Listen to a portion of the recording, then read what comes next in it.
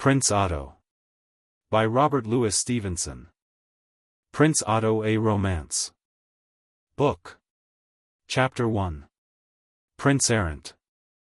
Chapter 1. In which the prince departs on an adventure. You shall seek in vain upon the map of Europe for the bygone state of Grünewald. An independent principality, an infinitesimal member of the German Empire, she played, for several centuries, her part in the discord of Europe.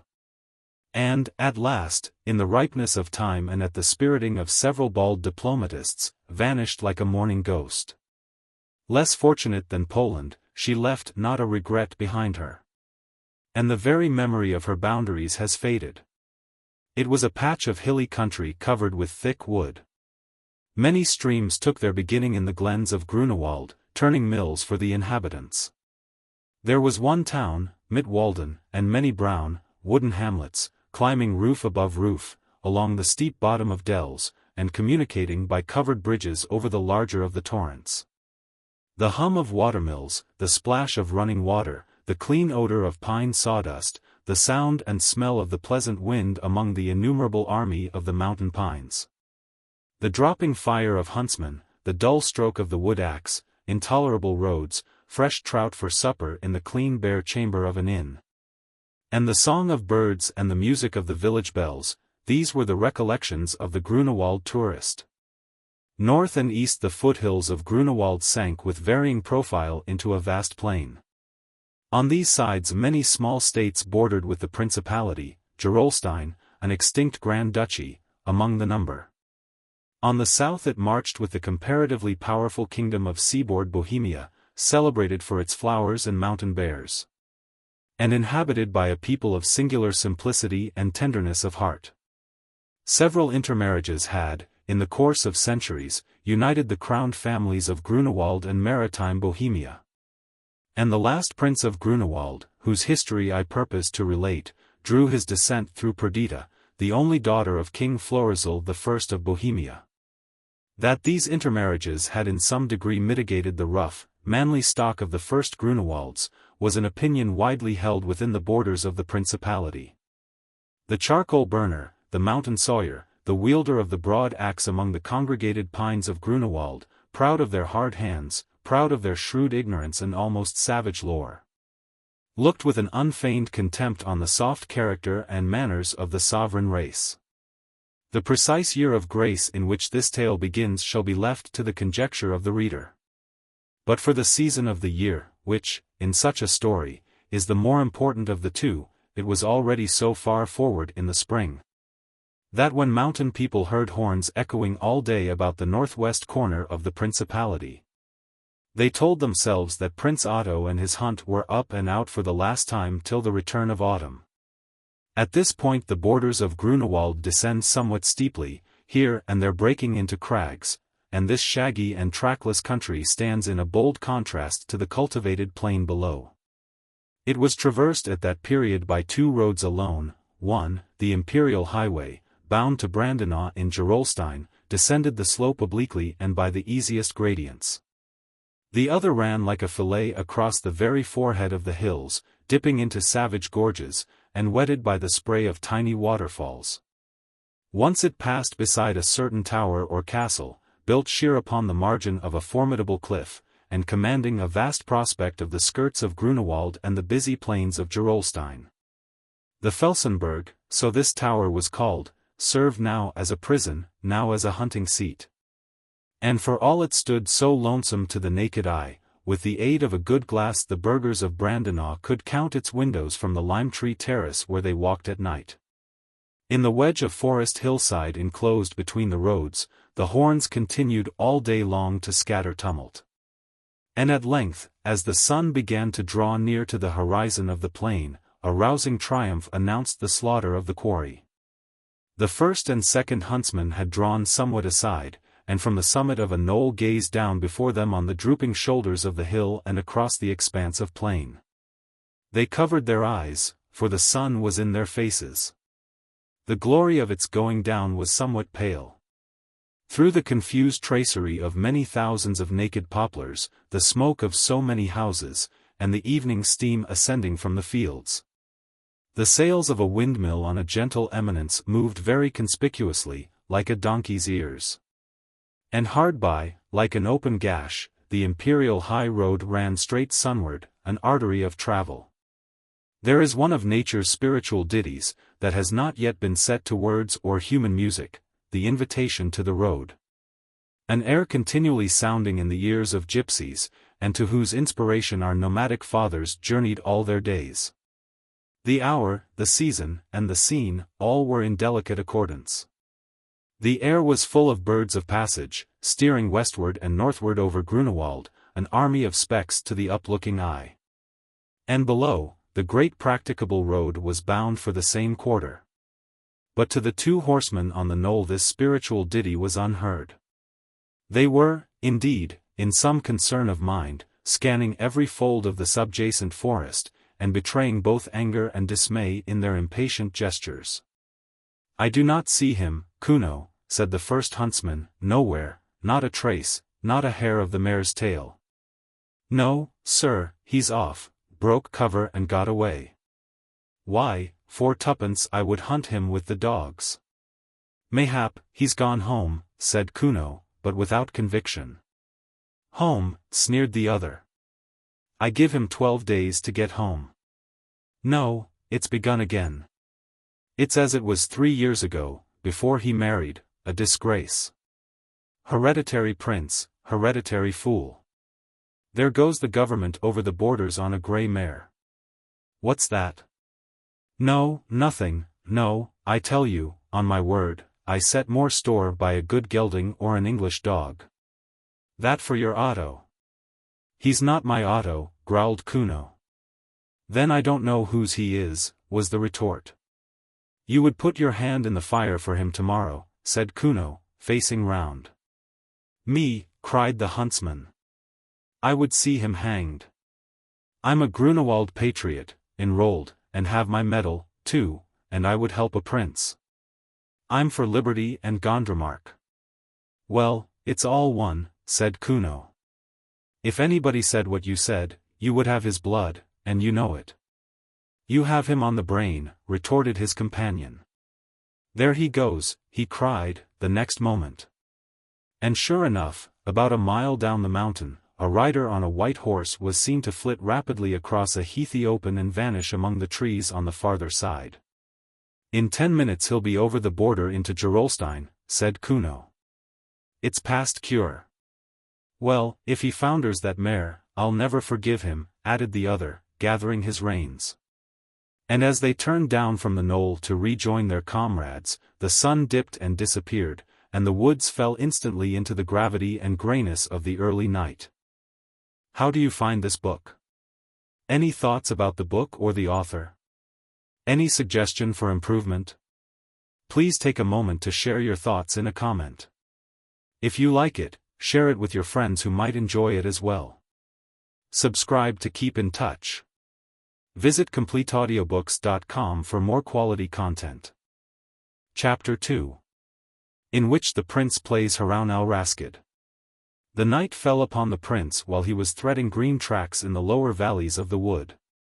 And though the stars came out overhead and displayed the interminable order of the pine-tree pyramids, regular and dark like cypresses, their light was of small service to a traveler in such lonely paths, and from thenceforth he rode at random. The austere face of nature, the uncertain issue of his course, the open sky and the free air, delighted him like wine, and the hoarse chafing of a river on his left sounded in his ears agreeably. It was past 8 at night before his toil was rewarded and he issued at last out of the forest on the firm white high road. It lay downhill before him, with a sweeping eastward trend, faintly bright between the thickets, and Otto paused and gazed upon it. So it ran, league after league, still joining others, to the farthest ends of Europe, there skirting the sea surge, here gleaming in the lights of cities. And the innumerable army of tramps and travelers moved upon it in all lands as by a common impulse, and were now in all places drawing near to the indoor and the night's rest.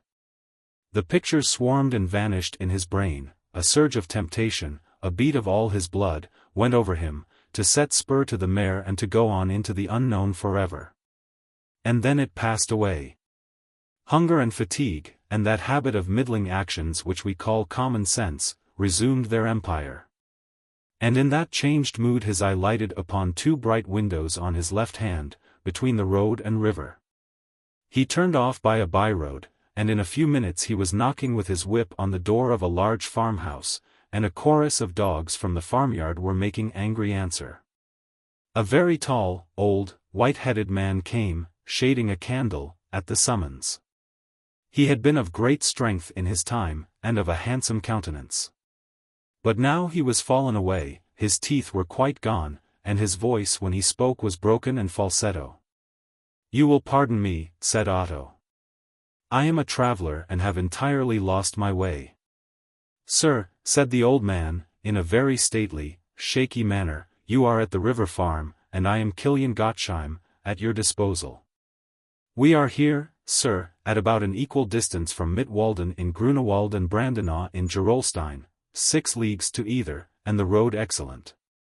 But there is not a wine bush, not a carter's alehouse, anywhere between. You will have to accept my hospitality for the night, rough hospitality, to which I make you freely welcome. For, sir," he added with a bow, "it is God who sends the guest." "Amen."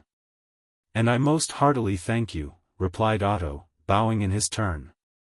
"Fritz," said the old man, turning towards the interior, "lead round this gentleman's horse, and you, sir, condescend to enter." Otto entered a chamber occupying the greater part of the ground floor of the building. It had probably once been divided.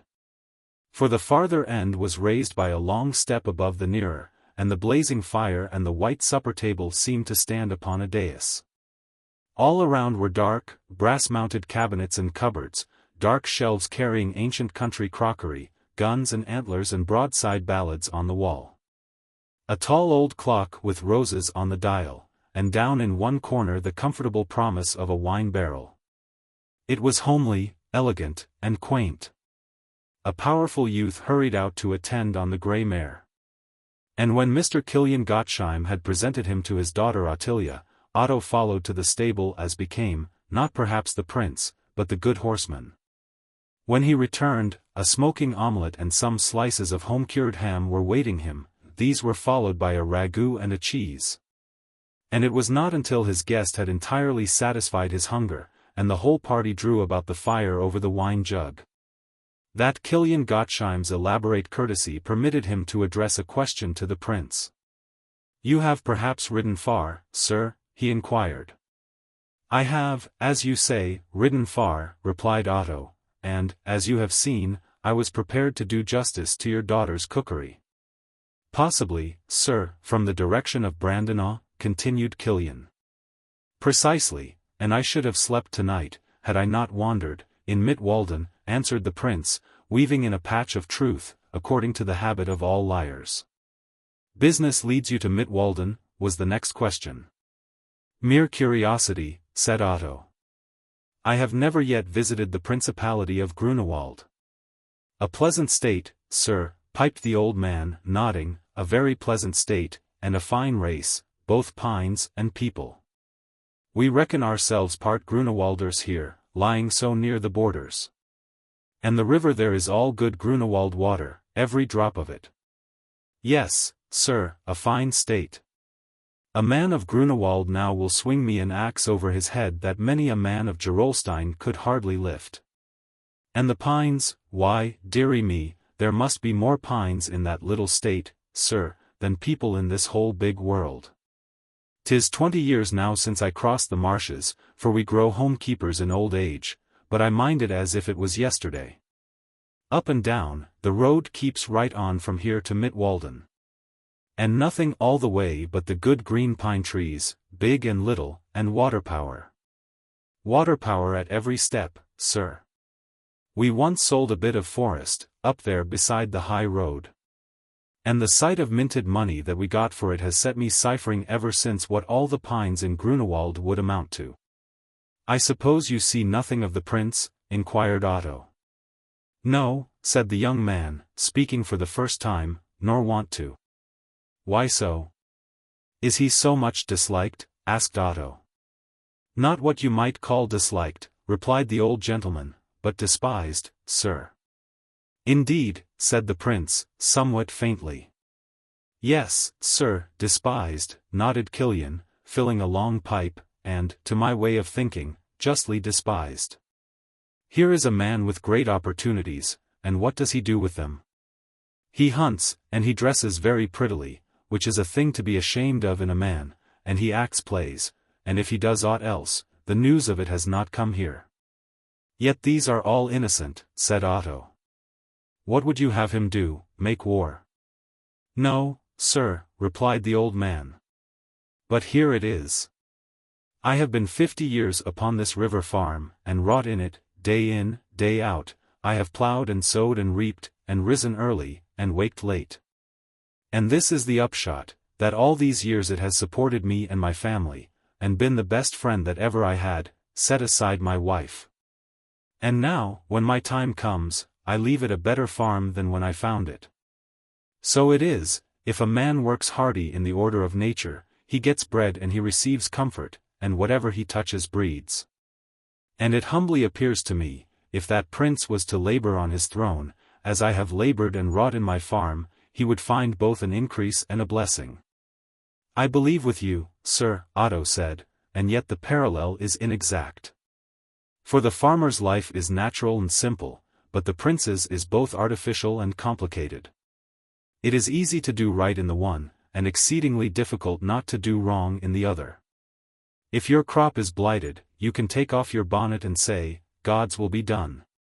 But if the prince meets with a reverse, he may have to blame himself for the attempt. And perhaps, if all the kings in Europe were to confine themselves to innocent amusement, the subjects would be the better off." "Aye," said the young man Fritz, "you are in the right of it there. That was a true word spoken. And I see you are like me, a good patriot and an enemy to princes." Otto was somewhat abashed at this deduction, and he made haste to change his ground. "But," said he, "you surprise me by what you say of this Prince Otto. I have heard him, I must own, more favorably painted. I was told he was, in his heart, a good fellow, and the enemy of no one but himself." "And so he is, sir," said the girl, "a very handsome, pleasant prince. And we know some who would shed their blood for him." "Oh. Kuno," said Fritz. "An ignoramus." "Aye, Kuno, to be sure," quavered the old farmer. "Well, since this gentleman is a stranger to these parts, and curious about the prince, I do believe that story might divert him. This Kuno, you must know, sir, is one of the hunt servants, and a most ignorant, intemperate man, a right Grünewalder, as we say in Gerolstein. We know him well, in this house. For he has come as far as here after his stray dogs, and I make all welcome, sir, without account of state or nation. And, indeed, between Gerolstein and Grünewald the peace has held so long that the roads stand open like my door, and a man will make no more of the frontier than the very birds themselves." "Aye," said Otto, "it has been a long peace, a peace of centuries." "Centuries, as you say," returned Killian, "the more the pity that it should not be forever. Well, sir, this Kuno was one day in fault, and Otto, who has a quick temper, up with his whip and thrashed him, they do say, soundly. Kuno took it as best he could, but at last he broke out, and dared the prince to throw his whip away and wrestle like a man. For we are all great at wrestling in these parts, and it's so that we generally settle our disputes. Well, sir, the prince did so, and, being a weakly creature, found the tables turned. For the man whom he had just been thrashing like a Negro slave, lifted him with a back grip and threw him heels over head. He broke his bridle arm, cried Fritz, and some say his nose. Serve him right, say I. Man to man, which is the better at that? And then, asked Otto. Oh, then Kuno carried him home, and they were the best of friends from that day forth. I don't say it's a discreditable story, you observe, continued Mr. Gottesheim, but it's droll, and that's the fact. A man should think before he strikes. For, as my nephew says, man to man was the old valuation. Now, if you were to ask me, said Otto, I should perhaps surprise you. I think it was the prince that conquered. And, sir, you would be right, replied Killian seriously. In the eyes of God, I do not question but you would be right, but men, sir, look at these things differently, and they laugh. They made a song of it, observed Fritz. How does it go? Tatum tare. Well, interrupted Otto, who had no great anxiety to hear the song, the prince is young, he may yet mend. Not so young, by your leave, cried Fritz. A man of 40. 36, corrected Mr. Gottesheim. Oh, cried Ottilia, in obvious disillusion, a man of middle age. And they said he was so handsome when he was young. And bald, too, added Fritz. Otto passed his hand among his locks. At that moment he was far from happy, and even the tedious evenings at Mittwalden Palace began to smile upon him by comparison. Oh, 36, he protested. A man is not yet old at 36. I am that age myself. I should have taken you for more, sir, piped the old farmer. But if that be so, you are of an age with Master Ottikin, as people call him, and, I would wager a crown, have done more service in your time. Though it seems young by comparison with men of a great age like me, yet it's some way through life for all that, and the mere fools and fiddlers are beginning to grow weary and to look old. Yes, sir, by 36, if a man be a follower of God's laws, he should have made himself a home and a good name to live by, he should have got a wife and a blessing on his marriage. And his works, as the word says, should begin to follow him. Ah, well, the prince is married, cried Fritz, with a coarse burst of laughter. That seems to entertain you, sir, said Otto. Aye, said the young boor. Did you not know that? I thought all Europe knew it. And he added a pantomime of a nature to explain his accusation to the dullest. Ah, sir, said Mr. Gottesheim, it is very plain that you are not from hereabouts. But the truth is, that the whole princely family and court are rips and rascals, not one to mend another. They live, sir, in idleness and, what most commonly follows it, corruption. The princess has a lover, a baron, as he calls himself, from East Prussia. And the prince is so little of a man, sir, that he holds the candle. Nor is that the worst of it, for this foreigner and his paramour are suffered to transact the state affairs, while the prince takes the salary and leaves all things to go to rack. There will follow upon this some manifest judgment which, though I am old, I may survive to see. Good man, you are in the wrong about Gondremark, said Fritz, showing a greatly increased animation, but for all the rest, you speak the God's truth like a good patriot. As for the prince, if he would take and strangle his wife, I would forgive him yet. Nay, Fritz, said the old man, that would be to add iniquity to evil.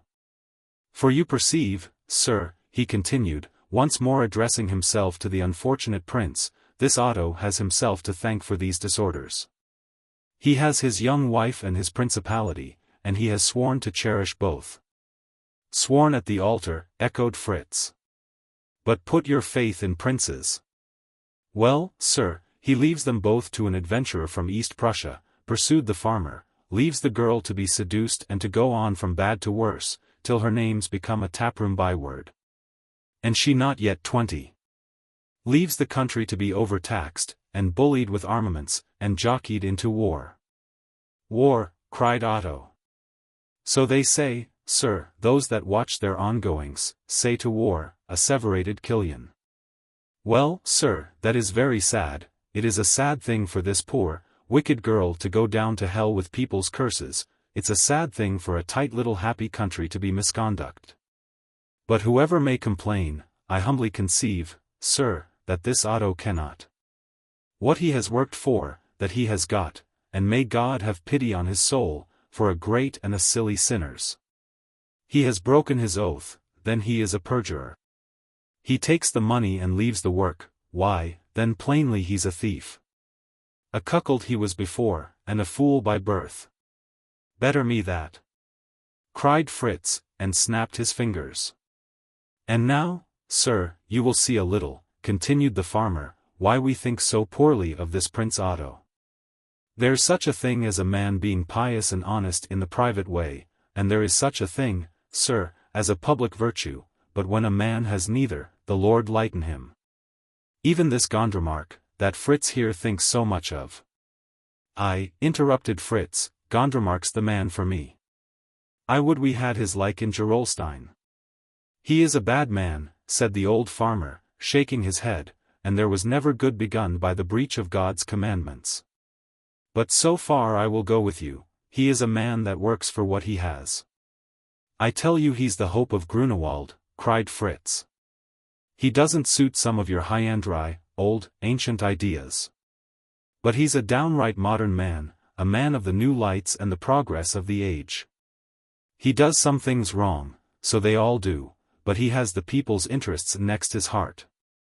And you mark me, you, sir, who are a liberal, and the enemy of all their governments, you please to mark my words, the day will come in Grünewald, when they take out that yellow-headed skulk of a prince and that dough-faced Messalina of a princess, march back foremost over the borders, and proclaim the Baron Gondremark first president.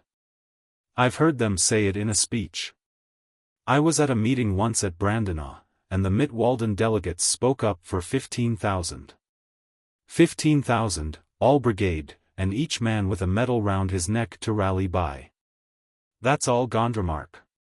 Aye, sir, you see what it leads to. Wild talk today, and wilder doings tomorrow, said the old man. For there is one thing certain, that this Gondremark has one foot in the court backstairs, and the other in the masons' lodges. He gives himself out, sir, for what nowadays they call a patriot, a man from East Prussia. Give himself out, cried Fritz. He is. He is to lay by his title as soon as the Republic is declared. I heard it in a speech. Lay by Baron to take up president, returned Killian. King Log, King Stork. But you'll live longer than I, and you will see the fruits of it. Father, whispered Ottilia, pulling at the speaker's coat, surely the gentleman is ill. I beg your pardon, cried the farmer, re-waking to hospitable thoughts, can I offer you anything? I thank you. I am very weary, answered Otto. I have presumed upon my strength.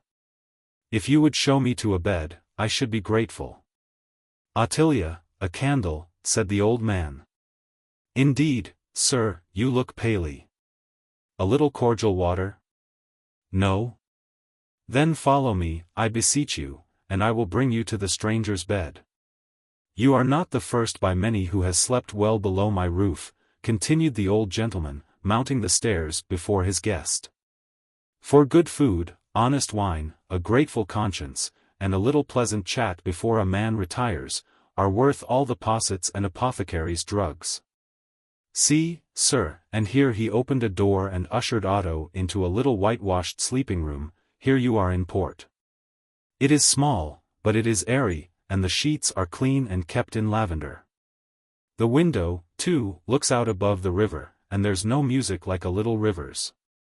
It plays the same tune, and that's the favorite, over and over again, and yet does not weary of it like men fiddlers. It takes the mind out of doors, and though we should be grateful for good houses, there is, after all, no house like God's out of doors.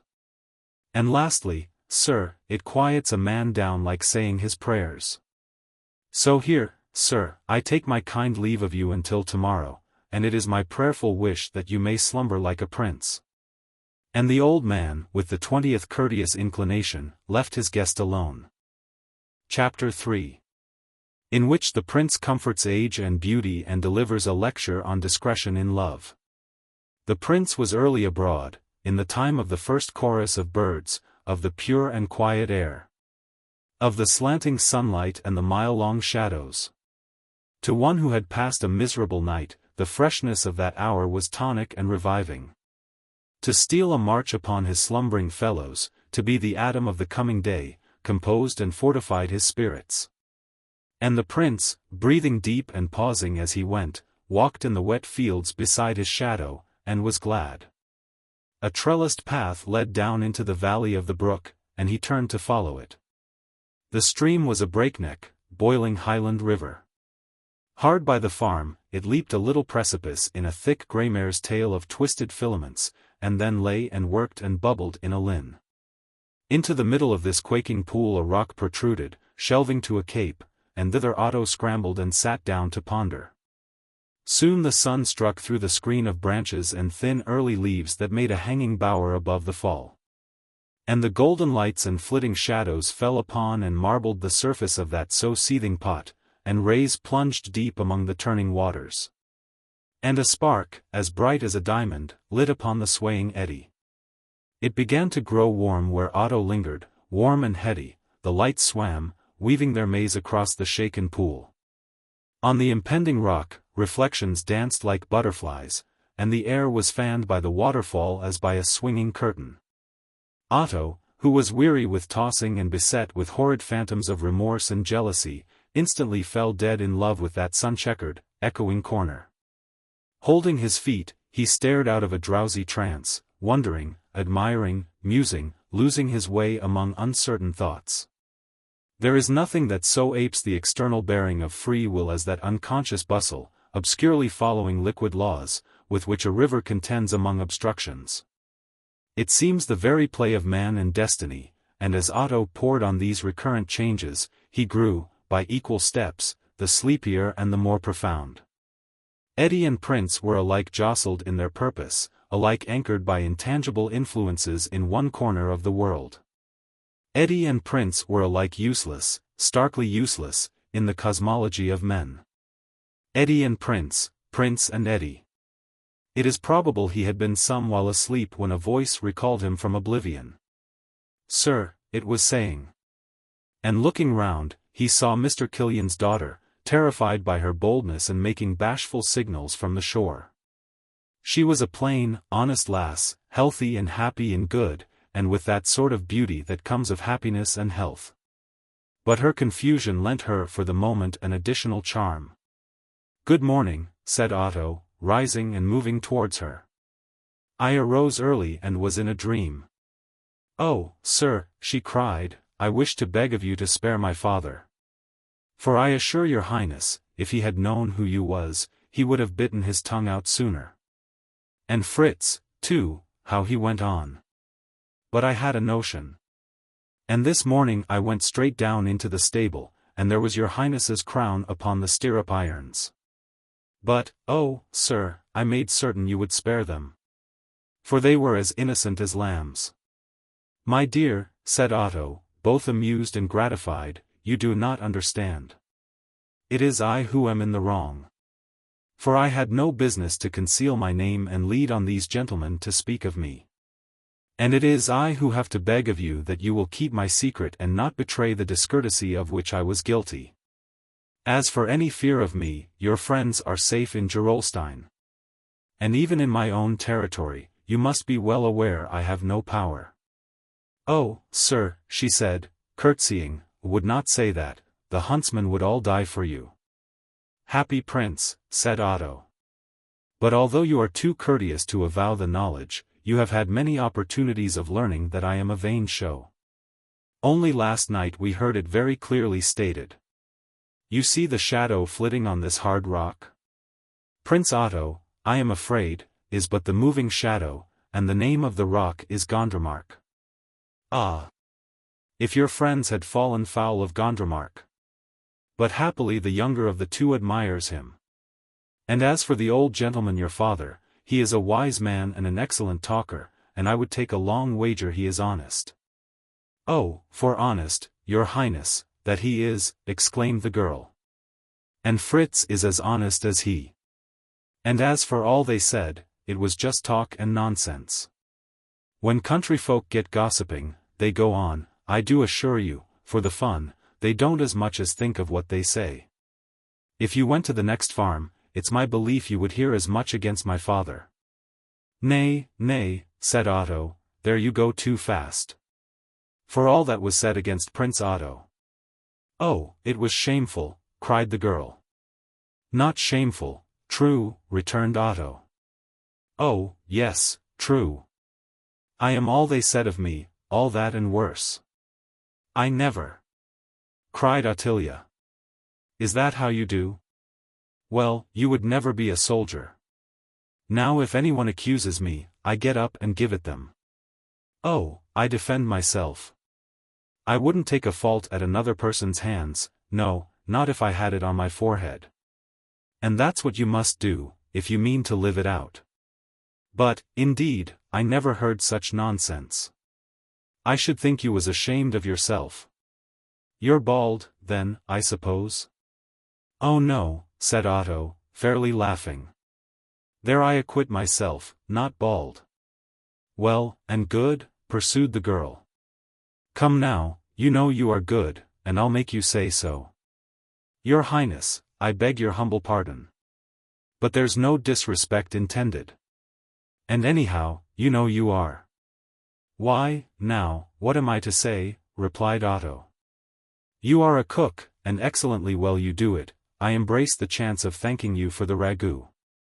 Well now, have you not seen good food so bedeviled by unskilful cookery that no one could be brought to eat the pudding? That is me, my dear. I am full of good ingredients, but the dish is worthless. I give it you in one word, sugar in the salad. Well, I don't care, you're good, reiterated Ottilia, a little flushed by having failed to understand. I will tell you one thing, replied Otto, you are. Ah, well, that's what they all said of you, moralised the girl, such a tongue to come round, such a flattering tongue. Oh, you forget, I am a man of middle age, the prince chuckled. Well, to speak to you, I should think you was a boy, and prince or no prince, if you came worrying where I was cooking, I would pin a napkin to your tails. And, oh Lord, I declare I hope your Highness will forgive me, the girl added. I can't keep it in my mind. No more can I, cried Otto. That is just what they complain of. They made a loverly-looking couple, only the heavy pouring of that horsedale of water made them raise their voices above lovers' pitch. But to a jealous onlooker from above, their mirth and close proximity might easily give umbrage, and a rough voice out of a tuft of brambles began calling on Ottilia by name. She changed color at that. It is Fritz, she said. I must go. Go, my dear, and I need not bid you go in peace, for I think you have discovered that I am not formidable at close quarters, said the prince, and made her a fine gesture of dismissal. So Ottilia skipped up the bank, and disappeared into the thicket, stopping once for a single blushing bob, blushing. Because she had in the interval once more forgotten and remembered the stranger's quality. Otto returned to his rock promontory, but his humor had in the meantime changed. The sun now shone more fairly on the pool. And over its brown, welling surface, the blue of heaven and the golden green of the spring foliage danced in fleeting arabesque. The eddies laughed and brightened with essential color. And the beauty of the dell began to rankle in the prince's mind, it was so near to his own borders, yet without. He had never had much of the joy of possessorship in any of the 1,001 beautiful and curious things that were his, and now he was conscious of envy for what was another's.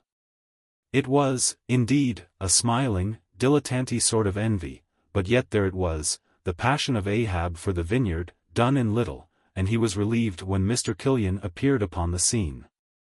I hope, sir, that you have slept well under my plain roof, said the old farmer. I am admiring this sweet spot that you are privileged to dwell in, replied Otto, evading the inquiry. It is rustic, returned Mr. Gottesheim, looking around him with complacency, a very rustic corner, and some of the land to the west is most excellent fat land, excellent deep soil. You should see my wheat in the 10-acre field. There is not a farm in Grünewald, no, nor many in Gerolstein, to match the river farm. Some 60, I keep thinking when I sow, some 60, and some 70, and some an hundredfold, and my own place, 60. But that, sir, is partly the farming. And the stream has fish? Asked Otto. A fish pond, said the farmer. Aye, it is a pleasant bit. It is pleasant even here, if one had time, with the brook drumming in that black pool, and the green things hanging all about the rocks, and, dear heart, to see the very pebbles. all turned to gold and precious stones. But you have come to that time of life, sir, when, if you will excuse me, you must look to have the rheumatism set in. 30 to 40 is, as one may say, their seed time. And this is a damp cold corner for the early morning and an empty stomach. If I might humbly advise you, sir, I would be moving. With all my heart, said Otto gravely. And so you have lived your life here, he added, as they turned to go. Here I was born, replied the farmer, and here I wish I could say I was to die. But fortune, sir, fortune turns the wheel. They say she is blind, but we will hope she only sees a little farther on. My grandfather and my father and I, we have all tilled these acres, my furrow following theirs. All the 3 names are on the garden bench, 2 Killians and 1 Johann. Yes, sir, good men have prepared themselves for the great change in my old garden. Well do I mind my father, in a woolen nightcap, the good soul, going round and round to see the last of it. Killian, said he, do you see the smoke of my tobacco? Why, said he, that is man's life. It was his last pipe, and I believe he knew it. And it was a strange thing, without doubt, to leave the trees that he had planted, and the son that he had begotten, sir. And even the old pipe with the Turk's head that he had smoked since he was a lad and went a-courting. But here we have no continuing city, and as for the eternal, it's a comfortable thought that we have other merits than our own. And yet you would hardly think how sore it goes against the grain with me, to die in a strange bed. And must you do so? For what reason? Otto asked. The reason? The place is to be sold.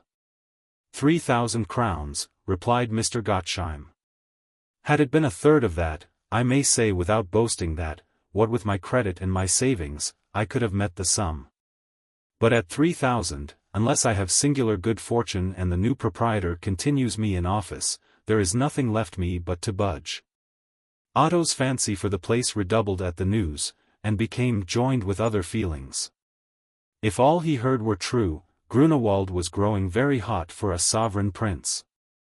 It might be well to have a refuge, and if so, what more delightful hermitage could man imagine? Mr. Gottesheim, besides, had touched his sympathies. Every man loves in his soul to play the part of the stage deity. And to step down to the aid of the old farmer, who had so roughly handled him in talk, was the ideal of a fair revenge. Otto's thoughts brightened at the prospect, and he began to regard himself with a renewed respect. I can find you, I believe, a purchaser, he said, and one who would continue to avail himself of your skill. Can you, sir, indeed, said the old man. Well, I shall be heartily obliged. For I begin to find a man may practice resignation all his days, as he takes physic, and not come to like it in the end. If you will have the papers drawn, you may even burden the purchase with your interest, said Otto. Let it be assured to you through life. Your friend, sir, insinuated Killian, would not, perhaps, care to make the interest reversible? Fritz is a good lad. Fritz is young, said the prince dryly. He must earn consideration, not inherit. He has long worked upon the place, sir, insisted Mr. Gottesheim. And at my great age, for I am 78 come harvest, it would be a troublesome thought to the proprietor how to fill my shoes. It would be a care spared to assure yourself of Fritz. And I believe he might be tempted by a permanency. The young man has unsettled views, returned Otto.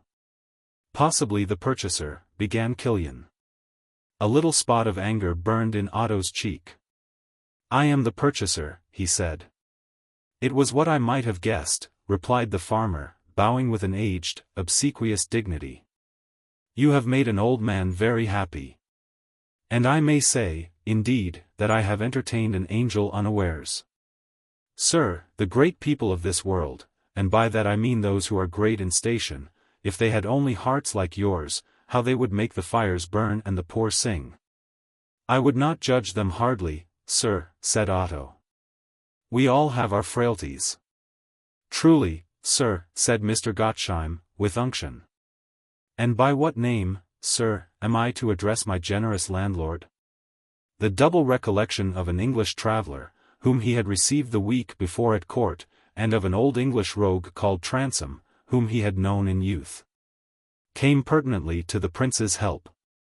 Transome, he answered, is my name. I am an English traveller. It is, today, Tuesday. On Thursday, before noon, the money shall be ready. Let us meet, if you please, in Mittwalden, at the Morning Star. I am, in all things lawful, your servant to command, replied the farmer. An Englishman. You are a great race of travellers. And has your lordship some experience of land? I have had some interest of the kind before, returned the prince, not in Gerolstein, indeed. But fortune, as you say, turns the wheel, and I desire to be beforehand with her revolutions. Very right, sir, I am sure, said Mr. Killian. They had been strolling with deliberation. But they were now drawing near to the farmhouse, mounting by the trellised pathway to the level of the meadow. A little before them, the sound of voices had been some while audible, and now grew louder and more distinct with every step of their advance. Presently, when they emerged upon the top of the bank, they beheld Fritz and Ottilia some way off. He, very black and bloodshot, emphasizing his hoarse speech with the smacking of his fist against his palm, she, standing a little way off in blowsy, voluble distress. Dear me, said Mr. Gottesheim, and made as if he would turn aside. But Otto went straight towards the lovers, in whose dissension he believed himself to have a share. And, indeed, as soon as he had seen the prince, Fritz had stood tragic, as if awaiting and defying his approach. Oh, here you are, he cried, as soon as they were near enough for easy speech. You are a man at least, and must reply. What were you after? Why were you two skulking in the bush? God, he broke out, turning again upon Ottilia, to think that I should waste my heart on you. I beg your pardon, Otto cut in. You were addressing me. In virtue of what circumstance am I to render you an account of this young lady's conduct? Are you her father? Her brother? Her husband? Oh, sir, you know as well as I, returned the peasant. We keep company, she and I. I love her, and she is by way of loving me, but all shall be above board, I would have her to know. I have a good pride of my own. Why, I perceive I must explain to you what love is, said Otto. Its measure is kindness. It is very possible that you are proud. But she, too, may have some self-esteem, I do not speak for myself. And perhaps, if your own doings were so curiously examined, you might find it inconvenient to reply. These are all set-offs, said the young man. You know very well that a man is a man, and a woman only a woman. That holds good all over, up and down. I ask you a question, I ask it again, and here I stand. He drew a mark and towed it. When you have studied liberal doctrines somewhat deeper, said the prince, you will perhaps change your note. You are a man of false weights and measures, my young friend. You have one scale for women, another for men, one for princes, and one for farmer folk. On the prince who neglects his wife you can be most severe. But what of the lover who insults his mistress? You use the name of love. I should think this lady might very fairly ask to be delivered from love of such a nature. For if I, a stranger, had been 1/10 part so gross and so discourteous, you would most righteously have broke my head. It would have been in your part, as lover, to protect her from such insolence. Protect her first, then, from yourself. I, quoth Mr. Gottesheim, who had been looking on with his hands behind his tall old back, I, that's scripture truth. Fritz was staggered, not only by the prince's imperturbable superiority of manner, but by a glimmering consciousness that he himself was in the wrong. The appeal to liberal doctrines had, besides, unmanned him. Well, said he, if I was rude, I'll own to it. I meant no ill, and did nothing out of my just rights. But I am above all these old vulgar notions too, and if I spoke sharp, I'll ask her pardon. Freely granted, Fritz, said Ottilia. But all this doesn't answer me, cried Fritz. I ask what you two spoke about. She says she promised not to tell. Well, then, I mean to know. Civility is civility, but I'll be no man's gull. I have a right to common justice, if I do keep company. If you will ask Mr. Gottesheim, replied Otto, you will find I have not spent my hours in idleness. I have, since I arose this morning, agreed to buy the farm. So far I will go to satisfy a curiosity which I condemn. Oh, well, if there was business, that's another matter, returned Fritz. Though it beats me why you could not tell. But, of course, if the gentleman is to buy the farm, I suppose there would naturally be an end. To be sure, said Mr. Gottesheim, with a strong accent of conviction. But Ottilia was much braver. There now, she cried in triumph. What did I tell you? I told you I was fighting your battles. Now you see. Think shame of your suspicious temper. You should go down upon your bended knees both to that gentleman and me. Chapter 4. In which the prince collects opinions by the way. A little before noon Otto, by a triumph of maneuvering, effected his escape. He was quit in this way of the ponderous gratitude of Mr. Killian, and of the confidential gratitude of poor Ottilia, but of Fritz he was not quit so readily. That young politician, brimming with mysterious glances, offered to lend his convoy as far as to the high road. And Otto, in fear of some residuary jealousy and for the girl's sake, had not the courage to gainsay him. But he regarded his companion with uneasy glances, and devoutly wished the business at an end. For some time Fritz walked by the mare in silence. And they had already traversed more than half the proposed distance when, with something of a blush, he looked up and opened fire. Are you not, he asked, what they call a socialist? Why, no, returned Otto, not precisely what they call so. Why do you ask? I will tell you why, said the young man. I saw from the first that you were a red progressional, and nothing but the fear of old Killian kept you back. And there, sir, you were right, old men are always cowards. But nowadays, you see, there are so many groups, you can never tell how far the likeliest kind of man may be prepared to go. And I was never sure you were one of the strong thinkers, till you hinted about women and free love. Indeed, cried Otto, I never said a word of such a thing.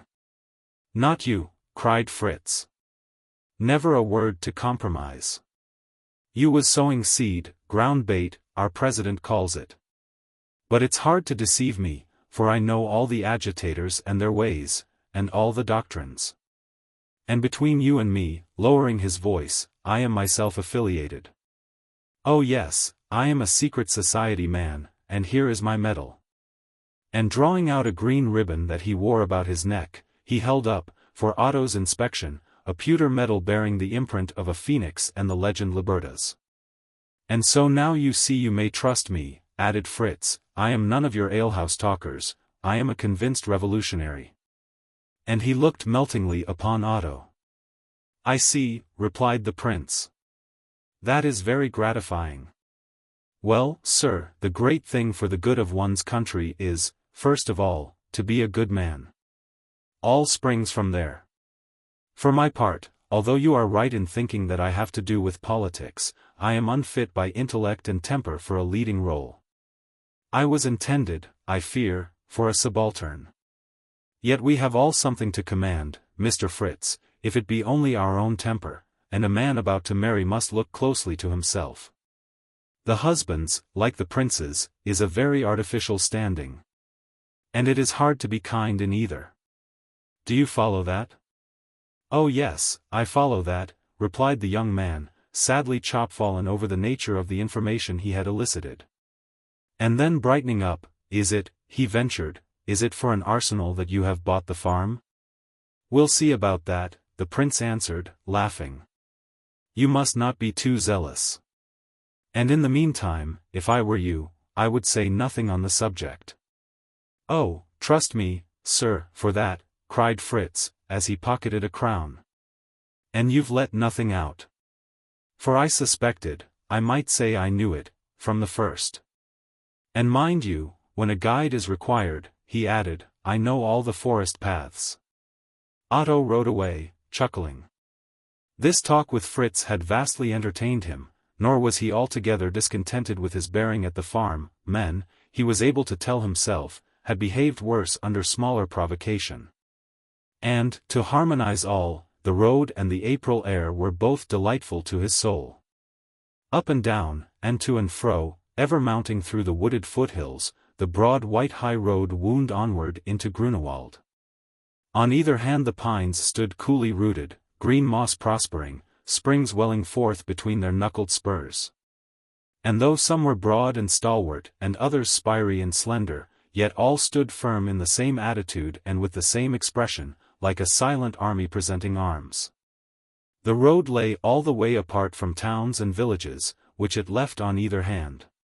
Here and there, indeed, in the bottom of green glens, the prince could spy a few congregated roofs, or perhaps above him, on a shoulder, the solitary cabin of a woodman. But the highway was an international undertaking and with its face set for distant cities, scorned the little life of Grünewald. Hence it was exceeding solitary. Near the frontier Otto met a detachment of his own troops marching in the hot dust, and he was recognized and somewhat feebly cheered as he rode by. But from that time forth and for a long while he was alone with the great woods. Gradually the spell of pleasure relaxed, his own thoughts returned, like stinging insects, in a cloud. And the talk of the night before, like a shower of buffets, fell upon his memory. He looked east and west for any comforter. And presently he was aware of a crossroad coming steeply downhill, and a horseman cautiously descending. A human voice or presence, like a spring in the desert, was now welcome in itself, and Otto drew bridle to await the coming of this stranger. He proved to be a very red-faced, thick-lipped countryman, with a pair of fat saddlebags and a stone bottle at his waist. Who, as soon as the prince hailed him, jovially, if somewhat thickly, answered. At the same time he gave a beery yaw in the saddle. It was clear his bottle was no longer full. "Do you ride towards Mittwalden?" asked the prince. "As far as the crossroad to Tannenbrunn," the man replied. "Will you bear company?" "With pleasure. I have even waited for you on the chance," answered Otto. By this time they were close alongside.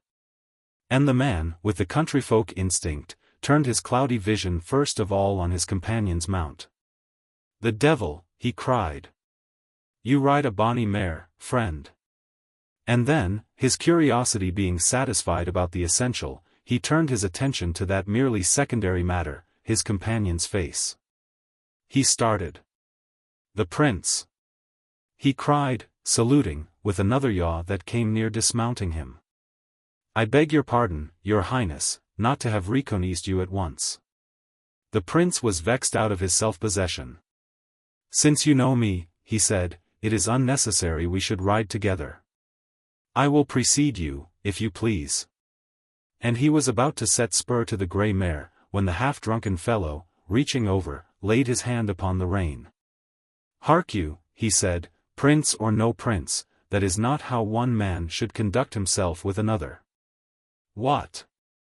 You'll ride with me incognito and set me talking. But if I know you, you'll precede me, if you please. Spy."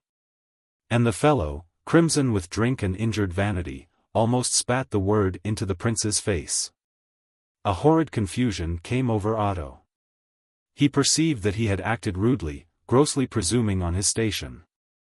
And perhaps a little shiver of physical alarm mingled with his remorse, for the fellow was very powerful and not more than half in the possession of his senses. "Take your hand from my rein," he said, with a sufficient assumption of command. And when the man, rather to his wonder, had obeyed, "You should understand, sir," he added, "that while I might be glad to ride with you as one person of sagacity with another, and so receive your true opinions, it would amuse me very little to hear the empty compliments you would address to me as prince." "You think I would lie, do you?" cried the man with the bottle, purpling deeper. "I know you would," returned Otto, entering entirely into his self-possession. You would not even show me the medal you wear about your neck. For he had caught a glimpse of a green ribbon at the fellow's throat. The change was instantaneous, the red face became mottled with yellow, a thick-fingered, tottering hand made a clutch at the telltale ribbon. Medal, the man cried, wonderfully sobered. I have no medal. Pardon me, said the prince. I will even tell you what that medal bears, a phoenix burning, with the word Libertas. The medalist remaining speechless, you are a pretty fellow, continued Otto, smiling, to complain of incivility from the man whom you conspire to murder. Murder, protested the man. Nay, never that, nothing criminal for me. You are strangely misinformed, said Otto. Conspiracy itself is criminal, and ensures the pain of death. Nay, sir, death it is. I will guarantee my accuracy. Not that you need be so deplorably affected, for I am no officer. But those who mingle with politics should look at both sides of the medal. Your Highness, began the Knight of the Bottle. Nonsense. You are a Republican, cried Otto, what have you to do with highnesses? But let us continue to ride forward. Since you so much desire it, I cannot find it in my heart to deprive you of my company. And for that matter, I have a question to address to you. Why, being so great a body of men, for you are a great body, 15,000, I have heard, but that will be understated, am I right? The man gurgled in his throat. Why, then, being so considerable a party, resumed Otto, do you not come before me boldly with your wants, what do I say? With your commands? Have I the name of being passionately devoted to my throne? I can scarce suppose it. Come, then, show me your majority, and I will instantly resign. Tell this to your friends. Assure them from me of my docility, assure them that, however they conceive of my deficiencies, they cannot suppose me more unfit to be a ruler than I do myself. I am one of the worst princes in Europe, will they improve on that? Far be it from me, the man began.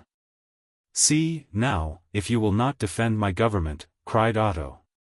If I were you, I would leave conspiracies. You are as little fit to be a conspirator as I to be a king. One thing I will say out, said the man. It is not so much you that we complain of, it's your lady. Not a word, sir, said the prince. And then, after a moment's pause, and in tones of some anger and contempt, I once more advise you to have done with politics, he added, and when next I see you, let me see you sober. A morning drunkard is the last man to sit in judgment even upon the worst of princes.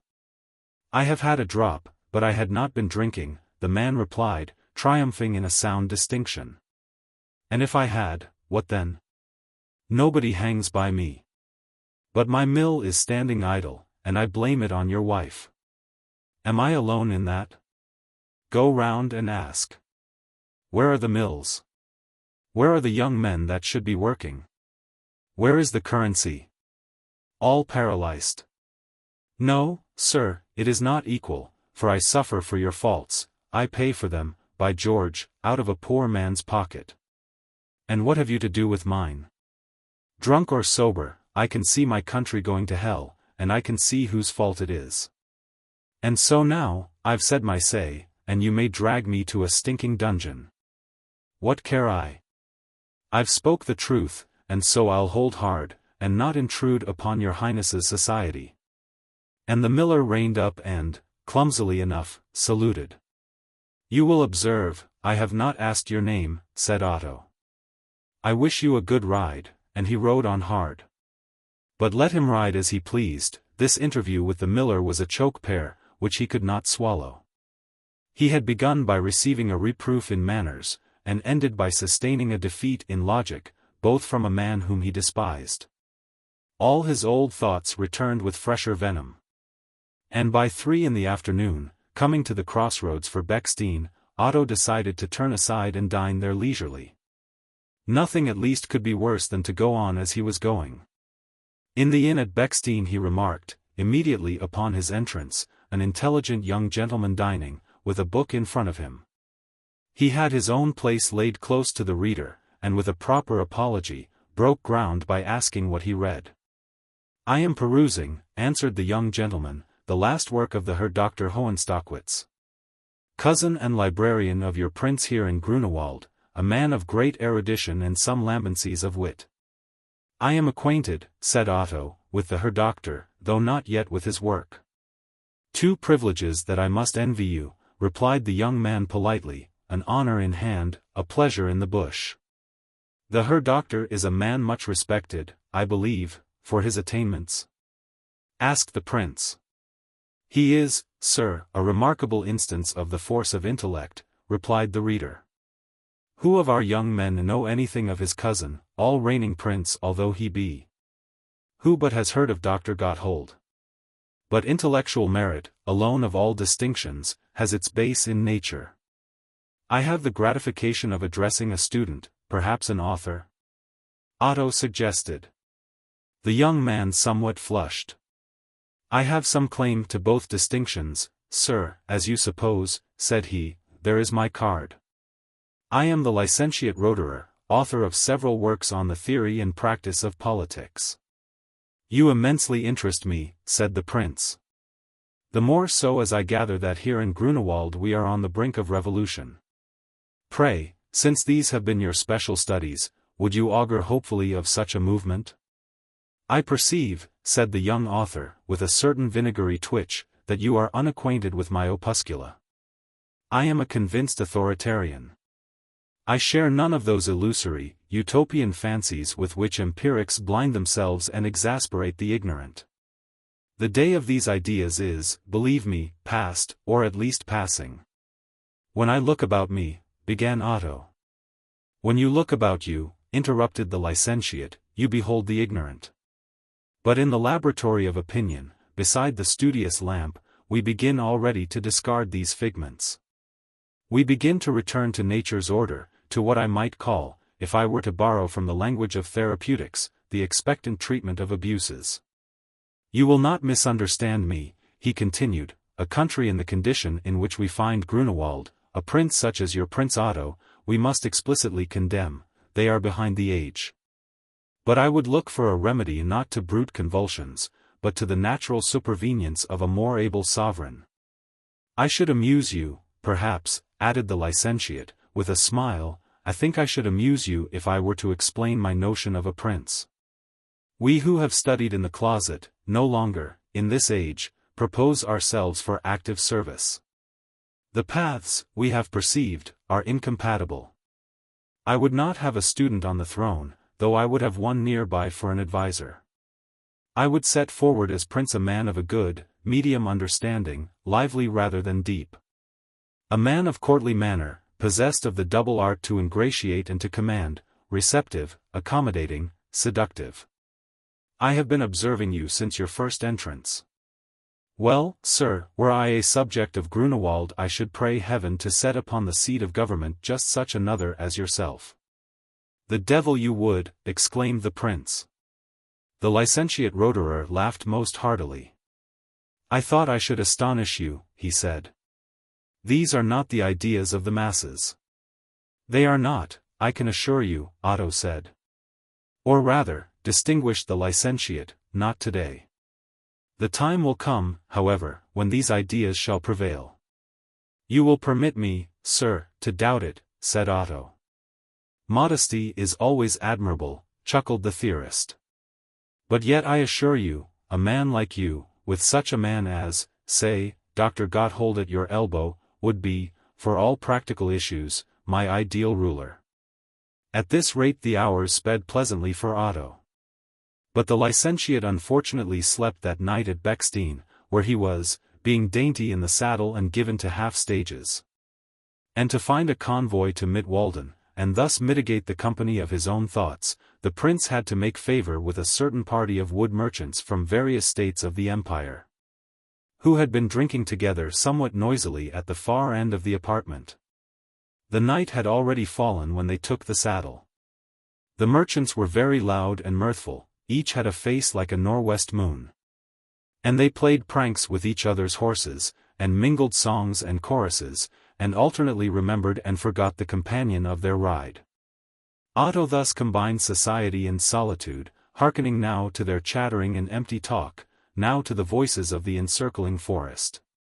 The starlit dark, the faint wood airs, the clank of the horseshoes making broken music, accorded together and attuned his mind. And he was still in a most equal temper when the party reached the top of that long hill that overlooks Mittwalden. Down in the bottom of a bowl of forest, the lights of the little formal town glittered in a pattern, street crossing street, away by itself on the right, the palace was glowing like a factory. Although he knew not Otto, one of the wood merchants was a native of the state. "There," said he, pointing to the palace with his whip, "there is Jezebel's Inn." "What, do you call it that?" cried another, laughing. "Aye, that's what they call it," returned the Grünewalder. And he broke into a song, which the rest, as people well acquainted with the words and air, instantly took up in chorus. Her Serene Highness Amalia Serafina, Princess of Grunewald, was the heroine, Gondremark the hero of this ballad. Shame hissed in Otto's ears. He reined up short and sat stunned in the saddle. And the singers continued to descend the hill without him. The song went to a rough, swashing, popular air. And long after the words became inaudible, the swing of the music, rising and falling, echoed insult in the prince's brain. He fled the sounds. Hard by him on his right a road struck towards the palace, and he followed it through the thick shadows and branching alleys of the park. It was a busy place on a fine summer's afternoon, when the court and burghers met and saluted, but at that hour of the night in the early spring it was deserted to the roosting birds. Hares rustled among the covert, here and there a statue stood glimmering, with its eternal gesture, here and there the echo of an imitation temple clattered ghostly to the trampling of the mare. 10 minutes brought him to the upper end of his own home garden, where the small stables opened, over a bridge, upon the park. The yard clock was striking the hour of 10. So was the big bell in the palace bell tower, and, farther off, the belfries of the town. About the stable all else was silent but the stamping of stalled horses and the rattle of halters. Otto dismounted, and as he did so a memory came back to him, a whisper of dishonest grooms and stolen corn, once heard, long forgotten, and now recurring in the nick of opportunity. He crossed the bridge, and, going up to a window, knocked 6 or 7 heavy blows in a particular cadence, and, as he did so, smiled. Presently a wicket was opened in the gate, and a man's head appeared in the dim starlight. "Nothing tonight," said a voice. "Bring a lantern," said the prince. "Dear heart of mercy!" cried the groom. "Who's that?" "It is I, the prince," replied Otto. "Bring a lantern, take in the mare, and let me through into the garden."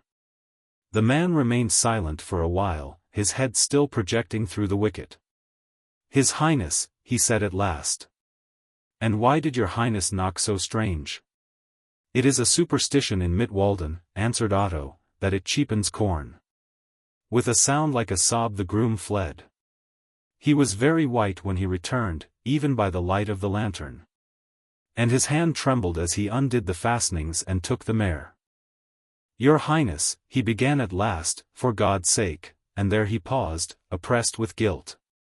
"For God's sake, what?" asked Otto cheerfully. "For God's sake let us have cheaper corn, say I, good night."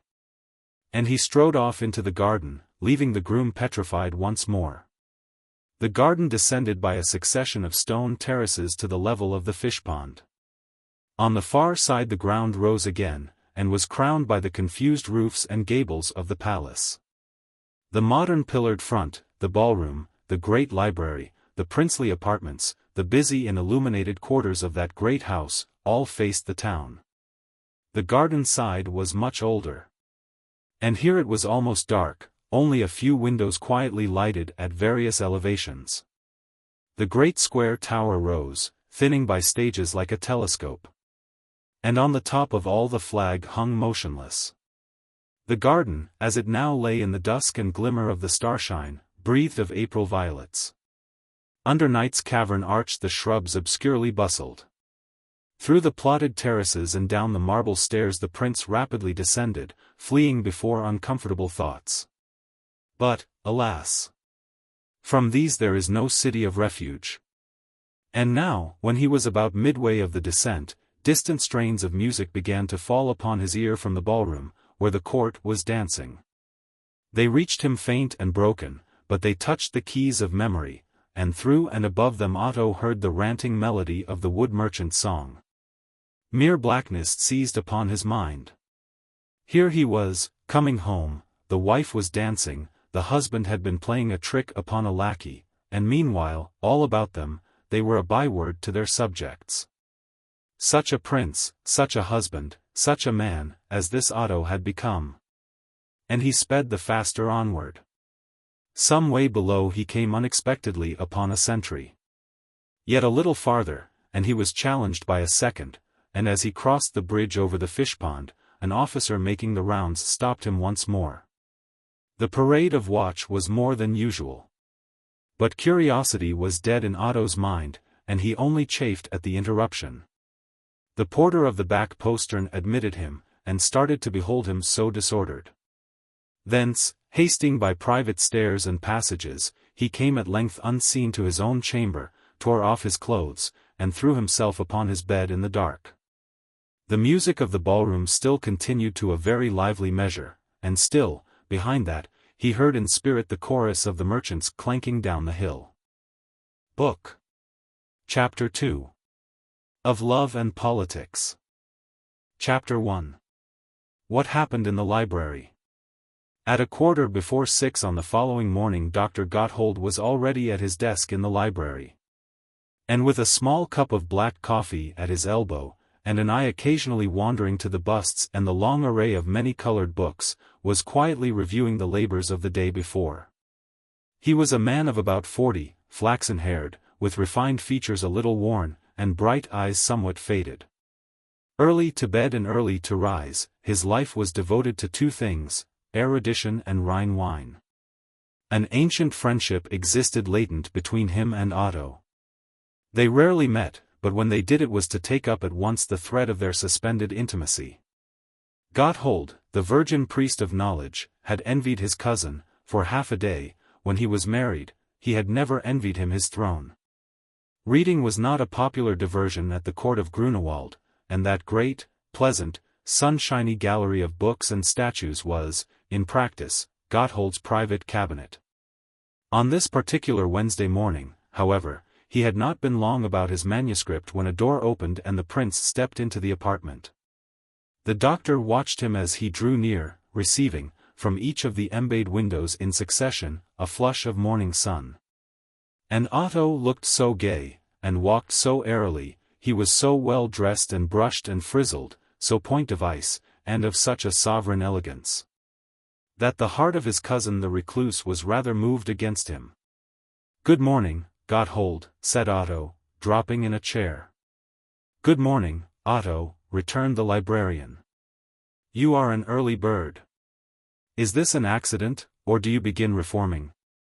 "It is about time, I fancy," answered the prince. "I cannot imagine," said the doctor. "I am too skeptical to be an ethical adviser. And as for good resolutions, I believed in them when I was young. They are the colors of hope's rainbow. If you come to think of it," said Otto, "I am not a popular sovereign." And with a look he changed his statement to a question. "Popular? Well, there I would distinguish," answered Gotthold, leaning back and joining the tips of his fingers. "There are various kinds of popularity, the bookish, which is perfectly impersonal, as unreal as the nightmare, the politicians, a mixed variety, and yours, which is the most personal of all. Women take to you, footmen adore you, it is as natural to like you as to pat a dog, and were you a sawmiller you would be the most popular citizen in Grünewald. As a prince, well, you are in the wrong trade. It is perhaps philosophical to recognize it as you do." "Perhaps philosophical," repeated Otto. "Yes, perhaps. I would not be dogmatic," answered Gotthold. "Perhaps philosophical, and certainly not virtuous," Otto resumed. "Not of a Roman virtue," chuckled the recluse. Otto drew his chair nearer to the table, leaned upon it with his elbow, and looked his cousin squarely in the face. "In short," he asked, "not manly?" "Well," Gotthold hesitated, "not manly, if you will." And then, with a laugh, "I did not know that you gave yourself out to be manly," he added. "It was one of the points that I inclined to like about you, inclined, I believe, to admire. The names of virtues exercise a charm on most of us. We must lay claim to all of them, however incompatible, we must all be both daring and prudent, we must all vaunt our pride and go to the stake for our humility. Not so you. Without compromise you were yourself, a pretty sight. I have always said it, none so void of all pretense as Otto."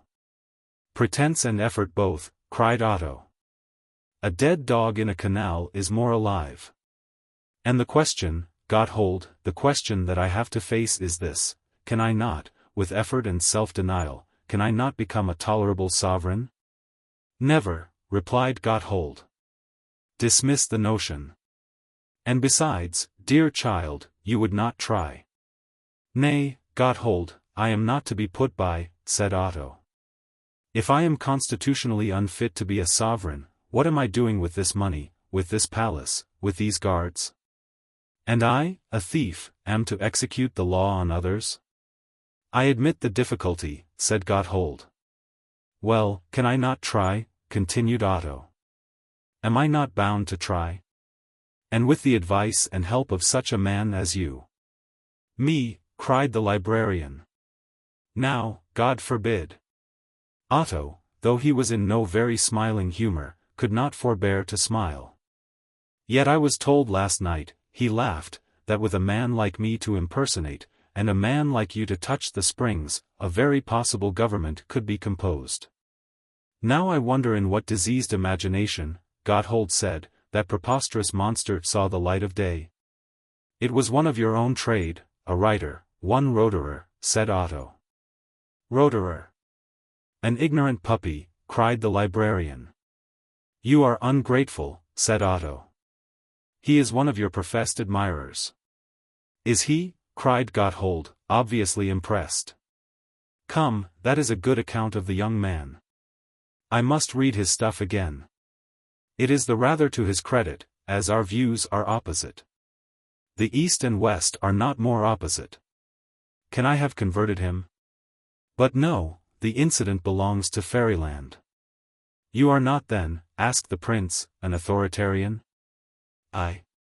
God bless me, no," said Gotthold. "I am a red, dear child. That brings me then to my next point, and by a natural transition. If I am so clearly unfitted for my post," the prince asked. "If my friends admit it, if my subjects clamor for my downfall, if revolution is preparing at this hour, must I not go forth to meet the inevitable? Should I not save these horrors and be done with these absurdities? In a word, should I not abdicate? Oh, believe me, I feel the ridicule, the vast abuse of language," he added, wincing, "but even a principialist like me cannot resign. He must make a great gesture, and come buskin forth, and abdicate." "Aye," said Gotthold, "or else stay where he is. What gnat has bitten you today? Do you not know that you are touching, with lay hands, the very holiest inwards of philosophy, where madness dwells? Aye, Otto, madness. For in the serene temples of the wise, the inmost shrine, which we carefully keep locked, is full of spiders' webs. All men, all, are fundamentally useless. Nature tolerates, she does not need, she does not use them, sterile flowers.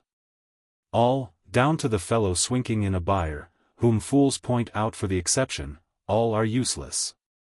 All weave ropes of sand, or like a child that has breathed on a window, write and obliterate, idle words. Talk of it no more. That way, I tell you, madness lies." The speaker rose from his chair and then sat down again. He laughed a little laugh, and then, changing his tone, resumed, "Yes, dear child, we are not here to do battle with giants. We are here to be happy like the flowers, if we can be. It is because you could, that I have always secretly admired you. Cling to that trade, believe me, it is the right one. Be happy, be idle, be airy. To the devil with all casuistry. And leave the state to Gondremark, as heretofore. He does it well enough, they say, and his vanity enjoys the situation. Gotthold, cried Otto, what is this to me? Useless is not the question, I cannot rest at uselessness, I must be useful or I must be noxious, one or other. I grant you the whole thing, prince and principality alike, is pure absurdity, a stroke of satire, and that a banker or the man who keeps an inn has graver duties. But now, when I have washed my hands of it 3 years, and left all, labor, responsibility, and honor and enjoyment too, if there be any, to Gondremark and to Seraphina, he hesitated at the name, and Gotthold glanced aside. Well, the prince continued, what has come of it? Taxes, army, cannon, why, it's like a box of lead soldiers. And the people sick at the folly of it, and fired with the injustice. And war, too, I hear of war, war in this teapot. What a complication of absurdity and disgrace. And when the inevitable end arrives, the revolution, who will be to blame in the sight of God, who will be gibbeted in public opinion? I. Prince Puppet. I thought you had despised public opinion, said Gotthold. I did, said Otto somberly, but now I do not. I am growing old. And then, Gotthold, there is Seraphina. She is loathed in this country that I brought her to and suffered her to spoil.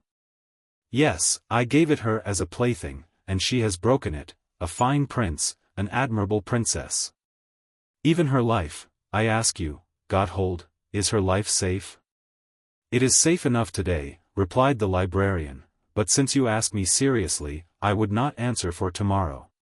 She is ill-advised. And by whom? By this Gondremark, to whom you counsel me to leave my country, cried the prince. Rare advice. The course that I have been following all these years, to come at last to this. Oh, ill-advised. If that were all. See now, there is no sense in beating about the bush between two men, you know what scandal says of her. Gotthold, with pursed lips, silently nodded. Well, come, you are not very cheering as to my conduct as the prince, have I even done my duty as a husband? Otto asked. Nay, nay, said Gotthold, earnestly and eagerly, this is another chapter. I am an old celibate, an old monk. I cannot advise you in your marriage. Nor do I require advice, said Otto, rising. All of this must cease. And he began to walk to and fro with his hands behind his back. Well, Otto, may God guide you, said Gotthold, after a considerable silence. I cannot. From what does all this spring, said the prince, stopping in his walk. What am I to call it? Diffidence? The fear of ridicule? Inverted vanity? What matter names, if it has brought me to this? I could never bear to be bustling about nothing, I was ashamed of this toy kingdom from the first, I could not tolerate that people should fancy I believed in a thing so patently absurd. I would do nothing that cannot be done smiling. I have a sense of humor, forsooth. I must know better than my Maker. And it was the same thing in my marriage, he added more hoarsely. I did not believe this girl could care for me, I must not intrude, I must preserve the foppery of my indifference. What an impotent picture. We have the same blood, moralist Gotthold. You are drawing, with fine strokes, the character of the born skeptic. Skeptic, coward, cried Otto. Coward is the word. A springless, putty-hearted, cowering coward. And as the prince rapped out the words in tones of unusual vigor, a little, stout, old gentleman, opening a door behind Gotthold, received them fairly in the face. With his parrot's beak for a nose, his pursed mouth, his little goggling eyes, he was the picture of formality. And in ordinary circumstances, strutting behind the drum of his corporation, he impressed the beholder with a certain air of frozen dignity and wisdom. But at the smallest contrariety, his trembling hands and disconnected gestures betrayed the weakness at the root. And now, when he was thus surprisingly received in that library of Mittwalden Palace, which was the customary haunt of silence, his hands went up into the air as if he had been shot. And he cried aloud with the scream of an old woman. "Oh," he gasped, recovering, "Your Highness. I beg 10,000 pardons. But Your Highness at such an hour in the library. A circumstance so unusual as Your Highness's presence was a thing I could not be expected to foresee." "There is no harm done, Herr Cancellarius," said Otto. "I came upon the errand of a moment. Some papers I left overnight with the Herr Doctor," said the Chancellor of Grünewald. "Herr Doctor, if you will kindly give me them, I will intrude no longer." Gotthold unlocked a drawer and handed a bundle of manuscript to the old gentleman, who prepared, with fitting salutations, to take his departure. "Herr Greisensang, since we have met," said Otto, "let us talk." "I am honored by His Highness's commands," replied the Chancellor. "All has been quiet since I left?" asked the prince, resuming his seat.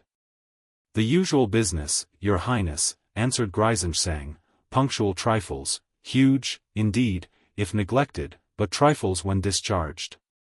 "Your Highness is most zealously obeyed." "Obeyed, Herr Cancellarius?" returned the prince. "And when have I obliged you with an order?"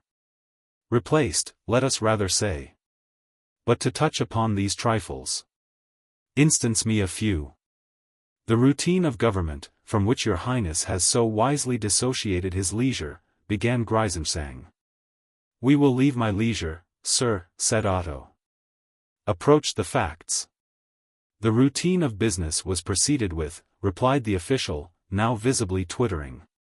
"It is very strange, Herr Cancellarius, that you should so persistently avoid my questions," said the prince. "You tempt me to suppose a purpose in your dullness. I have asked you whether all was quiet, do me the pleasure to reply." "Perfectly, oh, perfectly quiet," jerked the ancient puppet, with every signal of untruth. "I make a note of these words," said the prince gravely. "You assure me, your sovereign, that since the date of my departure nothing has occurred of which you owe me an account." "I take Your Highness, I take the Herr Doctor to witness," cried Greisensang, "that I have had no such expression." "Halt," said the prince. And then, after a pause, "Herr Greisensang, you are an old man, and you served my father before you served me," he added. "It consists neither with your dignity nor mine that you should babble excuses and stumble possibly upon untruths. Collect your thoughts. And then categorically inform me of all you have been charged to hide." Gotthold, stooping very low over his desk, appeared to have resumed his labors. But his shoulders heaved with subterranean merriment. The prince waited, drawing his handkerchief quietly through his fingers. "Your Highness, in this informal manner," said the old gentleman at last, "and being unavoidably deprived of documents, it would be difficult, it would be impossible, to do justice to the somewhat grave occurrences which have transpired." "I will not criticize your attitude," replied the prince. "I desire that, between you and me, all should be done gently. For I have not forgotten, my old friend, that you were kind to me from the first, and for a period of years a faithful servant. I will thus dismiss the matters on which you waive immediate inquiry. But you have certain papers actually in your hand. Come, Herr Greisensang, there is at least one point for which you have authority. Enlighten me on that." "On that?" cried the old gentleman. "Oh, that is a trifle, a matter, Your Highness, of police, a detail of a purely administrative order. These are simply a selection of the papers seized upon the English traveller." "Seized?" echoed Otto. "In what sense? Explain yourself." "Sir John Crabtree," interposed Gotthold, looking up, "was arrested yesterday evening." "Is this so, Herr Cancellarius?" demanded Otto sternly. "It was judged right, Your Highness," protested Greisensang. "The decree was in due form, invested with Your Highness's authority by procuration. I am but an agent. I had no status to prevent the measure." "This man, my guest, has been arrested," said the prince. "On what grounds, sir? With what color of pretense?" The chancellor stammered. "Your Highness will perhaps find the reason in these documents," said Gotthold, pointing with the tail of his pen. Otto thanked his cousin with a look. "Give them to me," he said, addressing the chancellor. But that gentleman visibly hesitated to obey. "Baron von Gondremark," he said, "has made the affair his own. I am in this case a mere messenger, and as such, I am not clothed with any capacity to communicate the documents I carry. Herr Doctor, I am convinced you will not fail to bear me out." "I have heard a great deal of nonsense," said Gotthold, "and most of it from you, but this beats all." "Come, sir," said Otto, rising, "the papers." "I command." Herr Greisenschang instantly gave way. "With your Highness's permission," he said, and laying at his feet my most submissive apologies, "I will now hasten to attend his further orders in the chancery." "Herr Cancellarius, do you see this chair?" said Otto. "There is where you shall attend my further orders." "Oh, now, no more," he cried, with a gesture, as the old man opened his lips. "You have sufficiently marked your zeal to your employer, and I begin to weary of a moderation you abuse." The chancellor moved to the appointed chair and took his seat in silence. "And now," said Otto, opening the roll, "what is all this? It looks like the manuscript of a book." "It is," said Gotthold, "the manuscript of a book of travels." "You have read it, Dr. Hohenstockwitz?" asked the prince. "Nay, I but saw the title page," replied Gotthold. "But the roll was given to me open, and I heard no word of any secrecy." Otto dealt the chancellor an angry glance. "I see," he went on. "The papers of an author seized at this date of the world's history, in a state so petty and so ignorant as Grünewald, here is indeed an ignominious folly. Sir, to the chancellor, I marvel to find you in so scurvy an employment. On your conduct to your prince I will not dwell, but to descend to be a spy. For what else can it be called? To seize the papers of this gentleman, the private papers of a stranger, the toil of a life, perhaps, to open, and to read them. And what have we to do with books? The Herr Doctor might perhaps be asked for his advice, but we have no index expurgatorius in Grünewald. Had we but that, we should be the most absolute parody and farce upon this tawdry earth." Yet, even while Otto spoke, he had continued to unfold the roll, and now, when it lay fully open, his eye rested on the title page elaborately written in red ink. It ran thus: Memoirs of a Visit to the Various Courts of Europe, by Sir John Crabtree, Baronet. Below was a list of chapters, each bearing the name of one of the European courts. And among these the 19th and the last upon the list was dedicated to Grünewald. "Ah! The court of Grünewald," said Otto, "that should be droll reading." And his curiosity itched for it. "A methodical dog, this English baronet," said Gotthold. "Each chapter written and finished on the spot. I shall look for his work when it appears. It would be odd, now, just to glance at it," said Otto, wavering. Gotthold's brow darkened, and he looked out of window. But though the prince understood the reproof, his weakness prevailed. "I will," he said, with an uneasy laugh, "I will, I think, just glance at it." So saying, he resumed his seat and spread the traveller's manuscript upon the table. Chapter 2. On the Court of Grünewald. Being a portion of the traveller's manuscript. It may well be asked, it was thus the English traveller began his 19th chapter, why I should have chosen Grünewald out of so many other states equally petty, formal, dull, and corrupt. Accident, indeed, decided, and not I, but I have seen no reason to regret my visit. The spectacle of this small society macerating in its own abuses was not perhaps instructive, but I have found it exceedingly diverting. The reigning prince, Otto Johann Friedrich, a young man of imperfect education, questionable valor, and no scintilla of capacity, has fallen into entire public contempt. It was with difficulty that I obtained an interview, for he is frequently absent from a court where his presence is unheeded, and where his only role is to be a cloak for the amours of his wife. At last, however, on the third occasion when I visited the palace, I found this sovereign in the exercise of his inglorious function, with the wife on one hand, and the lover on the other. He is not ill-looking, he has hair of a ruddy gold, which naturally curls, and his eyes are dark, a combination which I always regard as the mark of some congenital deficiency, physical or moral. His features are irregular, but pleasing, the nose perhaps a little short, and the mouth a little womanish. His address is excellent, and he can express himself with point.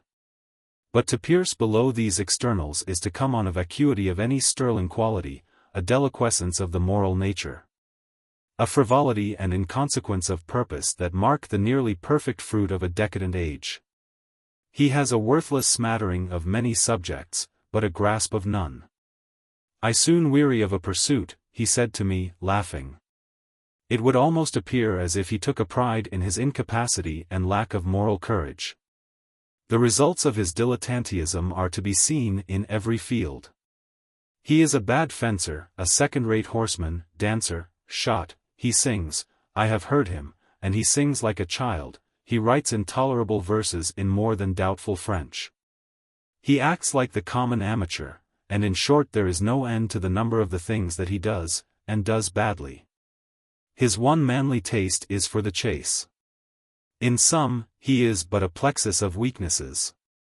The singing chambermaid of the stage, tricked out in man's apparel, and mounted on a circus horse. I have seen this poor phantom of a prince riding out alone or with a few huntsmen, disregarded by all, and I have been even grieved for the bearer of so feudal and melancholy an existence. The last Merovingians may have looked not otherwise. The Princess Amalia Serafina, a daughter of the Grand Ducal House of Toggenburg-Tannhauser, would be equally inconsiderable if she were not a cutting instrument in the hands of an ambitious man. She is much younger than the prince, a girl of 22, sick with vanity, superficially clever, and fundamentally a fool. She has a red-brown rolling eye, too large for her face, and with sparks of both levity and ferocity. Her forehead is high and narrow, her figure thin and a little stooping. Her manners, her conversation, which she interlards with French, her very tastes and ambitions, are alike assumed, and the assumption is ungracefully apparent, Hoyden playing Cleopatra. I should judge her to be incapable of truth. In private life a girl of this description embroils the peace of families, walks attended by a troop of scowling swains, and passes, once at least, through the divorce court. It is a common and, except to the cynic, an uninteresting type. On the throne, however, and in the hands of a man like Gondremark, she may become the authoress of serious public evils. Gondremark, the true ruler of this unfortunate country, is a more complex study. His position in Grünewald, to which he is a foreigner, is eminently false. And that he should maintain it as he does, a very miracle of impudence and dexterity. His speech, his face, his policy, are all double, heads and tails. Which of the two extremes may be his actual design he were a bold man who should offer to decide. Yet I will hazard the guess that he follows both experimentally, and awaits, at the hand of destiny, one of those directing hints of which she is so lavish to the wise. On the one hand, as Mayor du Palais to the incompetent Otto, and using the lovesick princess for a tool and mouthpiece, he pursues a policy of arbitrary power and territorial aggrandizement. He has called out the whole capable male population of the state to military service, he has bought cannon, he has tempted away promising officers from foreign armies. And he now begins, in his international relations, to assume the swaggering port and the vague, threatful language of a bully. The idea of extending Grünewald may appear absurd, but the little state is advantageously placed, its neighbors are all defenseless. And if at any moment the jealousies of the greater courts should neutralize each other, an active policy might double the principality both in population and extent. Certainly at least the scheme is entertained in the court of Mittwalden, nor do I myself regard it as entirely desperate. The Margravate of Brandenburg has grown from as small beginnings to a formidable power. And though it is late in the day to try adventurous policies, and the age of war seems ended, fortune, we must not forget, still blindly turns her wheel for men and nations. Concurrently with, and tributary to, these warlike preparations, crushing taxes have been levied, journals have been suppressed, and the country, which 3 years ago was prosperous and happy, now stagnates in a forced inaction. Gold has become a curiosity, and the mills stand idle on the mountain streams. On the other hand, in his second capacity of popular tribune, Gondremark is the incarnation of the free lodges, and sits at the center of an organized conspiracy against the state. To any such movement my sympathies were early acquired, and I would not willingly let fall a word that might embarrass or retard the revolution. But to show that I speak of knowledge, and not as the reporter of mere gossip, I may mention that I have myself been present at a meeting where the details of a republican constitution were minutely debated and arranged. And I may add that Gondremark was throughout referred to by the speakers as their captain in action and the arbiter of their disputes. He has taught his dupes, for so I must regard them, that his power of resistance to the princess is limited, and at each fresh stretch of authority persuades them, with specious reasons, to postpone the hour of insurrection. Thus, to give some instances of his astute diplomacy, he salved over the decree enforcing military service, under the plea that to be well drilled and exercised in arms was even a necessary preparation for revolt. And the other day, when it began to be rumored abroad that a war was being forced on a reluctant neighbor, the Grand Duke of Gerolstein, and I made sure it would be the signal for an instant rising, I was struck dumb with wonder to find that even this had been prepared and was to be accepted. I went from one to another in the liberal camp, and all were in the same story. All had been drilled and schooled and fitted out with vacuous argument. The lads had better see some real fighting, they said. And besides, it will be as well to capture Gerolstein. We can then extend to our neighbors the blessing of liberty on the same day that we snatch it for ourselves. And the Republic will be all the stronger to resist, if the kings of Europe should band themselves together to reduce it. I know not which of the two I should admire the more, the simplicity of the multitude or the audacity of the adventurer. But such are the subtleties, such the quibbling reasons, with which he blinds and leads this people. How long a course so tortuous can be pursued with safety I am incapable of guessing. Not long, one would suppose, and yet this singular man has been treading the mazes for 5 years, and his favor at court and his popularity among the lodges still endure unbroken. I have the privilege of slightly knowing him. Heavily and somewhat clumsily built, of a vast, disjointed, rambling frame, he can still pull himself together, and figure, not without admiration, in the saloon or the ballroom. His hue and temperament are plentifully bilious, he has a saturnine eye, his cheek is of a dark blue where he has been shaven. Essentially he is to be numbered among the man-haters, a convinced contemner of his fellows. Yet he is himself of a commonplace ambition and greedy of applause. In talk, he is remarkable for a thirst of information, loving rather to hear than to communicate, for sound and studious views. And, judging by the extreme short-sightedness of common politicians, for a remarkable prevision of events. All this, however, without grace, pleasantry, or charm, heavily set forth, with a dull countenance. In our numerous conversations, although he has always heard me with deference, I have been conscious throughout of a sort of ponderous finessing hard to tolerate. He produces none of the effect of a gentleman, devoid not merely of pleasantry, but of all attention or communicative warmth of bearing. No gentleman, besides, would so parade his amours with the princess.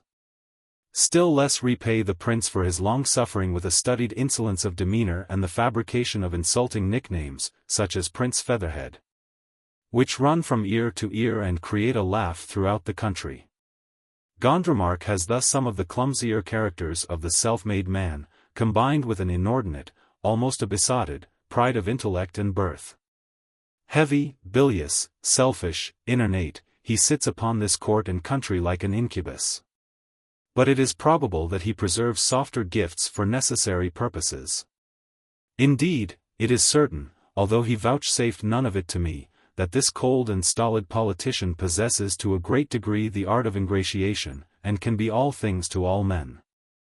Hence there has probably sprung up the idle legend that in private life he is a gross romping voluptuary. Nothing, at least, can well be more surprising than the terms of his connection with the princess. Older than her husband, certainly uglier, and, according to the feeble ideas common among women, in every particular less pleasing. He has not only seized the complete command of all her thought and action, but has imposed on her in public a humiliating part. I do not here refer to the complete sacrifice of every rag of her reputation, for to many women these extremities are in themselves attractive. But there is about the court a certain lady of a dishevelled reputation, a Countess von Rosen, wife or widow of a cloudy count, no longer in her second youth, and already bereft of some of her attractions, who unequivocally occupies the station of the baron's mistress. I had thought, at first, that she was but a hired accomplice, a mere blind or buffer for the more important sinner. A few hours' acquaintance with Madame von Rosen forever dispelled the illusion. She is one rather to make than to prevent a scandal, and she values none of those bribes, money, honors, or employment, with which the situation might be gilded. Indeed, as a person frankly bad, she pleased me, in the court of Grünewald, like a piece of nature. The power of this man over the princess is, therefore, without bounds. She has sacrificed to the adoration with which he has inspired her not only her marriage vow and every shred of public decency, but that vice of jealousy which is so much dearer to the female sex than either intrinsic honor or outward consideration. Nay, more, a young, although not a very attractive woman, and a princess both by birth and fact, she submits to the triumphant rivalry of one who might be her mother as to years, and who is so manifestly her inferior in station. This is one of the mysteries of the human heart. But the rage of illicit love, when it is once indulged, appears to grow by feeding. And to a person of the character and temperament of this unfortunate young lady, almost any depth of degradation is within the reach of possibility. Chapter 3. The Prince and the English Traveller. So far Otto read, with waxing indignation, and here his fury overflowed. He tossed the roll upon the table and stood up. "This man," he said, "is a devil. A filthy imagination, an ear greedy of evil, a ponderous malignity of thought and language. I grow like him by the reading. Chancellor, where is this fellow lodged?" "He was committed to the Flag Tower," replied Grünewald, "in the Gamiani apartment." "Lead me to him," said the prince. And then, a thought striking him, "Was it for that," he asked, "that I found so many sentries in the garden?" "Your Highness, I am unaware," answered Grünewald, true to his policy. "The disposition of the guards is a matter distinct from my functions." Otto turned upon the old man fiercely, but ere he had time to speak, Gotthold touched him on the arm. He swallowed his wrath with a great effort. "It is well," he said, taking the roll. "Follow me to the Flag Tower." The Chancellor gathered himself together, and the two set forward. It was a long and complicated voyage, for the library was in the wing of the new buildings, and the tower which carried the flag was in the old schloss upon the garden. By a great variety of stairs and corridors, they came out at last upon a patch of gravelled court. The garden peeped through a high grating with a flash of green. Tall, old gabled buildings mounted on every side, the Flag Tower climbed, stage after stage, into the blue, and high over all, among the building daws, the yellow flag wavered in the wind. A sentinel at the foot of the tower stairs presented arms, another paced the first landing, and a third was stationed before the door of the extemporized prison. "We guard this mudbag like a jewel," Otto sneered. The Gamiani apartment was so called from an Italian doctor who had imposed on the credulity of a former prince. The rooms were large, airy, pleasant, and looked upon the garden, but the walls were of great thickness, for the tower was old, and the windows were heavily barred. The prince, followed by the chancellor, still trotting to keep up with him, brushed swiftly through the little library and the long saloon, and burst like a thunderbolt into the bedroom at the farther end. Sir John was finishing his toilet, a man of 50, hard, uncompromising, able, with the eye and teeth of physical courage. He was unmoved by the eruption, and bowed with a sort of sneering ease. "To what am I to attribute the honor of this visit?" he asked. "You have eaten my bread," replied Otto, "you have taken my hand, you have been received under my roof. When did I fail you in courtesy? What have you asked that was not granted as to an honored guest? And here, sir," tapping fiercely on the manuscript, "here is your return." "Your Highness has read my papers," said the baronet. "I am honored indeed. But the sketch is most imperfect. I shall now have much to add. I can say that the prince, whom I had accused of idleness, is zealous in the department of police, taking upon himself those duties that are most distasteful. I shall be able to relate the burlesque incident of my arrest, and the singular interview with which you honor me at present. For the rest, I have already communicated with my ambassador at Vienna. And unless you propose to murder me, I shall be at liberty, whether you please or not, within the week. For I hardly fancy the future empire of Grünewald is yet ripe to go to war with England. I conceive I am a little more than quits. I owe you no explanation, yours has been the wrong. You, if you have studied my writing with intelligence, owe me a large debt of gratitude. And to conclude, as I have not yet finished my toilet, I imagine the courtesy of a turnkey to a prisoner would induce you to withdraw." There was some paper on the table, and Otto, sitting down, wrote a passport in the name of Sir John Crabtree. "Affix the seal, Her Cancellarius," he said, in his most princely manner, as he rose. Grünewald produced a red portfolio, and affixed the seal in the unpoetic guise of an adhesive stamp, nor did his perturbed and clumsy movements at all lessen the comedy of the performance. Sir John looked on with a malign enjoyment, and Otto chafed, regretting, when too late, the unnecessary royalty of his command and gesture. But at length the Chancellor had finished his piece of prestidigitation, and, without waiting for an order, had countersigned the passport. Thus regularized, he returned it to Otto with a bow. "You will now," said the prince, "order one of my own carriages to be prepared. See it, with your own eyes, charged with Sir John's effects, and have it waiting within the hour behind the Pheasant House. Sir John departs this morning for Vienna." The Chancellor took his elaborate departure. "Here, sir, is your passport," said Otto, turning to the baronet. "I regret it from my heart that you have met inhospitable usage." "Well, there will be no English war," returned Sir John. "Nay, sir," said Otto, "you surely owe me your civility. Matters are now changed, and we stand again upon the footing of two gentlemen. It was not I who ordered your arrest. I returned late last night from hunting, and as you cannot blame me for your imprisonment, you may even thank me for your freedom." "And yet you read my papers," said the traveller shrewdly. "There, sir, I was wrong," returned Otto, "and for that I ask your pardon. You can scarce refuse it, for your own dignity, to one who is a plexus of weaknesses. Nor was the fault entirely mine. Had the papers been innocent, it would have been at most an indiscretion. Your own guilt is the sting of my offense." Sir John regarded Otto with an approving twinkle, then he bowed, but still in silence. "Well, sir, as you are now at your entire disposal, I have a favor to beg of your indulgence," continued the prince. "I have to request that you will walk with me alone into the garden so soon as your convenience permits." "From the moment that I am a free man," Sir John replied, this time with perfect courtesy, "I am wholly at your Highness's command. And if you will excuse a rather summary toilet, I will even follow you, as I am." "I thank you, sir," said Otto. So without more delay, the prince leading, the pair proceeded down through the echoing stairway of the tower, and out through the grating, into the ample air and sunshine of the morning, and among the terraces and flower-beds of the garden. They crossed the fish-pond, where the carp were leaping as thick as bees.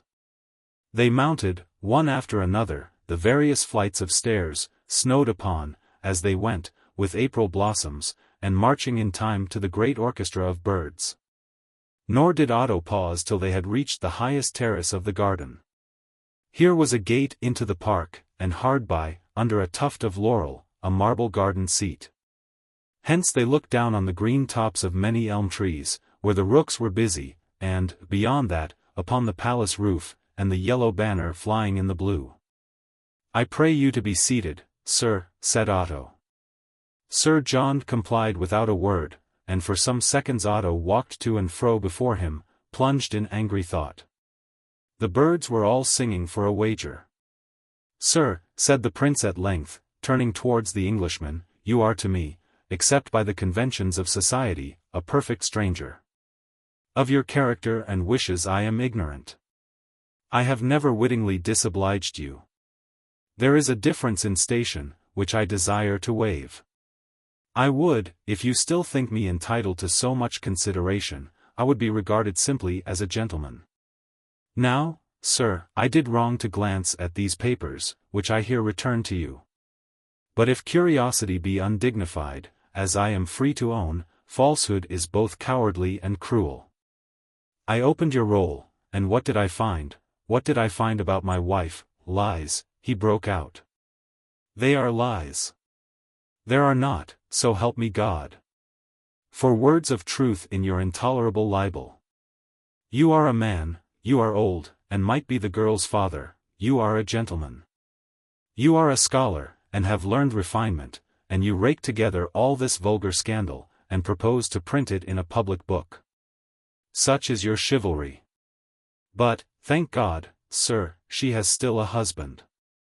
You say, sir, in that paper in your hand, that I am a bad fencer. I have to request from you a lesson in the art. The park is close behind. Yonder is the pheasant house, where you will find your carriage. Should I fall, you know, sir, you have written it in your paper, how little my movements are regarded. I am in the custom of disappearing, it will be one more disappearance, and long before it has awakened a remark, you may be safe across the border. You will observe, said Sir John, that what you ask is impossible. And if I struck you, cried the prince, with a sudden menacing flash. It would be a cowardly blow, returned the baronet, unmoved, for it would make no change. I cannot draw upon a reigning sovereign. And it is this man, to whom you dare not offer satisfaction, that you choose to insult, cried Otto. Pardon me, said the traveller, you are unjust. It is because you are a reigning sovereign that I cannot fight with you, and it is for the same reason that I have a right to criticize your action and your wife. You are in everything a public creature, you belong to the public, body and bone. You have with you the law, the muskets of the army, and the eyes of spies. We, on our side, have but one weapon, truth. Truth, echoed the prince, with a gesture. There was another silence. Your Highness, said Sir John at last, you must not expect grapes from a thistle. I am old and a cynic. Nobody cares a rush for me. And on the whole, after the present interview, I scarce know anybody that I like better than yourself. You see, I have changed my mind, and have the uncommon virtue to avow the change. I tear up this stuff before you, here in your own garden, I ask your pardon, I ask the pardon of the princess. And I give you my word of honor as a gentleman and an old man, that when my book of travels shall appear it shall not contain so much as the name of Grünewald. And yet it was a racy chapter. But had your Highness only read about the other courts? I am a carrion crow, but it is not my fault, after all, that the world is such a nauseous kennel. Sir, said Otto, is the eye not jaundiced? Nay, cried the traveller, very likely. I am one who goes sniffing, I am no poet. I believe in a better future for the world. Or, at all accounts, I do most potently disbelieve in the present.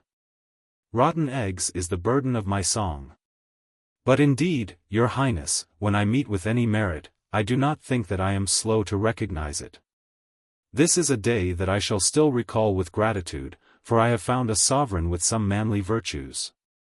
And for once, old courtier and old radical as I am, it is from the heart and quite sincerely that I can request the honor of kissing your Highness's hand. Nay, sir," said Otto, "to my heart."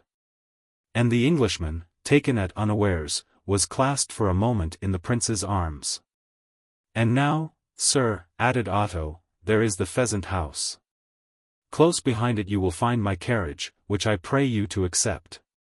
God speed you to Vienna." "In the impetuosity of youth," replied Sir John, "your Highness has overlooked one circumstance. I am still fasting." "Well, sir," said Otto, smiling, "you are your own master, you may go or stay. But I warn you, your friend may prove less powerful than your enemies. The prince, indeed, is thoroughly on your side, he has all the will to help, but to whom do I speak? You know better than I do, he is not alone in Grünewald." "There is a deal in position," returned the traveller, gravely nodding. "Gondremark loves to temporize, his policy is below ground, and he fears all open courses. And now that I have seen you act with so much spirit, I will cheerfully risk myself on your protection. Who knows? You may be yet the better man." "Do you indeed believe so?" cried the prince. "You put life into my heart." "I will give up sketching portraits," said the baronet. "I am a blind owl, I had misread you strangely. And yet remember this. A sprint is one thing, and to run all day another. For I still mistrust your constitution, the short nose, the hair and eyes of several complexions, no, they are diagnostic. And I must end, I see, as I began." "I am still a singing chambermaid," said Otto. "Nay, your Highness, I pray you to forget what I had written," said Sir John, "I am not like Pilate. And the chapter is no more. Bury it, if you love me." Chapter 4. While the prince is in the anteroom. Greatly comforted by the exploits of the morning, the prince turned towards the princess's anteroom, bent on a more difficult enterprise. The curtains rose before him, the usher called his name, and he entered the room with an exaggeration of his usual mincing and airy dignity. There were about a score of persons waiting, principally ladies. It was one of the few societies in Grunewald where Otto knew himself to be popular. And while a maid of honor made her exit by a side door to announce his arrival to the princess, he moved round the apartment, collecting homage and bestowing compliments with friendly grace. Had this been the sum of his duties, he had been an admirable monarch. Lady after lady was impartially honored by his attention. "Madam," he said to one, "how does this happen? I find you daily more adorable." "And your Highness daily browner," replied the lady. "We began equal, oh, there I will be bold, we have both beautiful complexions. But while I study mine, your Highness tans himself." "A perfect Negro, madam, and what so fitly, being beauty's slave," said Otto. "Madam Graffinsky, when is our next play? I have just heard that I am a bad actor." "Oh seal," cried Madame Graffinsky. "Who could venture? What a bear!" "An excellent man, I can assure you," returned Otto. "Oh, never." "Oh, is it possible?" fluted the lady. "Your Highness plays like an angel." "You must be right, madam, who could speak falsely and yet look so charming," said the prince. "But this gentleman, it seems, would have preferred me playing like an actor." A sort of hum, a falsetto, feminine cooing, greeted the tiny sally, and Otto expanded like a peacock. This warm atmosphere of women and flattery and idle chatter pleased him to the marrow. "Madame von Eisenthal, your coiffure is delicious," he remarked. "Everyone was saying so," said one. "If I have pleased Prince Charming?" And Madame von Eisenthal swept him a deep curtsy with a killing glance of adoration. "It is new?" he asked. "Vienna fashion." "Mint new," replied the lady, "for your Highness's return. I felt young this morning, it was a premonition." "But why, Prince, do you ever leave us?" "For the pleasure of the return," said Otto. "I am like a dog, I must bury my bone, and then come back to gloat upon it." "Oh, a bone! Fie, what a comparison!" "You have brought back the manners of the wood," returned the lady. "Madam, it is what the dog has dearest," said the prince. "But I observe Madame von Rosen." And Otto, leaving the group to which he had been piping, stepped towards the embrasure of a window where a lady stood. The Countess von Rosen had hitherto been silent, and a thought depressed, but on the approach of Otto she began to brighten. She was tall, slim as a nymph, and of a very airy carriage. And her face, which was already beautiful in repose, lightened and changed, flashed into smiles, and glowed with lovely color at the touch of animation. She was a good vocalist. And, even in speech, her voice commanded a great range of changes, the low notes rich with tenor quality, the upper ringing, on the brink of laughter, into music. A gem of many facets and variable hues of fire, a woman who withheld the better portion of her beauty, and then, in a caressing second, flashed it like a weapon full on the beholder. Now merely a tall figure and a sallow handsome face, with the evidences of a reckless temper. Anon opening like a flower to life and color, mirth and tenderness, Madame von Rosen had always a dagger in reserve for the dispatch of ill-assured admirers. She met Otto with the dart of tender gaiety. "You have come to me at last, Prince Cruel," she said. "Butterfly." "Well, and am I not to kiss your hand?" she added. "Madam, it is I who must kiss yours." And Otto bowed and kissed it. "You deny me every indulgence," she said, smiling. "And now what news in court?" inquired the prince. "I come to you for my gazette." "Ditch water," she replied. "The world is all asleep, grown grey in slumber. I do not remember any waking movement since quite an eternity. And the last thing in the nature of a sensation was the last time my governess was allowed to box my ears. But yet I do myself and your unfortunate enchanted palace some injustice. Here is the last, oh positively." And she told him the story from behind her fan, with many glances, many cunning strokes of the narrator's art. The others had drawn away, for it was understood that Madame von Rosen was in favor with the prince. None the less, however, did the countess lower her voice at times to within a semitone of whispering, and the pair leaned together over the narrative. "Do you know," said Otto, laughing, "you are the only entertaining woman on this earth." "Oh, you have found out so much," she cried. "Yes, madam, I grow wiser with advancing years," he returned. "Years," she repeated. "Do you name the traitors?" "I do not believe in years, the calendar is a delusion." "You must be right, madam," replied the prince. "For 6 years that we have been good friends, I have observed you to grow younger." "Flatterer!" cried she, and then with a change, "But why should I say so?" she added, "when I protest I think the same. A week ago I had a council with my father director, the glass." And the glass replied, "Not yet. I confess my face in this way once a month." "Oh! A very solemn moment. Do you know what I shall do when the mirror answers, now?" "I cannot guess," said he. "No more can I," returned the countess. "There is such a choice. Suicide, gambling, a nunnery, a volume of memoirs, or politics, the last, I am afraid." "It is a dull trade," said Otto. "Nay," she replied, "it is a trade I rather like. It is, after all, first cousin to gossip, which no one can deny to be amusing. For instance, if I were to tell you that the princess and the baron rode out together daily to inspect the cannon, it is either a piece of politics or scandal, as I turn my phrase. I am the alchemist that makes the transmutation.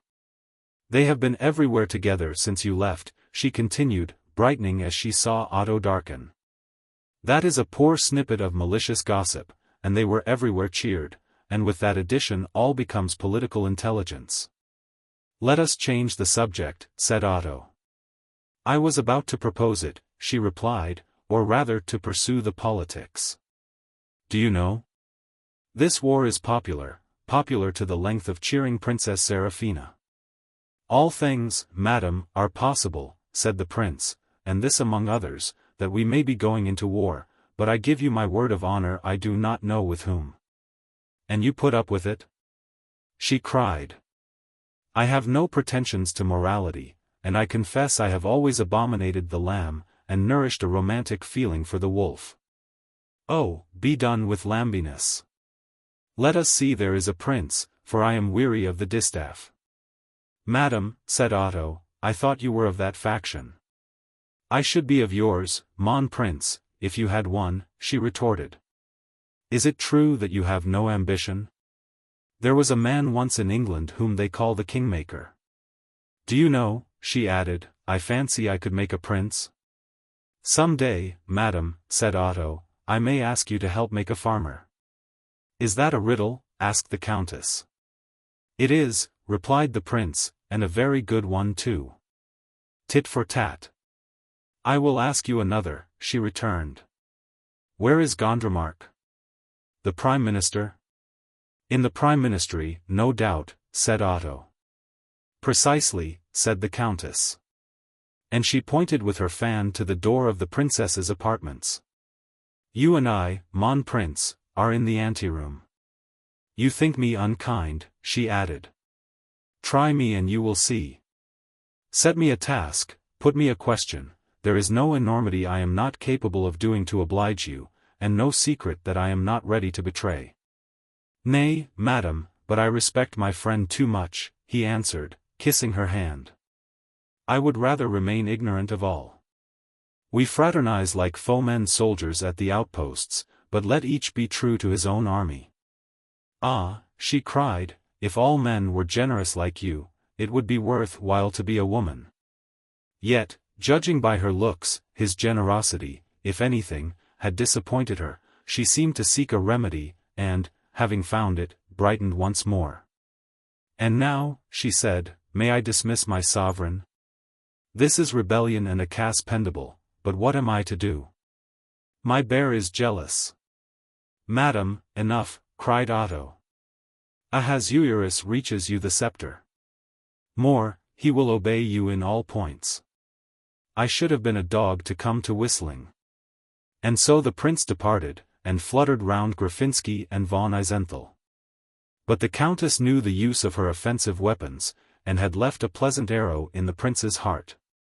That Gondremark was jealous, here was an agreeable revenge. And Madame von Rosen, as the occasion of the jealousy, appeared to him in a new light. Chapter 5. Gondremark is in my lady's chamber. The Countess von Rosen spoke the truth. The great Prime Minister of Grünewald was already closeted with Seraphina. The toilet was over. And the princess, tastefully arrayed, sat face to face with a tall mirror. Sir John's description was unkindly true in terms and yet a libel, a misogynistic masterpiece. Her forehead was perhaps too high, but it became her, her figure somewhat stooped, but every detail was formed and finished like a gem. Her hand, her foot, her ear, the set of her comely head, were all dainty and accordant. If she was not beautiful, she was vivid, changeful, colored, and pretty with 1,000 various prettinesses. And her eyes, if they indeed rolled too consciously, yet rolled to purpose. They were her most attractive feature, yet they continually bore eloquent false witness to her thoughts. For while she herself, in the depths of her immature, unsoftened heart, was given altogether to manlike ambition and the desire of power, the eyes were by turns bold, inviting, fiery, melting. And artful, like the eyes of a rapacious siren. And artful, in a sense, she was. Chafing that she was not a man, and could not shine by action, she had conceived a woman's part, of answerable domination. She sought to subjugate for by ends, to reign influence and be fancy-free, and, while she loved not man, loved to see man obey her. It is a common girl's ambition. Such was perhaps that lady of the glove, who sent her lover to the lions. But the snare is laid alike for male and female, and the world most artfully contrived. Near her, in a low chair, Gondremark had arranged his limbs into a cat-like attitude, high-shouldered, stooping, and submiss. The formidable blue jowl of the man, and the dull bilious eye, set perhaps a higher value on his evident desire to please. His face was marked by capacity, temper, and a kind of bold, piratical dishonesty which it would be calumnious to call deceit. His manners, as he smiled upon the princess, were over-fine, yet hardly elegant. "Possibly," said the Baron, "I should now proceed to take my leave. I must not keep my sovereign in the anteroom. Let us come at once to a decision." "It cannot be put off?" she asked. "It is impossible," answered Gondremark. "Your Highness sees it for herself. In the earlier stages, we might imitate the serpent, but for the ultimatum, there is no choice but to be bold like lions. Had the prince chosen to remain away, it had been better. But we have gone too far forward to delay." "What can have brought him?" she cried. "Today of all days?" "The marplot, madam, has the instinct of his nature," returned Gondremark. "But you exaggerate the peril. Think, madam, how far we have prospered, and against what odds. Shall a featherhead, but no." And he blew upon his fingers lightly with a laugh. "Featherhead," she replied, "is still the Prince of Grunewald. On your sufferance only, and so long as you shall please to be indulgent," said the Baron. "There are rights of nature. Power to the powerful is the law. If he shall think to cross your destiny, well, you have heard of the brazen and the earthen pot." "Do you call me pot?" "You are ungallant, Baron," laughed the princess. "Before we are done with your glory, I shall have called you by many different titles," he replied. The girl flushed with pleasure. "But Frederick is still the prince, Monsieur le Flatteur," she said. "You do not propose a revolution, you of all men?" "Dear madam, when it is already made," he cried. "The prince reigns indeed in the almanac, but my princess reigns and rules." And he looked at her with a fond admiration that made the heart of Seraphina swell. Looking on her huge slave, she drank the intoxicating joys of power. Meanwhile he continued, with that sort of massive archness that so ill became him, "She has but one fault. There is but one danger in the great career that I foresee for her. May I name it? May I be so irreverent? It is in herself. Her heart is soft. Her courage is faint, Baron," said the princess. "Suppose we have judged ill, suppose we were defeated?" "Defeated, madam," returned the Baron, with a touch of ill humor. "Is the dog defeated by the hare? Our troops are all cantoned along the frontier. In 5 hours the vanguard of 5,000 bayonets shall be hammering on the gates of Brandenau. And in all Gerolstein there are not 1,500 men who can maneuver. It is as simple as a sum. There can be no resistance." "It is no great exploit," she said. "Is that what you call glory? It is like beating a child." "The courage, madam, is diplomatic," he replied. "We take a grave step, we fix the eyes of Europe, for the first time, on Grunewald. And in the negotiations of the next 3 months, mark me, we stand or fall. It is there, madam, that I shall have to depend upon your counsels," he added, almost gloomily. "If I had not seen you at work, if I did not know the fertility of your mind, I own I should tremble for the consequence. But it is in this field that men must recognize their inability. All the great negotiators, when they have not been women, have had women at their elbows. Madame de Pompadour was ill-served, she had not found her Gondremark, but what a mighty politician! Catherine de Medici, too, what justice of sight, what readiness of means, what elasticity against defeat! But alas! Madam, her featherheads were her own children. And she had that one touch of vulgarity, that one trait of the good wife, that she suffered family ties and affections to confine her liberty. These singular views of history, strictly ad usum Seraphini, did not weave their usual soothing spell over the princess. It was plain that she had taken a momentary distaste to her own resolutions. For she continued to oppose her counselor, looking upon him out of half-closed eyes and with the shadow of a sneer upon her lips. "What boys men are," she said, "what lovers of big words. Courage, indeed. If you had to scour pans, Herr von Gondremark, you would call it, I suppose, domestic courage?" I would, madam, said the Baron stoutly, if I scoured them well. I would put a good name upon a virtue, you will not overdo it, they are not so enchanting in themselves. Well, but let me see, she said. I wish to understand your courage. Why we asked leave, like children. Our granny in Berlin, our uncle in Vienna, the whole family, have patted us on the head and sent us forward. Courage? I wonder when I hear you. My princess is unlike herself, returned the Baron. She has forgotten where the peril lies. True, we have received encouragement on every hand. But my princess knows too well on what untenable conditions, and she knows besides how, in the publicity of the Diet, these whispered conferences are forgotten and disowned. The danger is very real, he raged inwardly at having to blow the very coal he had been quenching, none the less real in that it is not precisely military. But for that reason the easier to be faced. Had we to count upon your troops, although I share your Highness's expectations of the conduct of Alvanah, we cannot forget that he has not been proved in chief command. But where negotiation is concerned, the conduct lies with us, and with your help, I laugh at danger. It may be so, said Seraphina, sighing. It is elsewhere that I see danger. The people, these abominable people, suppose they should instantly rebel? What a figure we should make in the eyes of Europe to have undertaken an invasion while my own throne was tottering to its fall. Nay, madam, said Gondremark, smiling, here you are beneath yourself. What is it that feeds their discontent? What but the taxes?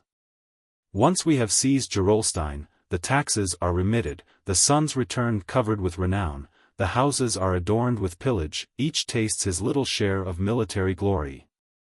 And behold us once again a happy family. Aye, they will say, in each other's long ears, the princess knew what she was about, she was in the right of it, she has a head upon her shoulders. And here we are, you see, better off than before. But why should I say all this? It is what my princess pointed out to me herself, it was by these reasons that she converted me to this adventure. I think, Herr von Gondremark, said Seraphina, somewhat tartly, you often attribute your own sagacity to your princess. For a second Gondremark staggered under the shrewdness of the attack. The next, he had perfectly recovered. Do I? He said. It is very possible. I have observed a similar tendency in your Highness. It was so openly spoken, and appeared so just, that Seraphina breathed again. Her vanity had been alarmed, and the greatness of the relief improved her spirits. Well, she said, all this is little to the purpose. We are keeping Frederick without, and I am still ignorant of our line of battle. Come, co-admiral, let us consult. How am I to receive him now? And what are we to do if he should appear at the council? Now, he answered. I shall leave him to my princess for just now. I have seen her at work. Send him off to his theatricals. But in all gentleness, he added. Would it, for instance, would it displease my sovereign to affect a headache? Never, said she.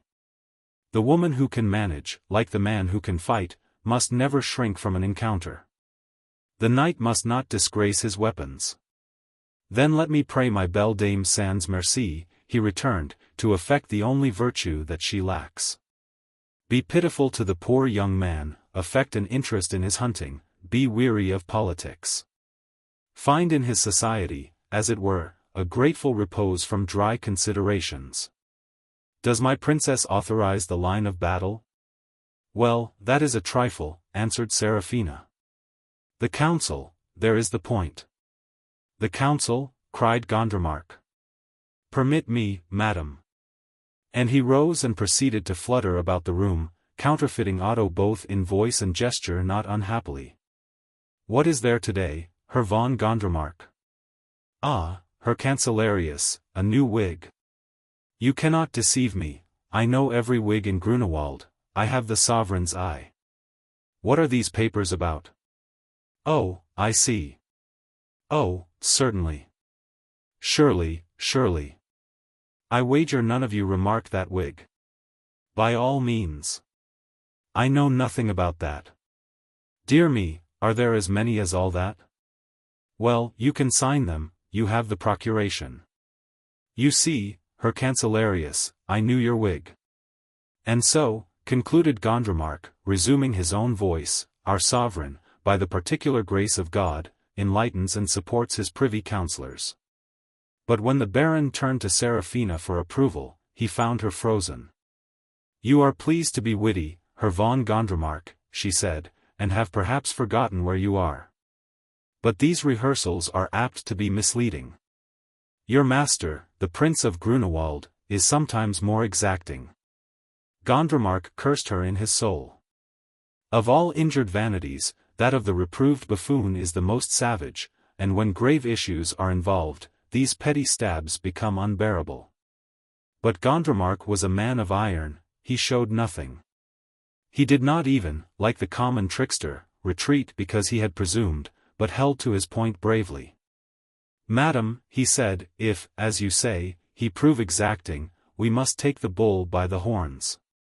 We shall see, she said, and she arranged her skirt like one about to rise. Temper, scorn, disgust, all the more acrid feelings, became her like jewels, and she now looked her best. Pray God they quarrel, thought Gondremark. The damned minx may fail me yet, unless they quarrel. It is time to let him in. ZZ, fight, dogs. Consequent on these reflections, he bent a stiff knee and chivalrously kissed the princess's hand. My princess, he said, must now dismiss her servant. I have much to arrange against the hour of council. Go, she said, and rose. And as Gondremark tripped out of a private door, she touched a bell, and gave the order to admit the prince. Chapter 6. The prince delivers a lecture on marriage, with practical illustrations of divorce. With what a world of excellent intentions Otto entered his wife's cabinet. How fatherly, how tender. How morally affecting were the words he had prepared. Nor was Seraphina unamiably inclined. Her usual fear of Otto as a marplot in her great designs was now swallowed up in a passing distrust of the designs themselves. For Gondremark, besides, she had conceived an angry horror. In her heart she did not like the Baron. Behind his impudent servility, behind the devotion which, with indelicate delicacy, he still forced on her attention, she divined the grossness of his nature. So a man may be proud of having tamed a bear, and yet sicken at his captive's odor. And above all, she had certain jealous intimations that the man was false and the deception double. True, she falsely trifled with his love, but he, perhaps, was only trifling with her vanity. The insolence of his late mimicry, and the odium of her own position as she sat and watched it, lay besides like a load upon her conscience. She met Otto almost with a sense of guilt, and yet she welcomed him as a deliverer from ugly things. But the wheels of an interview are at the mercy of 1,000 ruts. And even at Otto's entrance, the first jolt occurred. Gondremark, he saw, was gone, but there was the chair drawn close for consultation. And it pained him not only that this man had been received, but that he should depart with such an air of secrecy. Struggling with this twinge, it was somewhat sharply that he dismissed the attendant who had brought him in. You make yourself at home, chez moi, she said, a little ruffled both by his tone of command and by the glance he had thrown upon the chair. Madam, replied Otto, I am here so seldom that I have almost the rights of a stranger. You choose your own associates, Frederick, she said. I am here to speak of it, he returned. It is now 4 years since we were married, and these 4 years, Seraphina, have not perhaps been happy either for you or for me. I am well aware I was unsuitable to be your husband.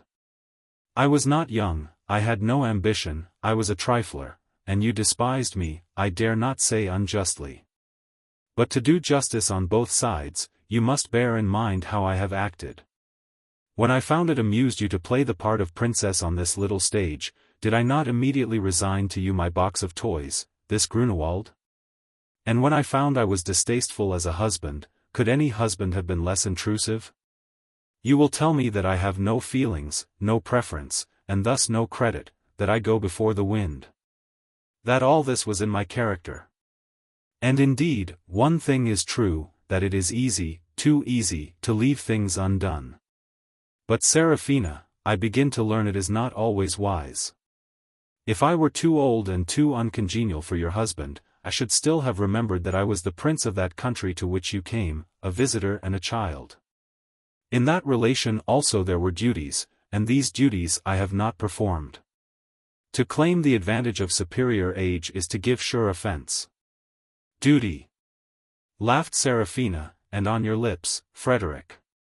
You make me laugh. What fancy is this? Go, flirt with the maids and be a prince in Dresden China, as you look. Enjoy yourself, mon enfant, and leave duty in the state to us. The plural grated on the prince. I have enjoyed myself too much, he said, since enjoyment is the word. And yet there were much to say upon the other side. You must suppose me desperately fond of hunting. But indeed there were days when I found a great deal of interest in what it was courtesy to call my government. And I have always had some claim to taste. I could tell live happiness from dull routine, and between hunting, and the throne of Austria, and your society, my choice had never wavered, had the choice been mine. You were a girl, a bud, when you were given me. Heavens, she cried, is this to be a love scene? I am never ridiculous, he said, it is my only merit. And you may be certain this shall be a scene of marriage à la mode. But when I remember the beginning, it is bare courtesy to speak in sorrow. Be just, madam, you would think me strangely uncivil to recall these days without the decency of a regret. Be yet a little juster, and own, if only in complaisance, that you yourself regret that past. I have nothing to regret, said the princess. You surprise me. I thought you were so happy. Happy and happy, there are so many hundred ways, said Otto. A man may be happy in revolt, he may be happy in sleep, wine, change, and travel make him happy. Virtue, they say, will do the like, I have not tried, and they say also that in old, quiet, and habitual marriages there is yet another happiness. Happy, yes, I am happy if you like. But I will tell you frankly, I was happier when I brought you home. Well, said the princess, not without constraint, it seems you changed your mind. Not I, returned Otto, I never changed. Do you remember, Seraphina, on our way home, when you saw the roses in the lane, and I got out and plucked them? It was a narrow lane between great trees. The sunset at the end was all gold, and the rooks were flying overhead. There were nine red roses. You gave me a kiss for each, and I told myself that every rose and every kiss should stand for a year of love. Well, in 18 months there was an end. But do you fancy, Seraphina, that my heart has altered? I am sure I cannot tell, she said, like an automaton. It has not, the prince continued. There is nothing ridiculous, even from a husband, in a love that owns itself unhappy and that asks no more. I built on sand. Pardon me, I do not breathe a reproach, I built, I suppose, upon my own infirmities, but I put my heart in the building, and it still lies among the ruins. How very poetical!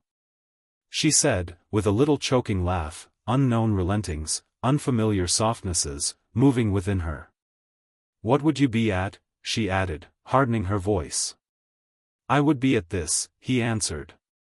And hard it is to say. I would be at this, Seraphina, I am your husband after all, and a poor fool that loves you. Understand, he cried almost fiercely, I am no suppliant husband. What your love refuses I would scorn to receive from your pity. I do not ask, I would not take it. And for jealousy, what ground have I? A dog in the manger jealousy is a thing the dogs may laugh at. But at least, in the world's eye, I am still your husband, and I ask you if you treat me fairly? I keep to myself, I leave you free, I have given you in everything your will. What do you in return? I find, Seraphina, that you have been too thoughtless.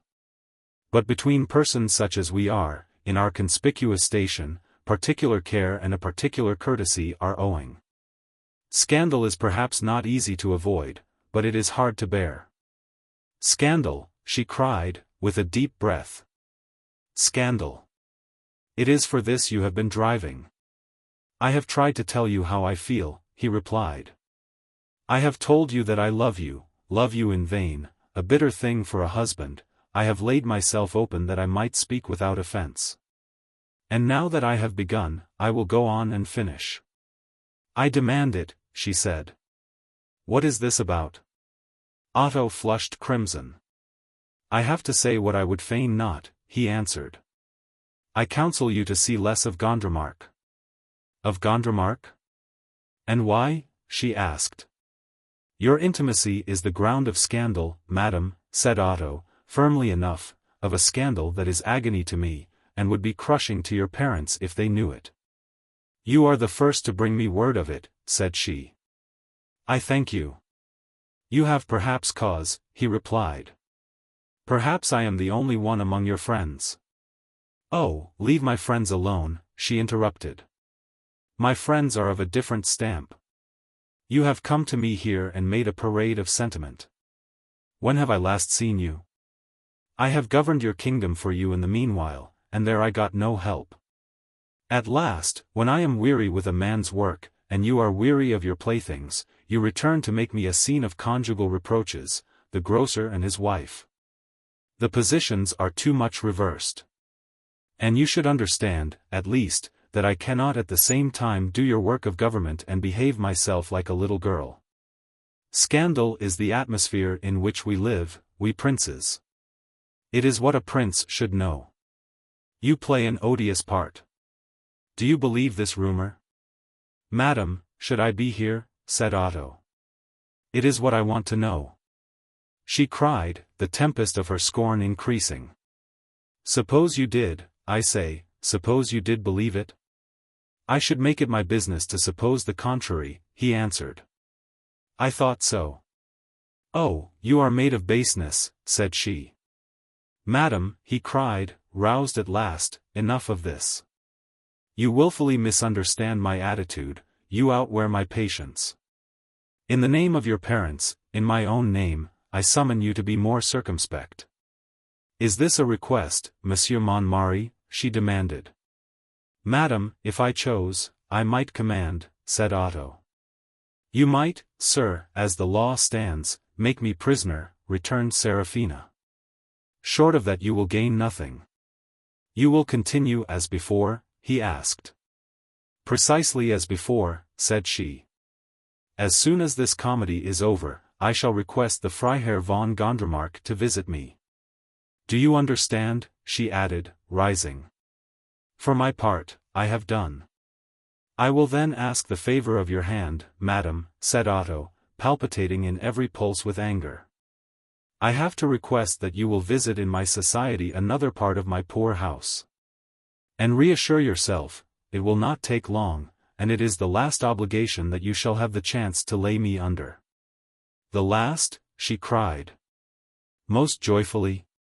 She offered her hand, and he took it, on each side with an elaborate affectation, each inwardly incandescent. He led her out by the private door, following where Gondremark had passed. They threaded a corridor or two, little frequented, looking on a court, until they came at last into the prince's suite. The first room was an armory, hung all about with the weapons of various countries, and looking forth on the front terrace. Have you brought me here to slay me? She inquired. I have brought you, madam, only to pass on, replied Otto. Next they came to a library, where an old chamberlain sat half asleep. He rose and bowed before the princely couple, asking for orders. You will attend us here, said Otto. The next stage was a gallery of pictures, where Seraphina's portrait hung conspicuous, dressed for the chase, red roses in her hair, as Otto, in the first months of marriage, had directed. He pointed to it without a word, she raised her eyebrows in silence, and they passed still forward into a matted corridor where 4 doors opened.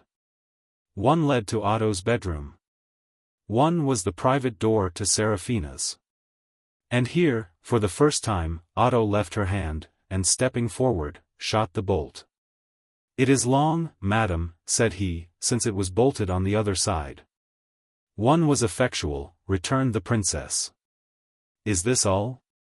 Shall I reconduct you?" he asking, bowing. "I should prefer," she asked, in ringing tones, "the conduct of the Freiherr von Gondremark." Otto summoned the chamberlain. "If the Freiherr von Gondremark is in the palace," he said, "bid him attend the princess here." And when the official had departed, "Can I do more to serve you, madam?" the prince asked. "Thank you, no. I have been much amused," she answered. "I have now," continued Otto, "given you your liberty complete. This has been for you a miserable marriage." "Miserable," said she. "It has been made light to you." "It shall be lighter still," continued the prince. "But one thing, madam, you must still continue to bear, my father's name, which is now yours. I leave it in your hands.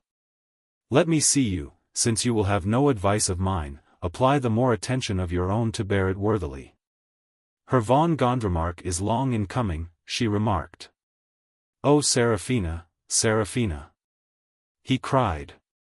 And that was the end of their interview. She tripped to a window and looked out. And a little after, the chamberlain announced the Freiherr von Gondremark, who entered with something of a wild eye and changed complexion, confounded, as he was, at this unusual summons. The princess faced round from the window with a pearly smile. Nothing but her heightened color spoke of discomposure.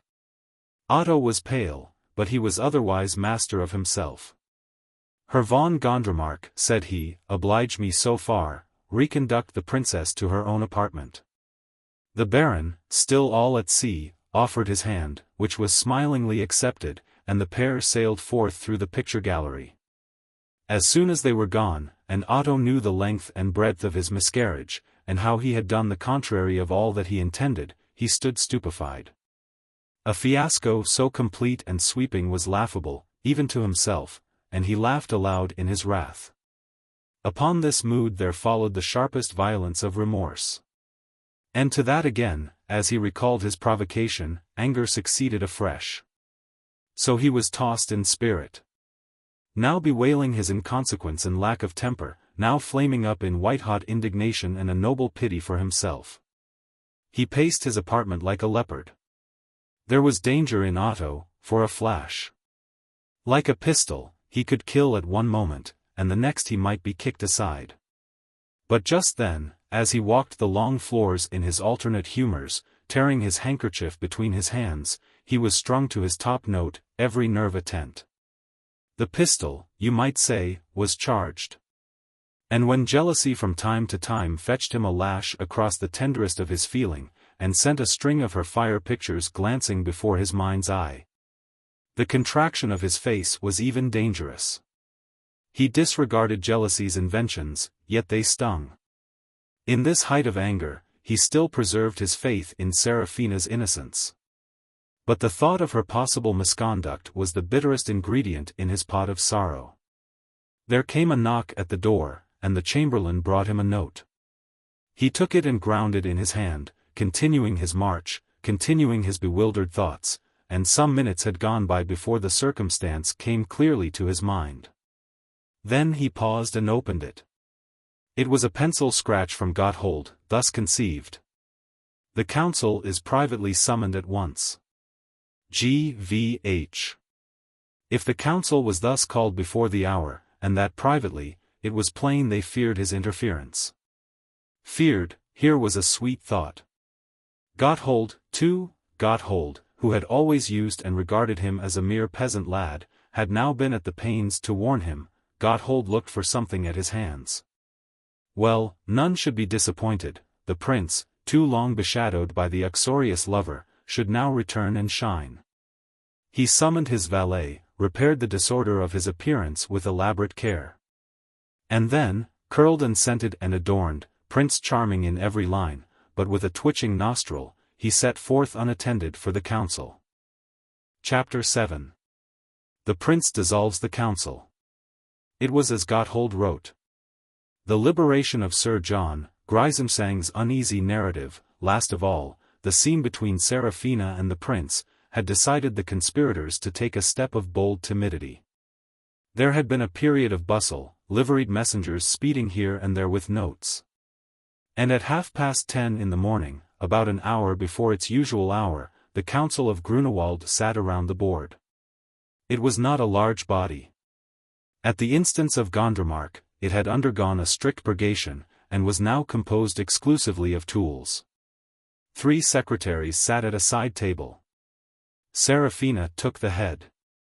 On her right was the Baron, on her left Grünewald, below these Graffinsky the treasurer, Count Eisenthal, a couple of non-combatants, and, to the surprise of all, Gotthold. He had been named a privy councillor by Otto, merely that he might profit by the salary, and as he was never known to attend a meeting, it had occurred to nobody to cancel his appointment. His present appearance was the more ominous, coming when it did. Gondremark scowled upon him. And the non-combatant on his right, intercepting this black look, edged away from one who was so clearly out of favor. "The hour presses, your highness," said the Baron. "May we proceed to business?" "At once," replied Seraphina. "Your highness will pardon me," said Gotthold, "but you are still, perhaps, unacquainted with the fact that Prince Otto has returned." "The prince will not attend the council," replied Seraphina, with a momentary blush. "The dispatches, Herr Cancellarius?" "There is one for Gerolstein." A secretary brought a paper. "Here, madam," said Grünewald. "Shall I read it?" "We are all familiar with its terms," replied Gondremark. "Your highness approves?" "Unhesitatingly," said Seraphina. "It may then be held as read," concluded the Baron.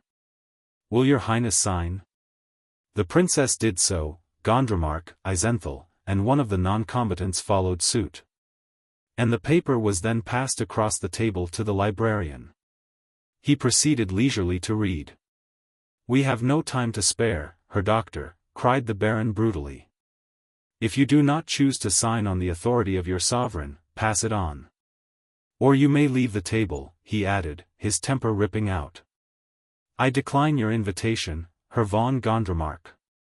And my sovereign, as I continue to observe with regret, is still absent from the board," replied the doctor calmly, and he resumed the perusal of the paper, the rest chafing and exchanging glances. "Madam and gentlemen," he said, at last, "what I hold in my hand is simply a declaration of war."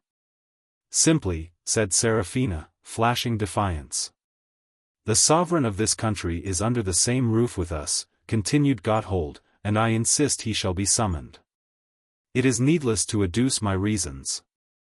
You are all ashamed at heart of this projected treachery." The council waved like a sea. There were various outcries. "You insult the princess," thundered Gondremark. "I maintain my protest," replied Gotthold. At the height of this confusion the door was thrown open, an usher announced, "Gentlemen, the prince." And Otto, with his most excellent bearing, entered the apartment. It was like oil upon the troubled waters. Everyone settled instantly into his place, and Grünewald, to give himself a countenance, became absorbed in the arrangement of his papers. But in their eagerness to dissemble, one and all neglected to rise. "Gentlemen," said the prince, pausing.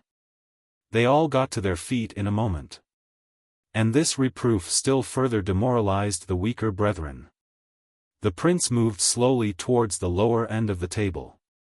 Then he paused again, and, fixing his eye on Grünewald, "How comes it, Herr Cancellarius," he asked, "that I have received no notice of the change of hour?"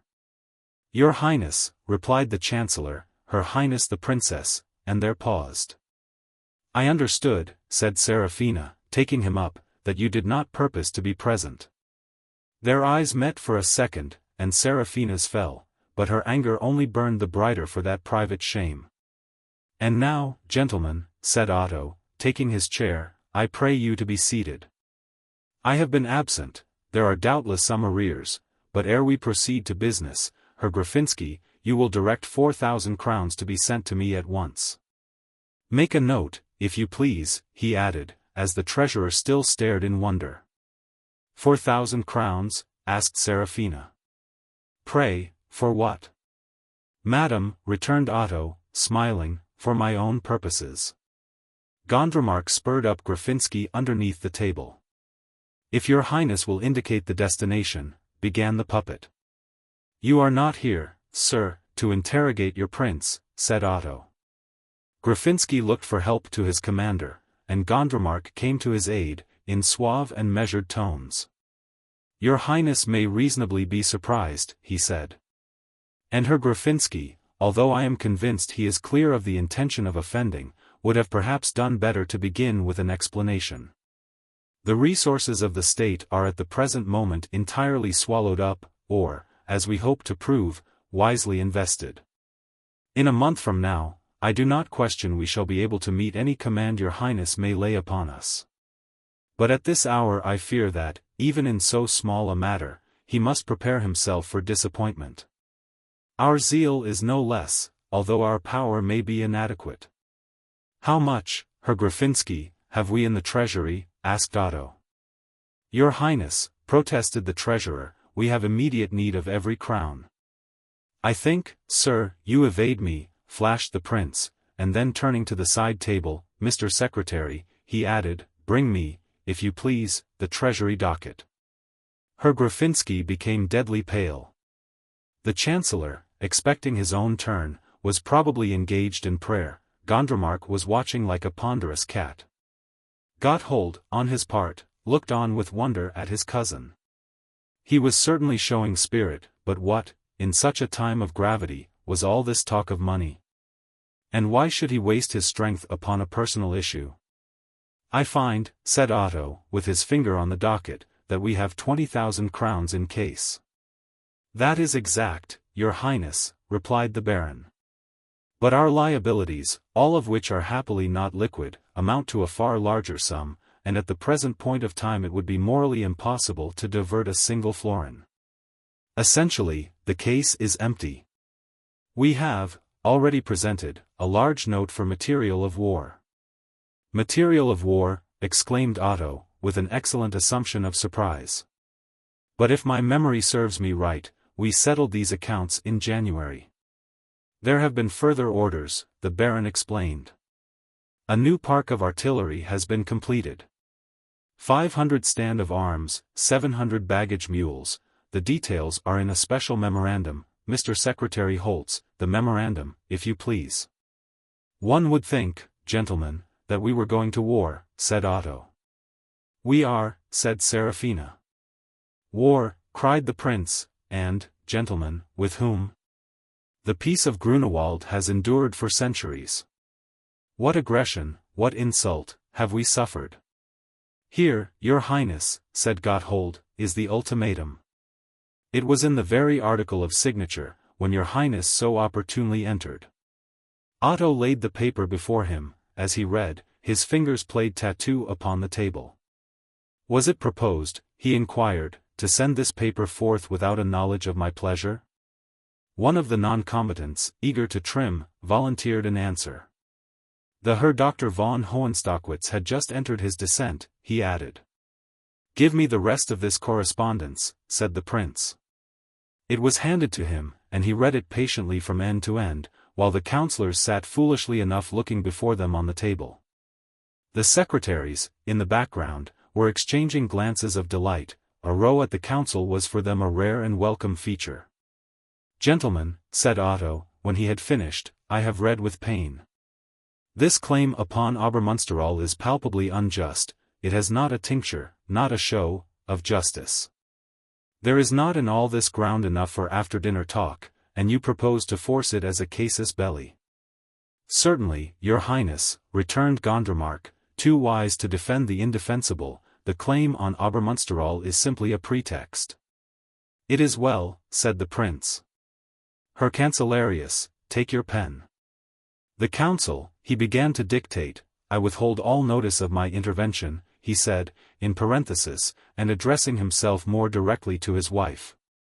"And I say nothing of the strange suppression by which this business has been smuggled past my knowledge.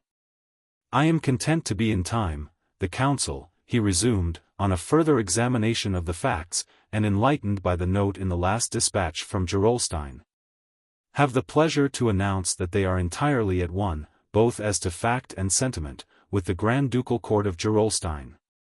You have it? Upon these lines, sir, you will draw up the dispatch. If your Highness will allow me, said the Baron, your Highness is so imperfectly acquainted with the internal history of this correspondence, that any interference will be merely hurtful. Such a paper as your Highness proposes would be to stultify the whole previous policy of Grünewald. The policy of Grünewald, cried the prince. One would suppose you had no sense of humor. Would you fish in a coffee cup? With deference, your Highness, returned the Baron, even in a coffee cup there may be poison. The purpose of this war is not simply territorial enlargement. Still less is it a war of glory, for, as your Highness indicates, the state of Grünewald is too small to be ambitious. But the body politic is seriously diseased. Republicanism, socialism, many disintegrating ideas are abroad, circle within circle, a really formidable organization has grown up about your Highness's throne. I have heard of it, Herr von Gondremark, put in the prince, but I have reason to be aware that yours is the more authoritative information. I am honored by this expression of my prince's confidence, returned Gondremark, unabashed. It is, therefore, with a single eye to these disorders that our present external policy has been shaped. Something was required to divert public attention, to employ the idle, to popularize your Highness's rule, and, if it were possible, to enable him to reduce the taxes at a blow and to a notable amount. The proposed expedition, for it cannot without hyperbole be called a war, seemed to the council to combine the various characters required. A marked improvement in the public sentiment has followed even upon our preparations, and I cannot doubt that when success shall follow, the effect will surpass even our boldest hopes.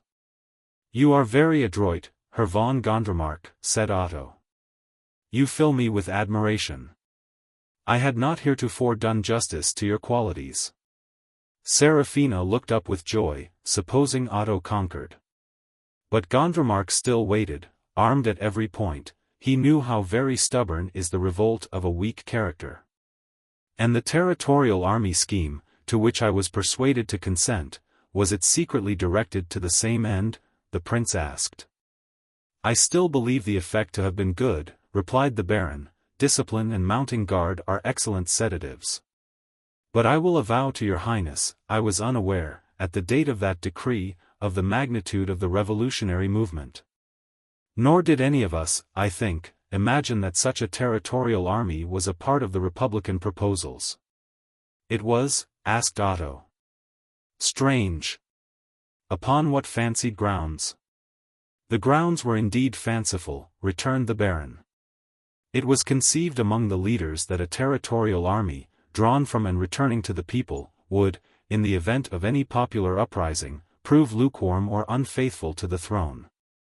I see, said the prince. I begin to understand.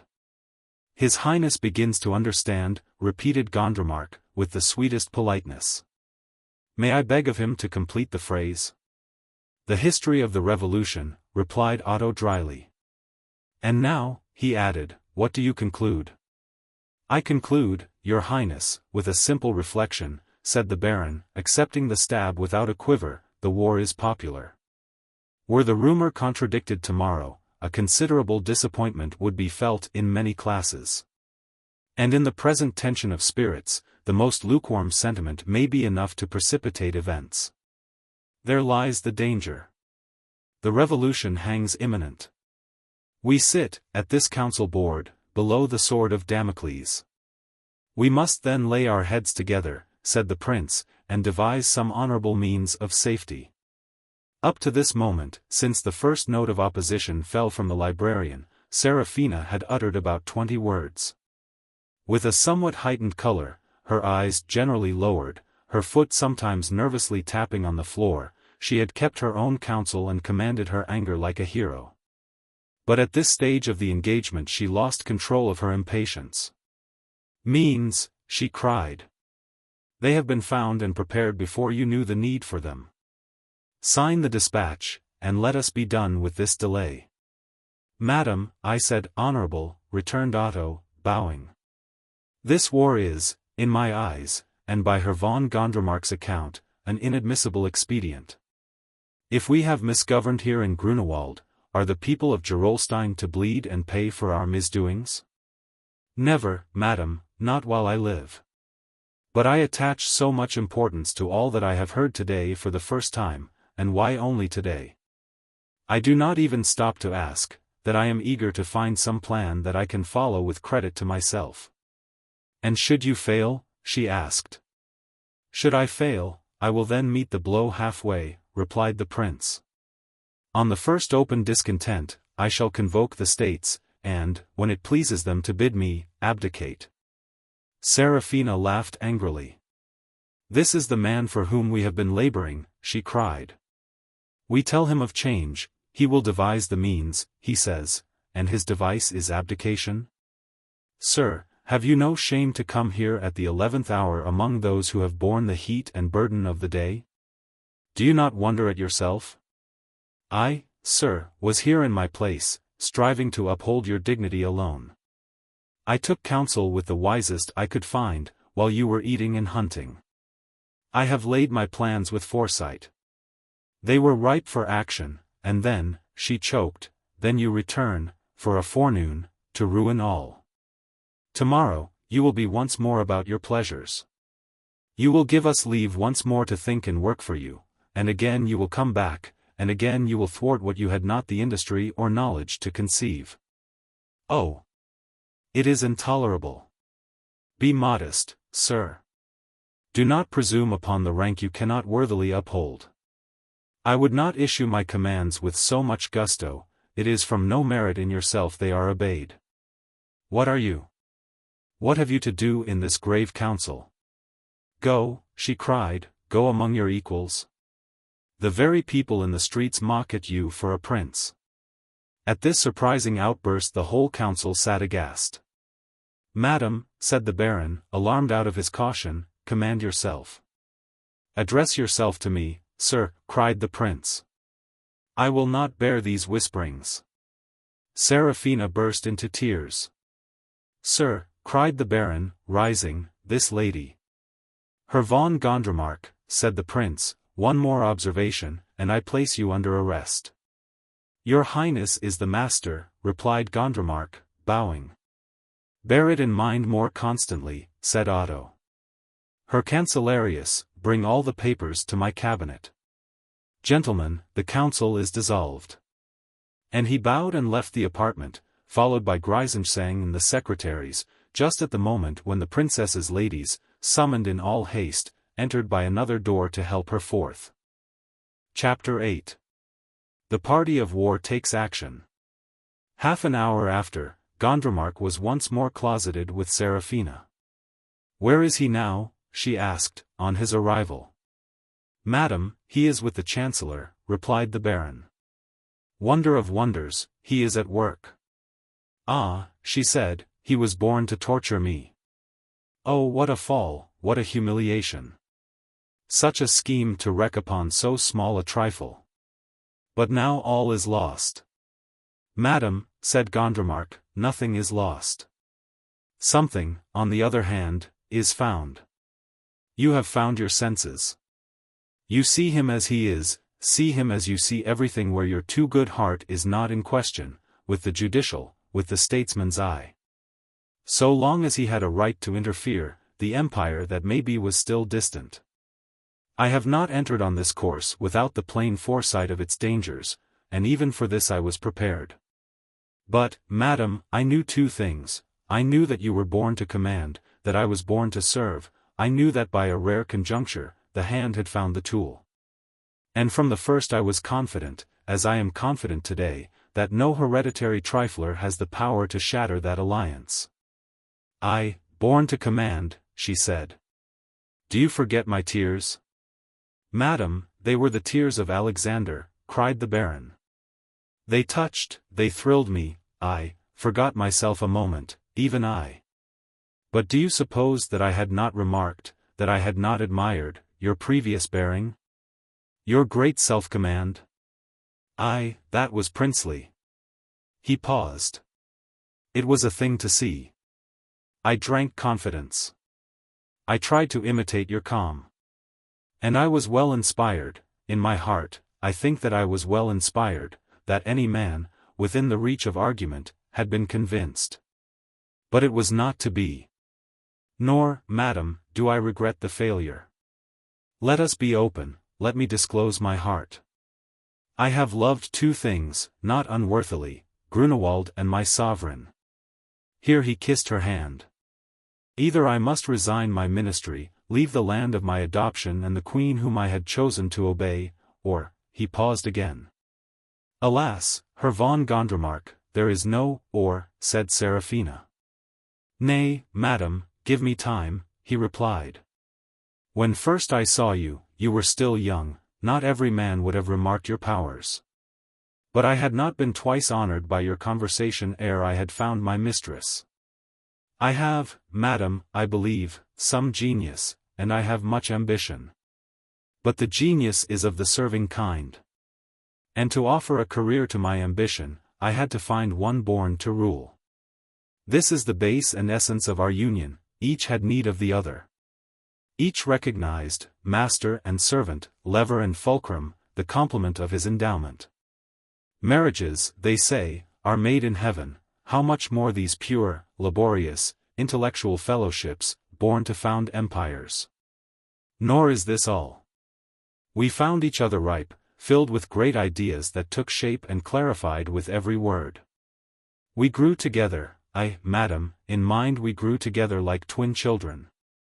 All of my life until we met was petty and groping, was it not? I will flatter myself openly, it was the same with you. Not till then had you those eagle surveys, that wide and hopeful sweep of intuition. Thus we had formed ourselves, and we were ready. It is true, she cried. I feel it. Yours is the genius. Your generosity confounds your insight, all I could offer you was the position, was this throne, to be a fulcrum. But I offered it without reserve, I entered at least warmly into all your thoughts. You were sure of me, sure of my support, certain of justice. Tell me again, that I have helped you. Nay, madam, he said, you made me. In everything you were my inspiration. And as we prepared our policy, weighing every step, how often have I had to admire your perspicacity, your manlike diligence and fortitude. You know that these are not the words of flattery. Your conscience echoes them, have you spared a day? Have you indulged yourself in any pleasure? Young and beautiful, you have lived a life of high intellectual effort, of irksome intellectual patience with details. Well, you have your reward, with the fall of Brandenau, the throne of your empire is founded.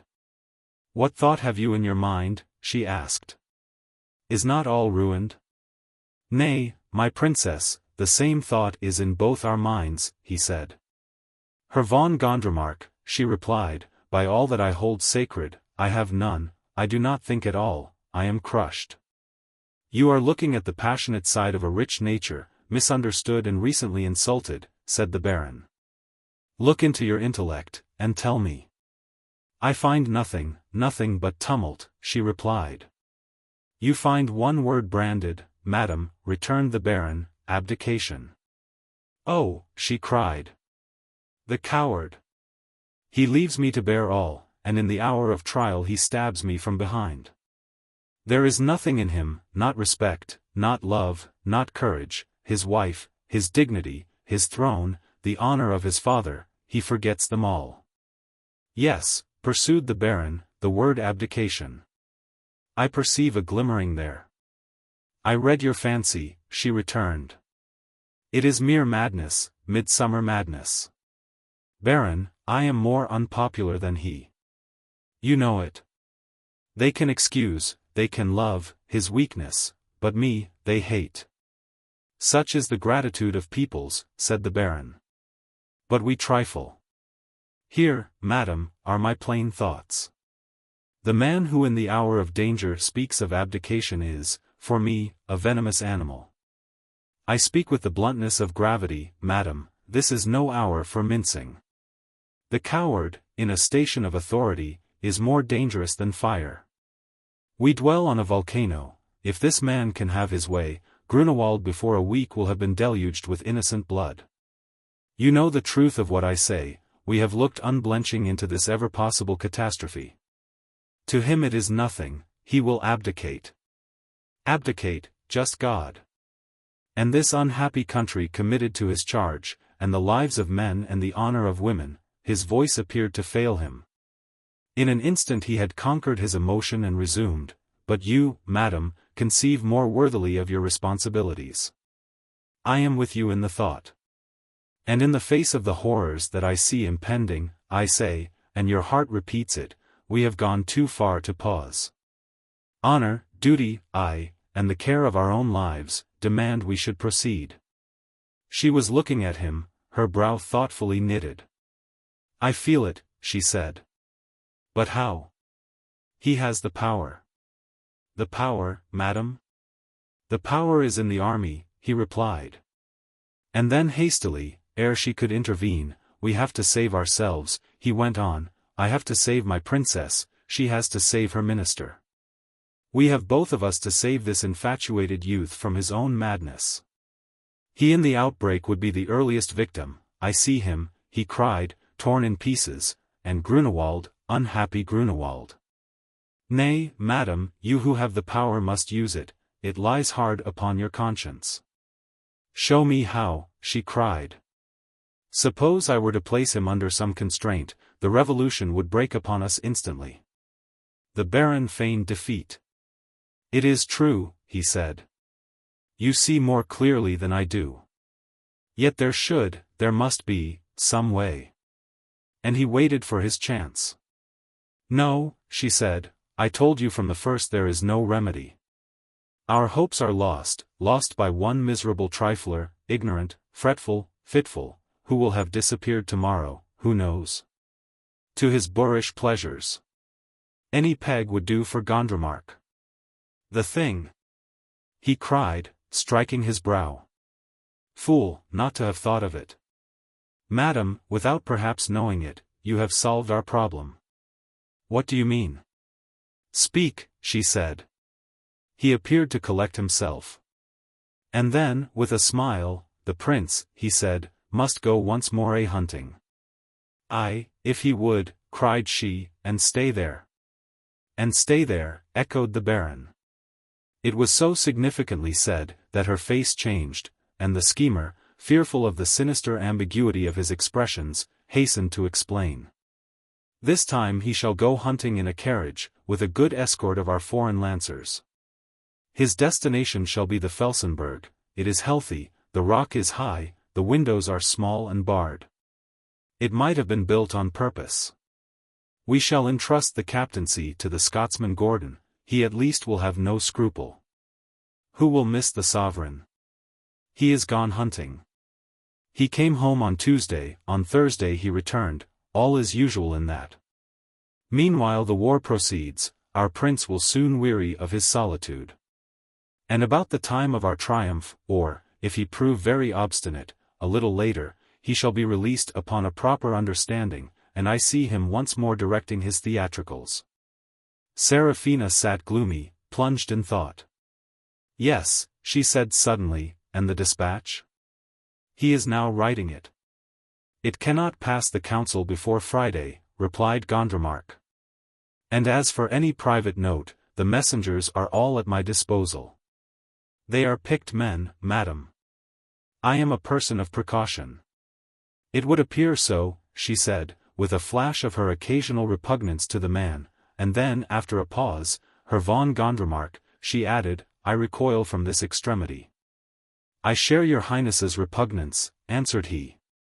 But what would you have? We are defenseless, else. I see it, but this is sudden. It is a public crime, she said, nodding at him with a sort of horror. Look but a little deeper, he returned, and whose is the crime? His, she cried. His, before God. And I hold him liable. But still. It is not as if he would be harmed, submitted Gondremark. I know it, she replied, but it was still unheartily. And then, as brave men are entitled, by prescriptive right as old as the world's history, to the alliance and the active help of fortune, the punctual goddess stepped down from the machine. One of the princess's ladies begged to enter. A man, it appeared, had brought a line for the Freiherr von Gondremark. It proved to be a pencil billet, which the crafty Grünewald had found the means to scribble and dispatch under the very guns of Otto. And the daring of the act bore testimony to the terror of the actor. For Grünewald had but one influential motive, fear. The note ran thus. At the first council, procuration to be withdrawn. Corn. Grease. So, after 3 years of exercise, the right of signature was to be stripped from Seraphina. It was more than an insult, it was a public disgrace. And she did not pause to consider how she had earned it, but morally bounded under the attack as bounds the wounded tiger. Enough, she said, I will sign the order. When shall he leave? It will take me 12 hours to collect my men, and it had best be done at night.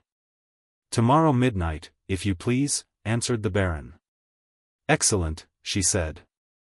My door is always open to you, Baron. As soon as the order is prepared, bring it me to sign.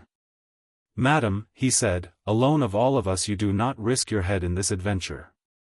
For that reason, and to prevent all hesitation, I venture to propose the order should be in your hand throughout. You are right, she replied. He laid a form before her, and she wrote the order in a clear hand, and reread it. Suddenly a cruel smile came on her face. I had forgotten his puppet, said she. They will keep each other company. And she interlined and initiated the condemnation of Dr. Gotthold. Your Highness has more memory than your servant, said the Baron. And then he, in his turn, carefully perused the fateful paper. Good, said he. You will appear in the drawing-room, Baron? She asked. I thought it better, said he, to avoid the possibility of a public affront. Anything that shook my credit might hamper us in the immediate future. You are right, she said. And she held out her hand as to an old friend and equal. Chapter 9.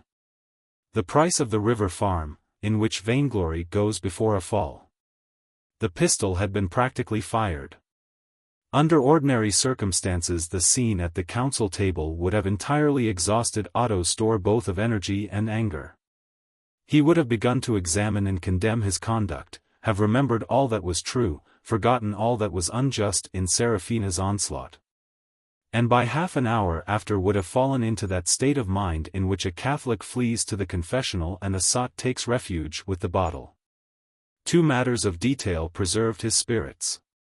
For, first, he had still an infinity of business to transact, and to transact business, for a man of Otto's neglectful and procrastinating habits, is the best anodyne for conscience. All afternoon he was hard at it with the Chancellor, reading, dictating, signing, and dispatching papers, and this kept him in a glow of self-approval. But, secondly, his vanity was still alarmed. He had failed to get the money. Tomorrow before noon he would have to disappoint old Killian. And in the eyes of that family which counted him so little, and to which he had sought to play the part of the heroic comforter, he must sink lower than at first. To a man of Otto's temper, this was death. He could not accept the situation. And even as he worked, and worked wisely and well, over the hated details of his principality, he was secretly maturing a plan by which to turn the situation. It was a scheme as pleasing to the man as it was dishonorable in the prince, in which his frivolous nature found and took vengeance for the gravity and burden of the afternoon. He chuckled as he thought of it, and Grünewald heard him with wonder, and attributed his lively spirits to the skirmish of the morning. Led by this idea, the antique courtier ventured to compliment his sovereign on his bearing. It reminded him, he said, of Otto's father. What? Asked the prince, whose thoughts were miles away. Your Highness's authority at the board, explained the flatterer. Oh, that. Oh yes, returned Otto. But for all his carelessness, his vanity was delicately tickled, and his mind returned and dwelt approvingly over the details of his victory. I quelled them all, he thought. When the more pressing matters had been dismissed, it was already late, and Otto kept the Chancellor to dinner, and was entertained with a leash of ancient histories and modern compliments. The Chancellor's career had been based, from the first off-put, on entire subserviency. He had crawled into honors and employments, and his mind was prostitute. The instinct of the creature served him well with Otto. First, he let fall a sneering word or two upon the female intellect, thence he proceeded to a closer engagement. And before the third course he was artfully dissecting Seraphina's character to her approving husband.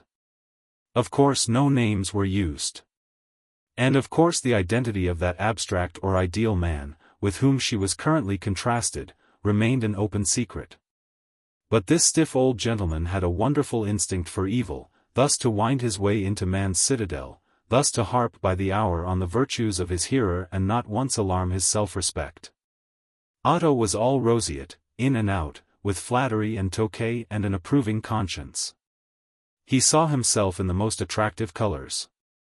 If even Griesensang, he thought, could thus espy the loose stitches in Seraphina's character, and thus disloyally impart them to the opposite camp, he, the discarded husband, the dispossessed prince, could scarce have erred on the side of severity. In this excellent frame he bade adieu to the old gentleman, whose voice had proved so musical, and set forth for the drawing-room. Already on the stair, he was seized with some compunction. But when he entered the great gallery and beheld his wife, the Chancellor's abstract flatteries fell from him like rain, and he reawoke to the poetic facts of life. She stood a good way off below a shining lustre, her back turned. The bend of her waist overcame him with physical weakness. This was the girl-wife who had lain in his arms and whom he had sworn to cherish. There was she, who was better than success. It was Seraphina who restored him from the blow. She swam forward and smiled upon her husband with a sweetness that was insultingly artificial. "Frederick," she lisped, "you are late." It was a scene of high comedy, such as is proper to unhappy marriages, and her aplomb disgusted him. There was no etiquette at these small drawing-rooms. People came and went at pleasure. The window embrasures became the roost of happy couples. At the great chimney the talkers mostly congregated, each full charged with scandal, and down at the farther end the gamblers gambled. It was towards this point that Otto moved, not ostentatiously, but with a gentle insistence, and scattering attentions as he went. Once abreast of the card table, he placed himself opposite to Madame von Rosen, and, as soon as he had caught her eye, withdrew to the embrasure of a window. There she had speedily joined him. "You did well to call me," she said, a little wildly. "These cards will be my ruin." "Leave them," said Otto. She cried, and laughed, "they are my destiny. My only chance was to die of a consumption, now I must die in a garret." "You are bitter tonight," said Otto. "I have been losing," she replied. "You do not know what greed is." "I have come, then, in an evil hour," said he. "Ah, you wish a favor," she cried, brightening beautifully. "Madam," said he, "I am about to found my party, and I come to you for a recruit." "Done," said the Countess. "I am a man again." "I may be wrong," continued Otto, "but I believe upon my heart you wish me no ill." "I wish you so well," she said, "that I dare not tell it you." "Then if I ask my favor," quoth the prince. "Ask it, mon prince," she answered. "Whatever it is granted." "I wish you," he returned, "this very night to make the farmer of our talk." "Heaven knows your meaning," she exclaimed. "I know not, neither care, there are no bounds to my desire to please you." "Call him maid." "I will put it in another way," returned Otto. "Did you ever steal?" "Often," cried the Countess. "I have broken all the 10 commandments, and if there were more tomorrow, I should not sleep till I had broken these. This is a case of burglary. To say the truth, I thought it would amuse you," said the prince. "I have no practical experience," she replied, but oh! The goodwill. I have broken a workbox in my time, and several hearts, my own included. Never a house. But it cannot be difficult, sins are so unromantically easy. What are we to break? Madam, we are to break the treasury, said Otto, and he sketched to her briefly, wittily, with here and there a touch of pathos, the story of his visit to the farm, of his promise to buy it, and of the refusal with which his demand for money had been met that morning at the council. Concluding with a few practical words as to the treasury windows, and the helps and hindrances of the proposed exploit. They refused you the money, she said when he had done. And you accepted the refusal? Well. They gave their reasons, replied Otto, coloring. They were not such as I could combat, and I am driven to dilapidate the funds of my own country by a theft. It is not dignified, but it is fun. Fun, she said, yes. And then she remained silently plunged in thought for an appreciable time. How much do you require? She asked at length. 3,000 crowns will do, he answered, for I have still some money of my own. Excellent, she said, regaining her levity. I am your true accomplice. And where are we to meet? You know the Flying Mercury, he answered, in the park. 3 pathways intersect, there they have made a seat and raised the statue. The spot is handy and the deity congenial. Child, she said, and tapped him with her fan. But do you know, my prince, you are an egoist, your handy trysting place is miles from me. You must give me ample time. I cannot, I think, possibly be there before 2. But as the bell beats 2, your helper shall arrive, welcome, I trust. Stay, do you bring anyone? She added. Oh, it is not for a chaperone, I am not a prude. I shall bring a groom of mine, said Otto. I caught him stealing corn. His name? She asked. I profess I know not. I am not yet intimate with my corn stealer, returned the prince. It was in a professional capacity. Like me. Flatterer, she cried. But oblige me in one thing. Let me find you waiting at the seat, yes, you shall await me. For on this expedition it shall be no longer prince and countess, it shall be the lady and the squire, and your friend the thief shall be no nearer than the fountain. Do you promise? Madam, in everything you are to command, you shall be captain, I am but supercargo, answered Otto. Well, heaven bring all safe to port, she said. It is not Friday. Something in her manner had puzzled Otto, had possibly touched him with suspicion. Is it not strange, he remarked, that I should choose my accomplice from the other camp? Fool, she said. But it is your only wisdom that you know your friends. And suddenly, in the vantage of the deep window, she caught up his hand and kissed it with a sort of passion. Now go, she added, go at once. He went, somewhat staggered, doubting in his heart that he was overbold. For in that moment she had flashed upon him like a jewel. And even through the strong panoply of a previous love he had been conscious of a shock. Next moment he had dismissed the fear. Both Otto and the countess retired early from the drawing-room. And the prince, after an elaborate feint, dismissed his valet, and went forth by the private passage and the back postern in quest of the groom. Once more the stable was in darkness, once more Otto employed the talismanic knock, and once more the groom appeared and sickened with terror. Good evening, friend, said Otto pleasantly. I want you to bring a corn sack, empty this time, and to accompany me. We shall be gone all night. Your Highness, groaned the man, I have the charge of the small stables. I am here alone. Come, said the prince, you are no such martinet in duty. And then seeing that the man was shaking from head to foot, Otto laid a hand upon his shoulder. If I meant you harm, he said, should I be here? The fellow became instantly reassured. He got the sack. And Otto led him round by several paths and avenues, conversing pleasantly by the way. and left him at last planted by a certain fountain where a goggle-eyed Triton spouted intermittently into a rippling laver. Thence he proceeded alone to where, in a round clearing, a copy of John Bologna's Mercury stood tiptoe in the twilight of the stars. The night was warm and windless. A shaving of new moon had lately arisen, but it was still too small and too low down in heaven to contend with the immense host of lesser luminaries. And the rough face of the earth was drenched with starlight. Down one of the alleys, which widened as it receded, he could see a part of the lamplit terrace where a sentry silently paced, and beyond that a corner of the town with interlacing streetlights. But all around him the young trees stood mystically blurred in the dim shine, and in the stock-still quietness the upleaping god appeared alive. In this dimness and silence of the night, Otto's conscience became suddenly and staringly luminous, like the dial of a city clock. He averted the eyes of his mind, but the finger rapidly traveling, pointed to a series of misdeeds that took his breath away.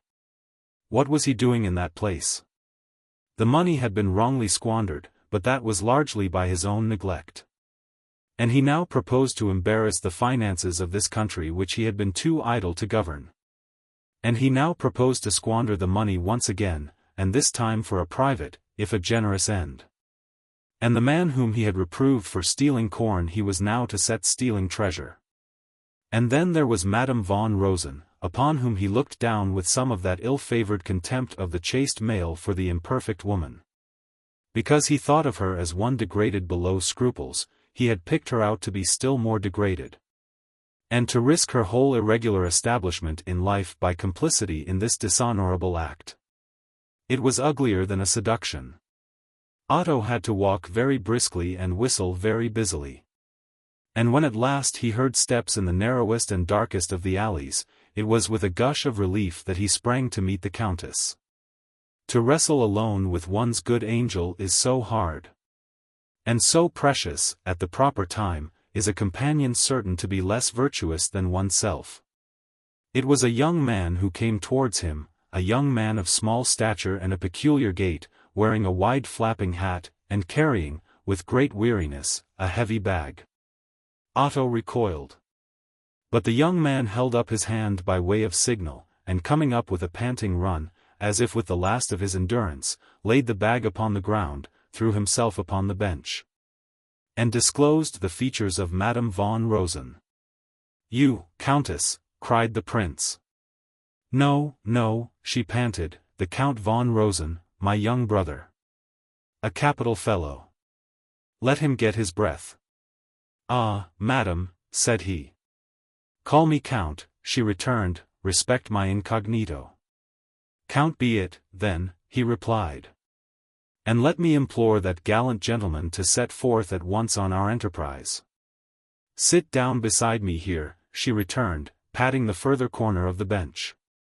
"I will follow you in a moment. Oh, I am so tired, feel how my heart leaps." "Where is your thief?" "At his post," replied Otto. "Shall I introduce him? He seems an excellent companion." "No," she said, "do not hurry me yet. I must speak to you. Not but I adore your thief. I adore anyone who has the spirit to do wrong. I never cared for virtue till I fell in love with my prince." She laughed musically.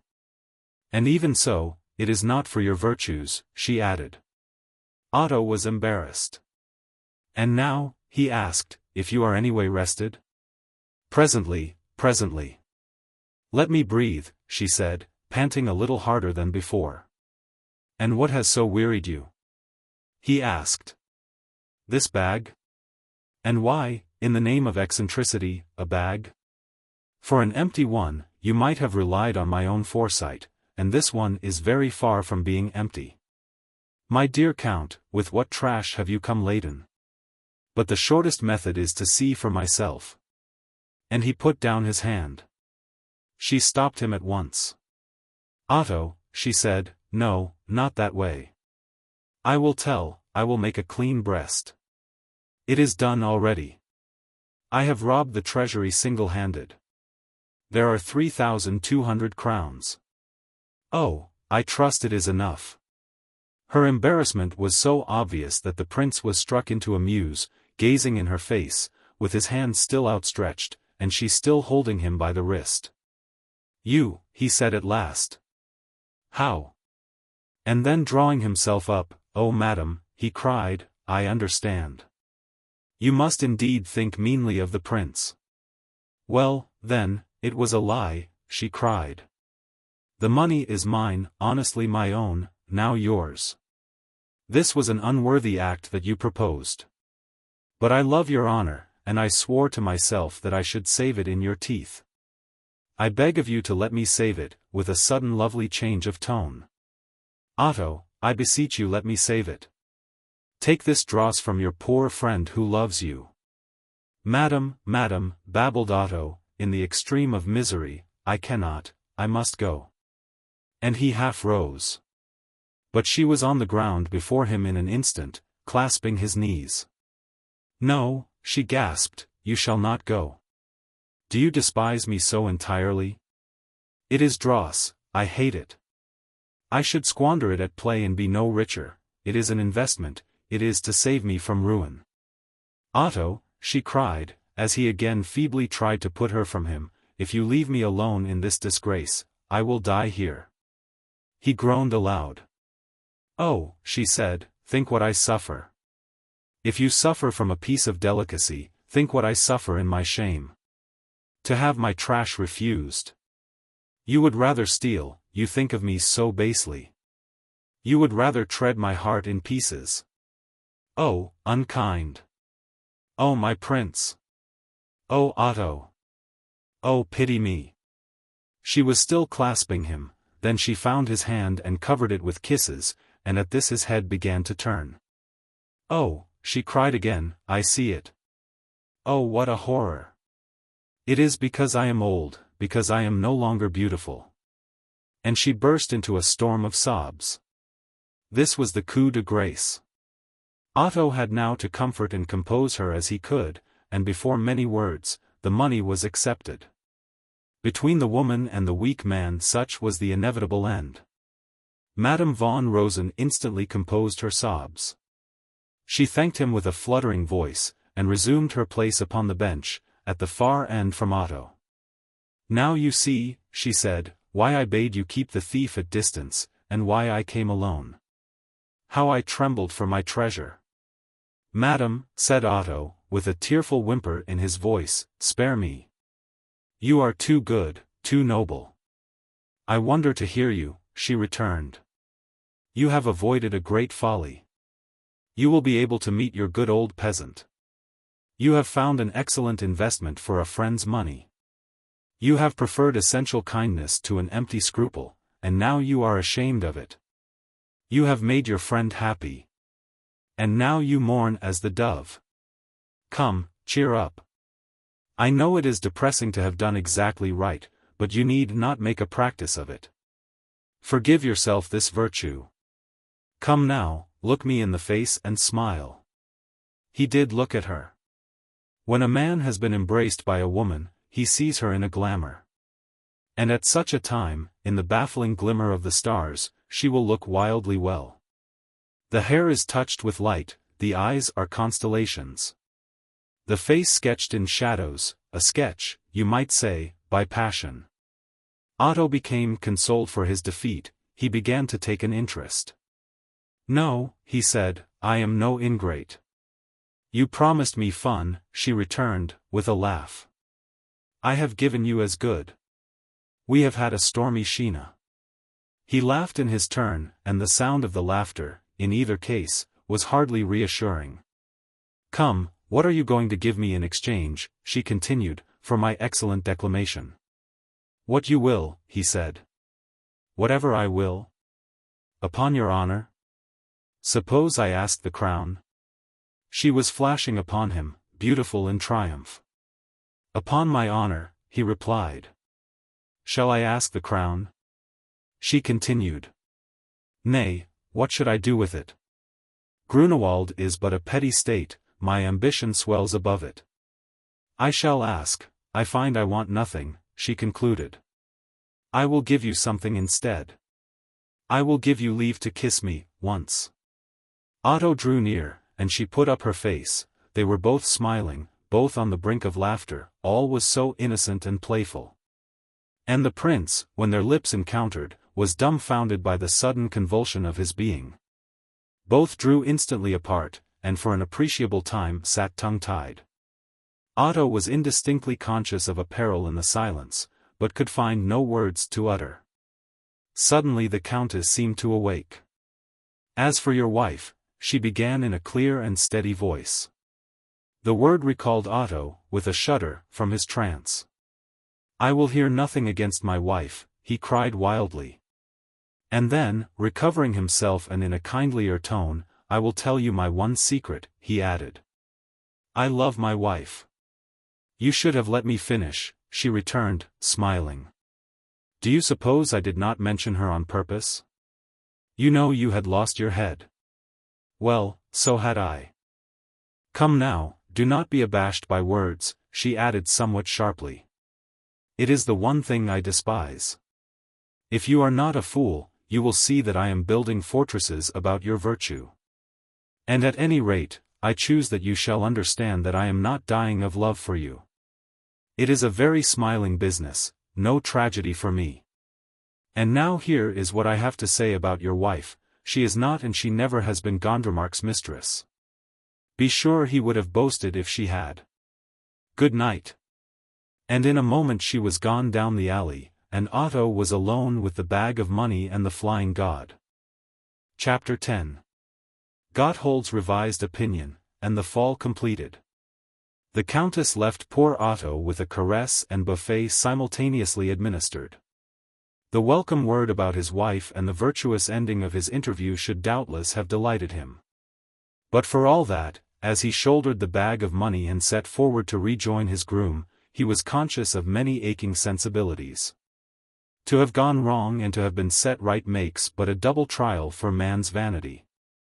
The discovery of his own weakness and possible unfaith had staggered him to the heart. And to hear, in the same hour, of his wife's fidelity from one who loved her not, increased the bitterness of the surprise. He was about halfway between the fountain and the flying Mercury before his thoughts began to be clear, and he was surprised to find them resentful. He paused in a kind of temper, and struck with his hand a little shrub. Thence there arose instantly a cloud of awakened sparrows, which as instantly dispersed and disappeared into the thicket. He looked at them stupidly, and when they were gone continued staring at the stars. "I am angry. By what right? By none," he thought, but he was still angry. He cursed Madame von Rosen and instantly repented. Heavy was the money on his shoulders. When he reached the fountain, he did, out of ill humor and parade, an unpardonable act. He gave the money bodily to the dishonest groom. "Keep this for me," he said, "until I call for it tomorrow. It is a great sum, and by that you will judge that I have not condemned you." And he strode away ruffling, as if he had done something generous. It was a desperate stroke to re-enter at the point of the bayonet into his self-esteem. And, like all such, it was fruitless in the end. He got to bed with the devil, it appeared, kicked and tumbled till the grey of the morning. And then fell inopportunely into a leaden slumber, and awoke to find it 10. To miss the appointment with old Killian after all, had been too tragic a miscarriage, and he hurried with all his might, found the groom, for a wonder, faithful to his trust. And arrived only a few minutes before noon in the guest-chamber of the Morning Star. Killian was there in his Sunday's best and looking very gaunt and rigid. A lawyer from Brandenau stood sentinel over his outspread papers. And the groom and the landlord of the inn were called to serve as witnesses. The obvious deference of that great man, the innkeeper, plainly affected the old farmer with surprise. But it was not until Otto had taken the pen and signed that the truth flashed upon him fully. Then, indeed, he was beside himself. "His Highness," he cried, "His Highness," and repeated the exclamation till his mind had grappled fairly with the facts. Then he turned to the witnesses. "Gentlemen," he said, "you dwell in a country highly favored by God. For of all generous gentlemen, I will say it on my conscience, this one is the king. I am an old man, and I have seen good and bad, and the year of the great famine. But a more excellent gentleman, no, never. We know that, cried the landlord, we know that well in Grünewald. If we saw more of his highness we should be the better pleased. It is the kindest prince, began the groom, and suddenly closed his mouth upon a sob, so that everyone turned to gaze upon his emotion, Otto not last. Otto struck with remorse, to see the man so grateful. Then it was the lawyer's turn to pay a compliment. I do not know what Providence may hold in store, he said, but this day should be a bright one in the annals of your reign. The shouts of armies could not be more eloquent than the emotion on these honest faces. And the Brandonall lawyer bowed, skipped, stepped back, and took snuff, with the air of a man who has found and seized an opportunity. Well, young gentleman, said Killian, if you will pardon me the plainness of calling you a gentleman, many a good day's work you have done, I doubt not, but never a better. Or one that will be better blessed. And whatever, sir, may be your happiness and triumph in that high sphere to which you have been called, it will be none the worse, sir, for an old man's blessing. The scene had almost assumed the proportions of an ovation, and when the prince escaped he had but one thought, to go wherever he was most sure of praise. His conduct at the Board of Council occurred to him as a fair chapter, and this evoked the memory of Gotthold. To Gotthold he would go. Gotthold was in the library as usual, and laid down his pen, a little angrily, on Otto's entrance. Well, he said, here you are. Well, returned Otto, we made a revolution, I believe. It is what I fear, returned the doctor. How, said Otto. Fear? Fear is the burnt child. I have learned my strength and the weakness of the others, and I now mean to govern. Gotthold said nothing, but he looked down and smoothed his chin. You disapprove? Cried Otto. You are a weathercock. On the contrary, replied the doctor. My observation has confirmed my fears. It will not do, Otto, not do. What will not do? Demanded the prince, with a sickening stab of pain. None of it, answered Gotthold. You are unfitted for a life of action, you lack the stamina, the habit, the restraint, the patience. Your wife is greatly better, vastly better. And though she is in bad hands, displays a very different aptitude. She is a woman of affairs, you are, dear boy, you are yourself. I bid you back to your amusements. Like a smiling dominie, I give you holidays for life. Yes, he continued, there is a day appointed for all when they shall turn again upon their own philosophy. I had grown to disbelieve impartially in all, and if in the Atlas of the Sciences there were two charts I disbelieved in more than all the rest, they were politics and morals. I had a sneaking kindness for your vices, as they were negative, they flattered my philosophy, and I called them almost virtues. Well, Otto, I was wrong, I have forsworn my skeptical philosophy. And I perceive your faults to be unpardonable. You are unfit to be a prince, unfit to be a husband. And I give you my word, I would rather see a man capably doing evil than blundering about good. Otto was still silent, in extreme dudgeon. Presently the doctor resumed, I will take the smaller matter first, your conduct to your wife. You went, I hear, and had an explanation. That may have been right or wrong, I know not. At least, you had stirred her temper. At the council she insults you, well, you insult her back, a man to a woman, a husband to his wife, in public. Next upon the back of this, you propose, the story runs like wildfire, to recall the power of signature. Can she ever forgive that? A woman, a young woman, ambitious, conscious of talents beyond yours? Never, Otto. And to sum all, at such a crisis in your married life, you get into a window corner with that ogling Dame von Rosen. I do not dream that there was any harm, but I do say it was an idle disrespect to your wife. Why, man, the woman is not decent.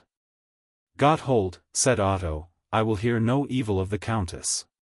You will certainly hear no good of her, returned Gotthold, and if you wish your wife to be the pink of nicety, you should clear your court of demi-reputations.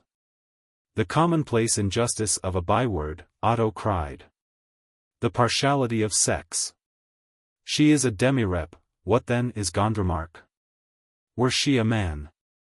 It would be all one, retorted Gotthold roughly.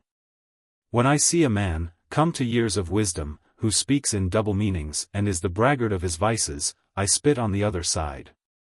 You, my friend, say I, are not even a gentleman. Well, she's not even a lady. She is the best friend I have, and I choose that she shall be respected, Otto said. If she is your friend, so much the worse, replied the doctor. It will not stop there. Ah, cried Otto, there is the charity of virtue. All evil in the spotted fruit. But I can tell you, sir, that you do Madame von Rosen prodigal injustice. You can tell me, said the doctor shrewdly. Have you tried? Have you been riding the marches? The blood came into Otto's face. Ah, cried Gotthold, look at your wife and blush. There's a wife for a man to marry and then lose. She's a carnation, Otto. The soul is in her eyes. You have changed your note for Seraphina, I perceive, said Otto. Changed it? Cried the doctor, with a flush. Why, when was it different? But I own I admired her at the council. When she sat there silent, tapping with her foot, I admired her as I might a hurricane. Were I one of those who venture upon matrimony, there had been the prize to tempt me. She invites, as Mexico invited Cortez. The enterprise is hard, the natives are unfriendly, I believe them cruel too, but the metropolis is paved with gold and the breeze blows out of paradise. Yes, I could desire to be that conqueror. But to philander with von Rosen. Never. Senses? I discard them, what are they, pruritus? Curiosity? Reach me my anatomy. To whom do you address yourself? Cried Otto. Surely you, of all men, know that I love my wife. Oh, love, cried Gotthold, love is a great word, it is in all the dictionaries. If you had loved, she would have paid you back. What does she ask? A little ardor. It is hard to love for two, replied the prince. Hard? Why, there's the touchstone. Oh, I know my poets, cried the doctor. We are but dust and fire, too arid to endure life's scorching. And love, like the shadow of a great rock, should lend shelter and refreshment, not to the lover only, but to his mistress and to the children that reward them. And their very friends should seek repose in the fringes of that peace. Love is not love that cannot build a home. And you call it love to grudge and quarrel and pick faults? You call it love to thwart her to her face, and bandy insults? Love. Gotthold, you are unjust. I was then fighting for my country, said the prince. Aye, and there's the worst of all, returned the doctor. You could not even see that you were wrong, that being where they were, retreat was ruin. Why, you supported me, cried Otto. I did. I was a fool like you, replied Gotthold. But now my eyes are open.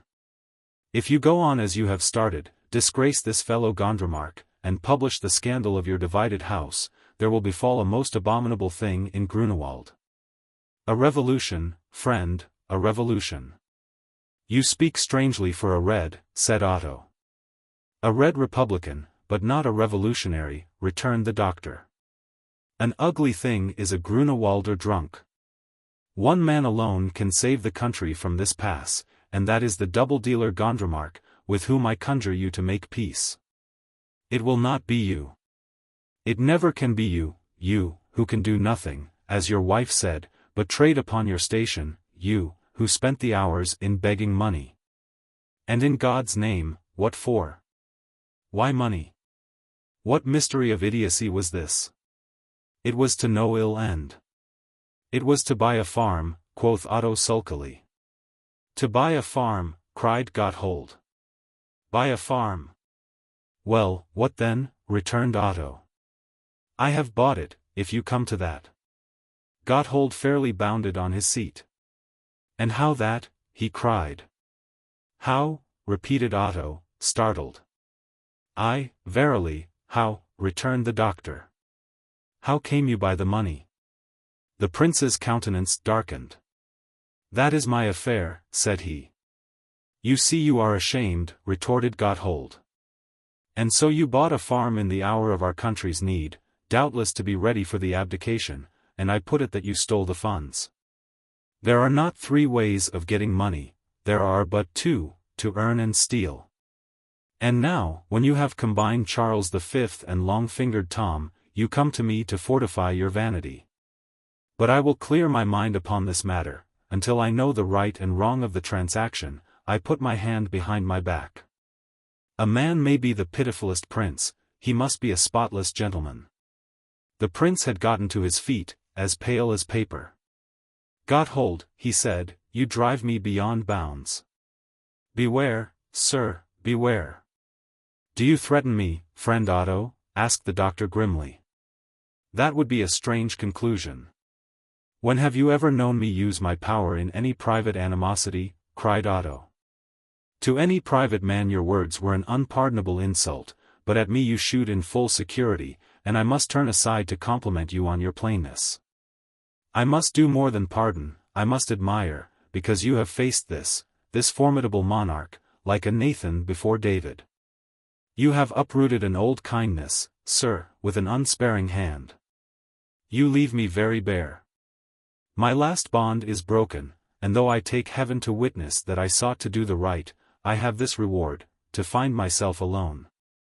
You say I am no gentleman. Yet the sneers have been upon your side, and though I can very well perceive where you have lodged your sympathies, I will forbear the taunt. Otto, are you insane? Cried Gotthold, leaping up. Because I ask you how you came by certain moneys, and because you refuse. Herr von Hohenstockwitz, I have ceased to invite your aid in my affairs, said Otto. I have heard all that I desire, and you have sufficiently trampled on my vanity.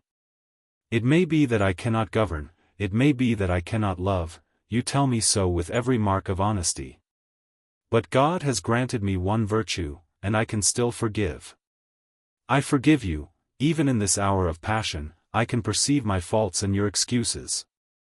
And if I desire that in future I may be spared your conversation, it is not, sir, from resentment, not resentment, but, by heaven, because no man on earth could endure to be so rated. You have the satisfaction to see your sovereign weep, and that person whom you have so often taunted with his happiness reduced to the last pitch of solitude and misery. No, I will hear nothing. I claim the last word, sir, as your prince, and that last word shall be, forgiveness. And with that Otto was gone from the apartment, and Dr. Gotthold was left alone with the most conflicting sentiments of sorrow, remorse, and merriment. Walking to and fro before his table, and asking himself, with hands uplifted, which of the pair of them was most to blame for this unhappy rupture. Presently, he took from a cupboard a bottle of Rhine wine and a goblet of the deep Bohemian ruby. The first glass a little warmed and comforted his bosom. With the second he began to look down upon these troubles from a sunny mountain. Yet a while, and filled with this false comfort and contemplating life throughout a golden medium, he owned to himself, with a flush, a smile, and a half-pleasurable sigh, that he had been somewhat overplain in dealing with his cousin. He said the truth, too, added the penitent librarian, for in my monkish fashion I adore the princess. And then, with a still deepening flush and a certain stealth, although he sat all alone in that great gallery, he toasted Seraphina to the dregs. Chapter 11. Providence von Rosen, Act the First. She beguiles the Baron. At a sufficiently late hour, or to be more exact, at 3 in the afternoon, Madame von Rosen issued on the world. She swept downstairs and out across the garden, a black mantilla thrown over her head, and the long train of her black velvet dress ruthlessly sweeping in the dirt. At the other end of that long garden, and back to back with the villa of the Countess, stood the large mansion where the Prime Minister transacted his affairs and pleasures. This distance, which was enough for decency by the easy canons of Mittwalden, the Countess swiftly traversed, opened a little door with a key, mounted a flight of stairs, and entered unceremoniously into Gondremark's study. It was a large and very high apartment, books all about the walls, papers on the table, papers on the floor, here and there a picture, somewhat scant of drapery. A great fire glowing and flaming in the blue-tiled hearth, and the daylight streaming through a cupola above. In the midst of this sat the great Baron Gondremark in his shirt-sleeves, his business for that day fairly at an end, and the hour arrived for relaxation. His expression, his very nature, seemed to have undergone a fundamental change. Gondremark at home appeared the very antipode of Gondremark on duty. He had an air of massive jollity that well became him, grossness and geniality sat upon his features, and along with his manners, he had laid aside his sly and sinister expression. He lolled there, sunning his bulk before the fire, a noble animal. "Hey!" he cried. "At last!" The Countess stepped into the room in silence, threw herself on a chair, and crossed her legs. In her lace and velvet, with a good display of smooth black stocking and of snowy petticoat, and with the refined profile of her face and slender plumpness of her body, she showed in singular contrast to the big, black, intellectual satyr by the fire. "How often do you send for me?" she cried. "It is compromising." Gondremark laughed. "Speaking of that," said he, "what in the devil's name were you about? You were not home till morning." "I was giving alms," she said. The Baron again laughed loud and long, for in his shirt-sleeves he was a very mirthful creature. "It is fortunate I am not jealous," he remarked. "But you know my way, pleasure and liberty go hand in hand. I believe what I believe, it is not much, but I believe it, but now to business. Have you not read my letter?" "No," she said. "My head ached." "Ah, well. Then I have news indeed," cried Gondremark. "I was mad to see you all last night and all this morning, for yesterday afternoon I brought my long business to a head. The ship has come home, one more dead lift, and I shall cease to fetch and carry for the Princess Ratafia. Yes, 'tis done. I have the order all in Ratafia's hand, I carry it on my heart. At the hour of 12 tonight, Prince Featherhead is to be taken in his bed and, like the Bambino, whipped into a chariot.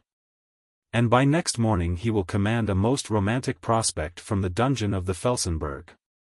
Farewell, Featherhead. The war goes on, the girl is in my hand. I have long been indispensable, but now I shall be sole.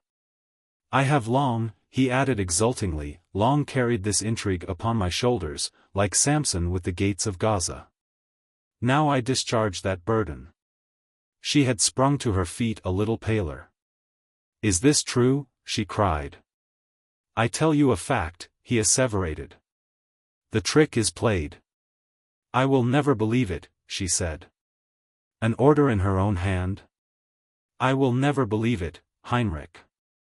"I swear to you," said he. "Oh, what do you care for oaths, or I either? What would you swear by? Wine, women, and song?" "It is not binding," she said. She had come quite close up to him and laid her hand upon his arm. "As for the order, no, Heinrich, never. I will never believe it. I will die ere I believe it. You have some secret purpose, what, I cannot guess, but not one word of it is true." "Shall I show it you?" he asked. "You cannot," she answered. "There is no such thing. Incorrigible sagacity." He cried. "Well, I will convert you, you shall see the order." He moved to a chair where he had thrown his coat, and then drawing forth and holding out a paper, "Read," said he. She took it greedily, and her eye flashed as she perused it. "Hey!" cried the Baron, "there falls a dynasty, and it was I that felled it, and I and you inherit." He seemed to swell in stature. And next moment, with a laugh, he put his hand forward. "Give me the dagger," said he. But she whisked the paper suddenly behind her back and faced him, lowering. No, no, she said. You and I have first a point to settle. Do you suppose me blind? She could never have given that paper but to one man, and that man her lover. Here you stand, her lover, her accomplice, her master. Oh, I well believe it, for I know your power. But what am I, she cried, I, whom you deceive? Jealousy, cried Gondremark. Anna, I would never have believed it. But I declare to you by all that's credible that I am not her lover. I might be, I suppose, but I never yet durst risk the declaration. The chit is so unreal. A mincing doll, she will and she will not, there is no counting on her, by God. And hitherto I have had my own way without, and keep the lover in reserve. And I say, Anna, he added with severity, you must break yourself of this new fit, my girl, there must be no combustion. I keep the creature under the belief that I adore her. And if she caught a breath of you and me, she is such a fool, prude, and dog in the manger, that she is capable of spoiling all. All very fine, returned the lady. With whom do you pass your days? And which am I to believe, your words or your actions? Anna, the devil take you, are you blind? Cried Gondremark. You know me. Am I likely to care for such a preciosa? 'Tis hard that we should have been together for so long, and you should still take me for a troubadour. But if there is one thing that I despise and deprecate, it is all such figures in Berlin wool. Give me a human woman, like myself. You are my mate, you were made for me, you amuse me like the play. And what have I to gain that I should pretend to you? If I do not love you, what use are you to me? Why, none. It is as clear as noonday. Do you love me, Heinrich? She asked, languishing. Do you truly? I tell you, he cried, I love you next after myself. I should be all abroad if I had lost you. Well, then, said she, folding up the paper and putting it calmly in her pocket, I will believe you, and I join the plot. Count upon me. At midnight, did you say? It is Gordon, I see, that you have charged with it. Excellent, he will stick at nothing. Gondremark watched her suspiciously. Why do you take the paper? He demanded. Give it here. No, she returned, I mean to keep it. It is I who must prepare the stroke, you cannot manage it without me, and to do my best I must possess the paper. Where shall I find Gordon? In his rooms? She spoke with a rather feverish self-possession. Anna, he said sternly, the black, bilious countenance of his palace role taking the place of the more open favor of his hours at home, I ask you for that paper. Once, twice, and thrice. Heinrich, she returned, looking him in the face, take care. I will put up with no dictation. Both looked dangerous, and the silence lasted for a measurable interval of time. Then she made haste to have the first word, and with a laugh that rang clear and honest, do not be a child, she said. I wonder at you. If your assurances are true, you can have no reason to mistrust me, nor I to play you false. The difficulty is to get the prince out of the palace without scandal. His valets are devoted. His chamberlain a slave, and yet one cry might ruin all. They must be overpowered, he said, following her to the new ground, and disappear along with him. And your whole scheme along with them, she cried. He does not take his servants when he goes a-hunting, a child could read the truth. No, no, the plan is idiotic, it must be Ratifia's. But hear me. You know the prince worships me? I know, he said. Poor featherhead, I cross his destiny. Well now, she continued, what if I bring him alone out of the palace, to some quiet corner of the park, the Flying Mercury, for instance? Gordon can be posted in the thicket. The carriage wait behind the temple, not a cry, not a scuffle, not a footfall, simply, the prince vanishes, what do you say? Am I an able ally? Are my bows you of service? Ah, Heinrich, do not lose your Anna, she has power. he struck with his open hand upon the chimney. "Which," he said, "there is not your match for devilry in Europe. Service. The thing runs on wheels. Kiss me, then, and let me go." "I must not miss my featherhead," she said. "Stay, stay," said the Baron, "not so fast. I wish, upon my soul, that I could trust you. But you are, out and in, so whimsical a devil that I dare not." "Hang it, Anna, no, it's not possible." "You doubt me, Heinrich?" she cried. "Doubt is not the word," said he. "I know you. Once you were clear of me with that paper in your pocket, who knows what you would do with it, not you, at least, nor I. You see," he added, shaking his head paternally upon the Countess, "you are as vicious as a monkey." "I swear to you," she cried, "by my salvation." "I have no curiosity to hear you swearing," said the Baron. "You think that I have no religion? You suppose me destitute of honor. Well," she said, "see here, I will not argue, but I tell you once for all, leave me this order, and the prince shall be arrested, take it from me, and, as certain as I speak, I will upset the coach. Trust me, or fear me, take your choice." And she offered him the paper. The Baron, in a great contention of mind, stood irresolute, weighing the two dangers. Once his hand advanced, then dropped. "Well," he said, "since trust is what you call it." "No more," she interrupted, "do not spoil your attitude. And now, since you have behaved like a good sort of fellow in the dark, I will condescend to tell you why. I go to the palace to arrange with Gordon, but how is Gordon to obey me? And how can I foresee the hours? It may be midnight, and it may be nightfall, all's a chance, and to act, I must be free and hold the strings of the adventure. And now," she cried, "your Vivian goes. Dub me your knight." And she held out her arms and smiled upon him radiant. "Well," he said, when he had kissed her, "every man must have his folly. I thank God mine is no worse. Off with you. I have given a child a squib." Chapter 12. Providence von Rosen, Act the Second. She informs the prince. It was the first impulse of Madame von Rosen to return to her own villa and revise her toilette. Whatever else should come of this adventure, it was her firm design to pay a visit to the princess.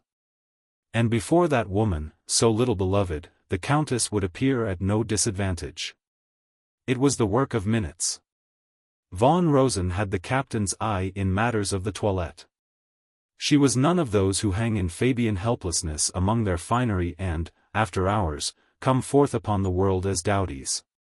A glance, a loosened curl, a studied and admired disorder in the hair, a bit of lace, a touch of color, a yellow rose in the bosom, and the instant picture was complete.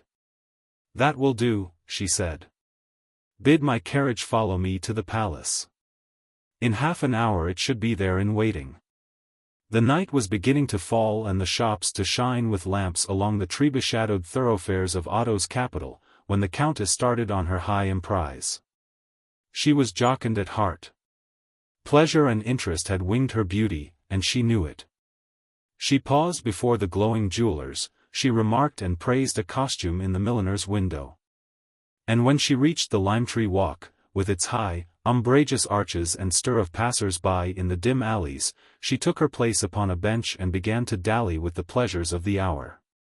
It was cold, but she did not feel it, being warm within. Her thoughts, in that dark corner, shone like the gold and rubies at the jewelers'. Her ears, which heard the brushing of so many footfalls, transposed it into music. What was she to do? She held the paper by which all depended.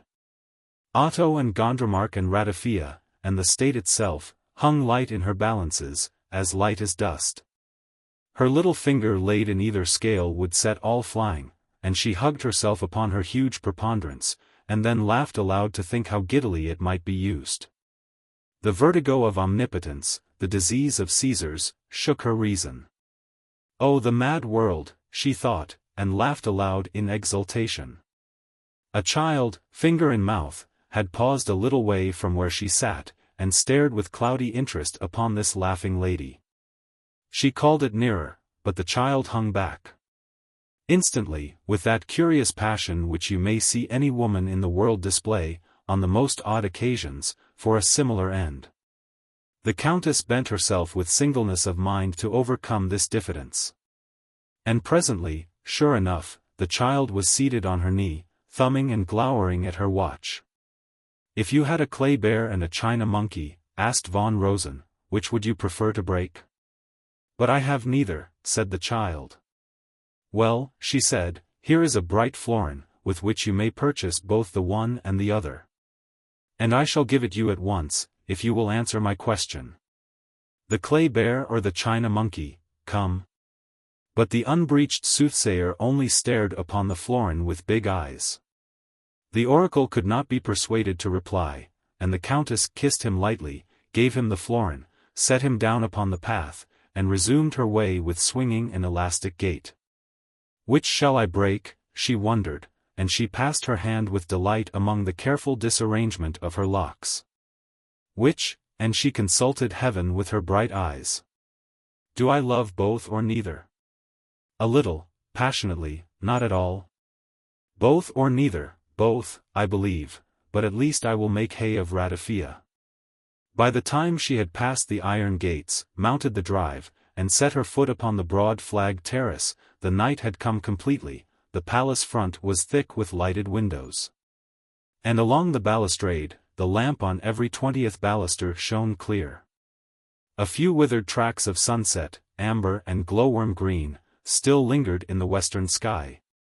And she paused once again to watch them fading. "And to think," she said, "that here am I, destiny embodied, a Norn, a fate, a Providence, and have no guess upon which side I shall declare myself. What other woman in my place would not be prejudiced, and think herself committed? But, thank heaven, I was born just." Otto's windows were bright among the rest, and she looked on them with rising tenderness. "How does it feel to be deserted?" she thought. "Poor dear fool. The girl deserves that he should see this order." Without more delay, she passed into the palace and asked for an audience of Prince Otto. The prince, she was told, was in his own apartment, and desired to be private. She sent her name. A man presently returned with word that the prince tendered his apologies, but could see no one. "Then I will write," she said, and scribbled a few lines alleging urgency of life and death. "Help me, my prince," she added, "none but you can help me." This time the messenger returned more speedily, and begged the Countess to follow him. The prince was graciously pleased to receive the Frau Gräfin von Rosen. Otto sat by the fire in his large armory, weapons faintly glittering all about him in the changeful light. His face was disfigured by the marks of weeping, he looked sour and sad. Nor did he rise to greet his visitor, but bowed, and bade the man begone. That kind of general tenderness which served the Countess for both heart and conscience, sharply smote her at this spectacle of grief and weakness. She began immediately to enter into the spirit of her part, and as soon as they were alone, taking one step forward and with a magnificent gesture, "Up," she cried. "Madame von Rosen," replied Otto dully, "you have used strong words. You speak of life and death. Pray, madam, who is threatened? Who is there," he added bitterly, "so destitute that even Otto of Grunewald can assist him?" "First learn," said she, "the names of the conspirators, the princess and the Baron Gondremark. Can you not guess the rest?" And then, as he maintained his silence, "You," she cried, pointing at him with her finger. "'Tis you they threaten. Your rascal and mine have laid their heads together and condemned you. But they reckoned without you and me. We make a party carry, prince, in love and politics. They lead an ace, but we shall trump it. Come, partner, shall I draw my card?" "Madam," he said, "explain yourself. Indeed I fail to comprehend." "See, then," said she, and handed him the order. He took it, looked upon it with a start, and then, still without speech, he put his hand before his face. She waited for a word in vain. "What," she cried, "do you take the thing downheartedly? As well seek wine in a milk pail as love in that girl's heart. Be done with this, and be a man. After the League of the Lions, let us have a conspiracy of mice, and pull this piece of machinery to ground. You were brisk enough last night when nothing was at stake and all was frolic. Well, here is better sport, here is life indeed." He got to his feet with some alacrity, and his face, which was a little flushed, bore the marks of resolution. "Madame von Rosen," said he, "I am neither unconscious nor ungrateful, this is the true continuation of your friendship, but I see that I must disappoint your expectations. You seem to expect from me some effort of resistance, but why should I resist? I have not much to gain.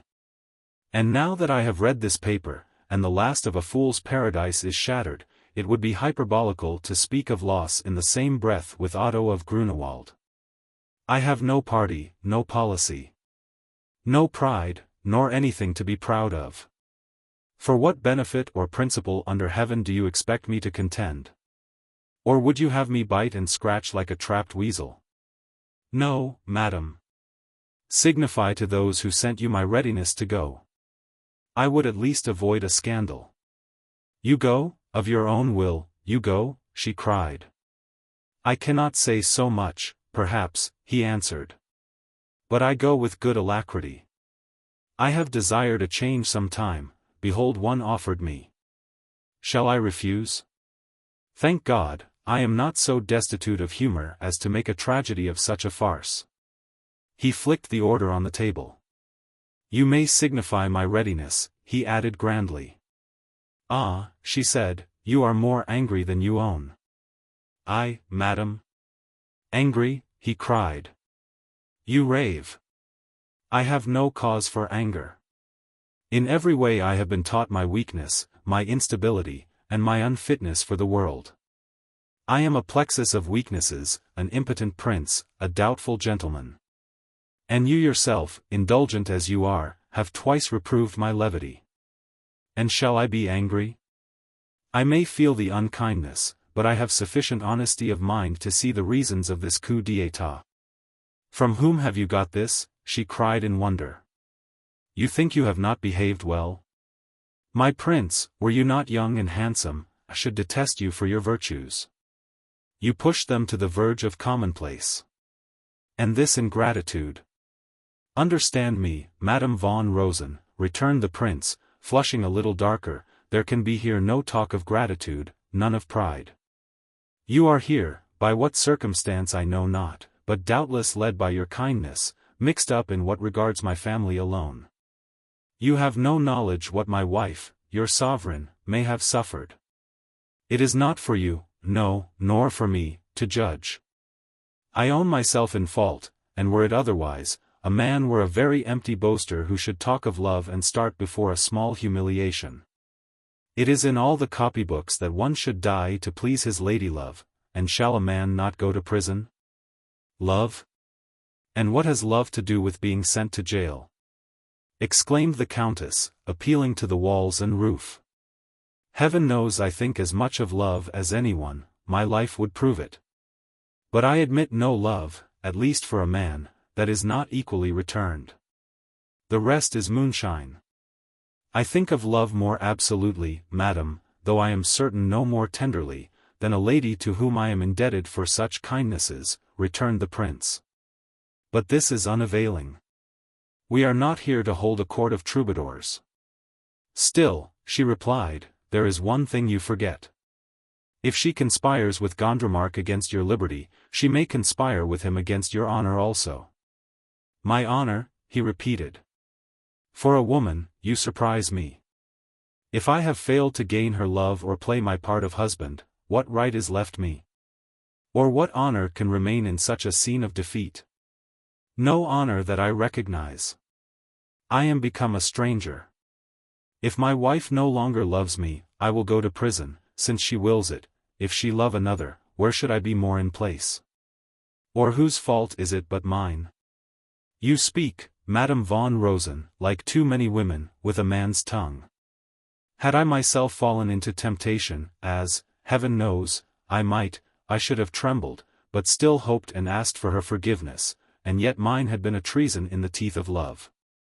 But let me tell you, madam, he pursued, with rising irritation, where a husband by futility, facility, and ill-timed humors has outwearied his wife's patience. I will suffer neither man nor woman to misjudge her. She is free, the man has been found wanting. Because she loves you not, the Countess cried. You know she is incapable of such a feeling. Rather, it was I who was born incapable of inspiring it, said Otto. Madame von Rosen broke into sudden laughter. Fool, she cried, I am in love with you myself. Ah, madam, you are most compassionate, the prince retorted, smiling. But this is waste debate. I know my purpose. Perhaps, to equal you in frankness, I know and embrace my advantage. I am not without the spirit of adventure. I am in a false position, so recognized by public acclamation. Do you grudge me, then, my issue?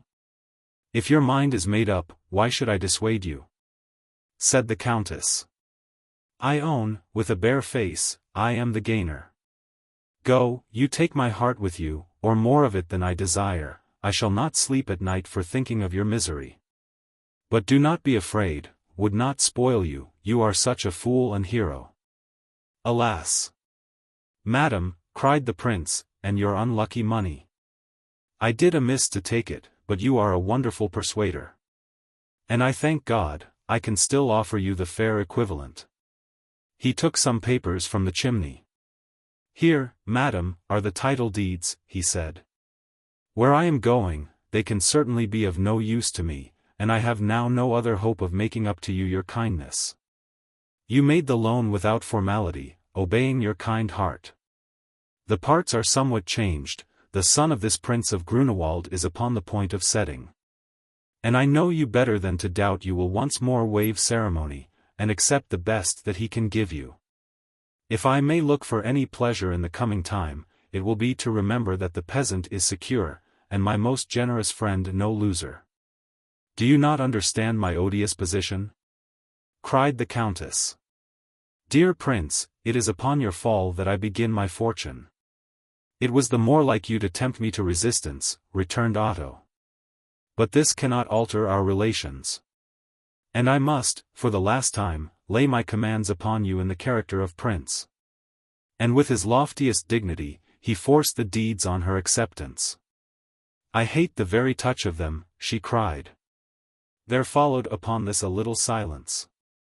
At what time, resumed Otto, if indeed you know, am I to be arrested? Your Highness, when you please, exclaimed the Countess. Or, if you choose to tear that paper, never. I would rather it were done quickly, said the prince. I shall take but time to leave a letter for the princess. Well, said the Countess, I have advised you to resist. At the same time, if you intend to be dumb before your shearers, I must say that I ought to set about arranging your arrest. I offered, she hesitated, I offered to manage it, intending, my dear friend, intending, upon my soul, to be of use to you. Well, if you will not profit by my goodwill, then be of use to me. And as soon as ever you feel ready, go to the Flying Mercury where we met last night. It will be none the worse for you, and to make it quite plain, it will be better for the rest of us. Dear madam, certainly, said Otto. If I am prepared for the chief evil, I shall not quarrel with details. Go, then, with my best gratitude. And when I have written a few lines of leave-taking, I shall immediately hasten to keep tryst. Tonight I shall not meet so dangerous a cavalier, he added, with a smiling gallantry. As soon as Madame von Rosen was gone, he made a great call upon his self-command. He was face to face with a miserable passage where, if it were possible, he desired to carry himself with dignity. As to the main fact, he never swerved or faltered. He had come so heartsick and so cruelly humiliated from his talk with Gotthold, that he embraced the notion of imprisonment with something bordering on relief. Here was, at least, a step which he thought blameless, here was a way out of his troubles. He sat down to write to Seraphina, and his anger blazed.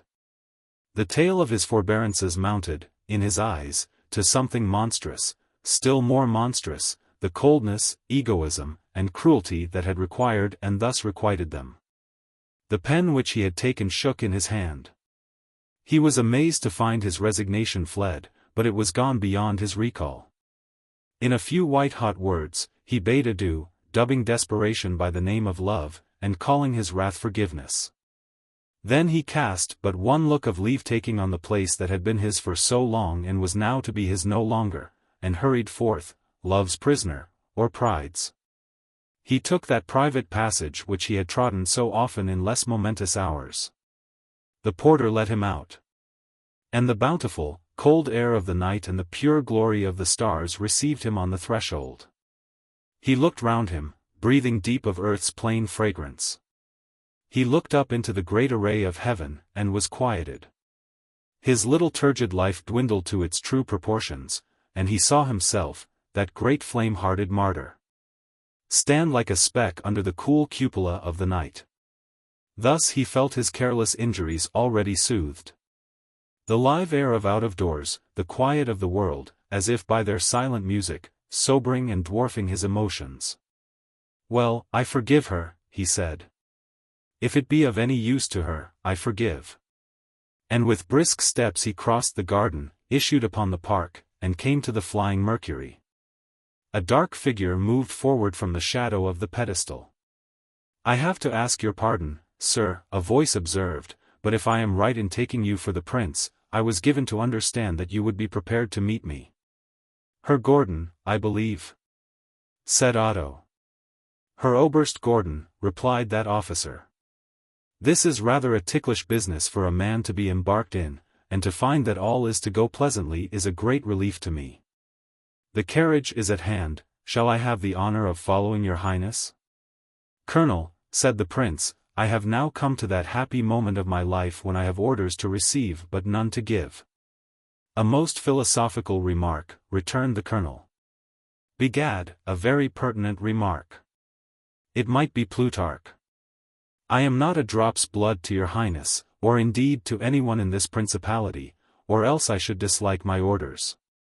But as it is, and since there is nothing unnatural or unbecoming on my side, and your highness takes it in good part, I begin to believe we may have a capital time together, sir, a capital time. For a jailer is only a fellow captive." "May I inquire, Herr Gordon," asked Otto, "what led you to accept this dangerous and I would fain hope thankless office?" "Very natural, I am sure," replied the officer of fortune. "My pay is, in the meanwhile, doubled." "Well, sir, I will not presume to criticize," returned the prince. "And I perceive the carriage." Sure enough, at the intersection of two alleys of the park, a coach and four, conspicuous by its lanterns, stood in waiting. And a little way off about a score of lancers were drawn up under the shadow of the trees. Chapter 13. Providence von Rosen, Act the Third. She enlightened Seraphina. When Madame von Rosen left the prince, she hurried straight to Colonel Gordon. And not content with directing the arrangements, she had herself accompanied the soldier of fortune to the flying Mercury. The colonel gave her his arm, and the talk between this pair of conspirators ran high and lively. The countess, indeed, was in a whirl of pleasure and excitement. Her tongue stumbled upon laughter, her eyes shone, the color that was usually wanting now perfected her face.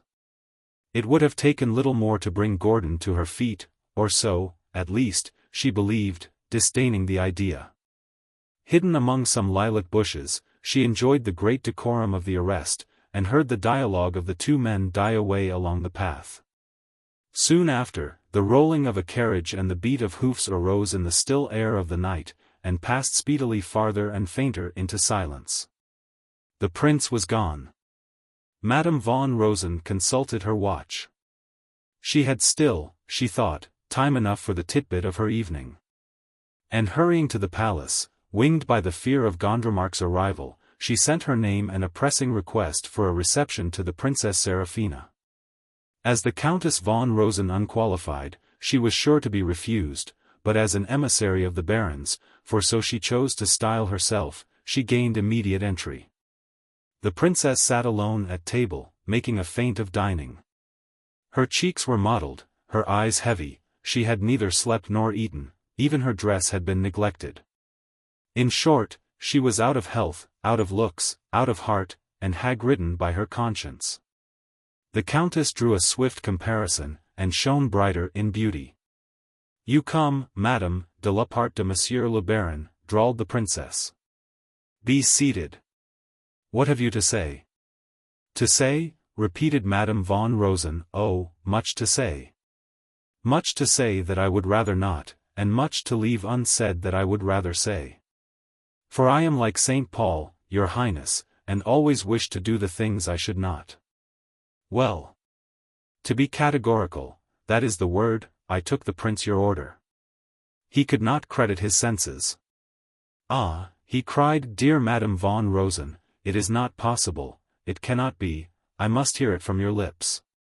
My wife is a poor girl misled, she is only silly, she is not cruel." "Mon prince," said I, "a girl, and therefore cruel, youth kills flies." He had such pain to understand it. "Madame von Rosen," said the princess, in most steadfast tones, but with a rose of anger in her face, "who sent you here, and for what purpose? Tell your errand." "Oh, madam, I believe you understand me very well," returned von Rosen. "I have not your philosophy. I wear my heart upon my sleeve, excuse the indecency. It is a very little one," she laughed, "and I so often change the sleeve."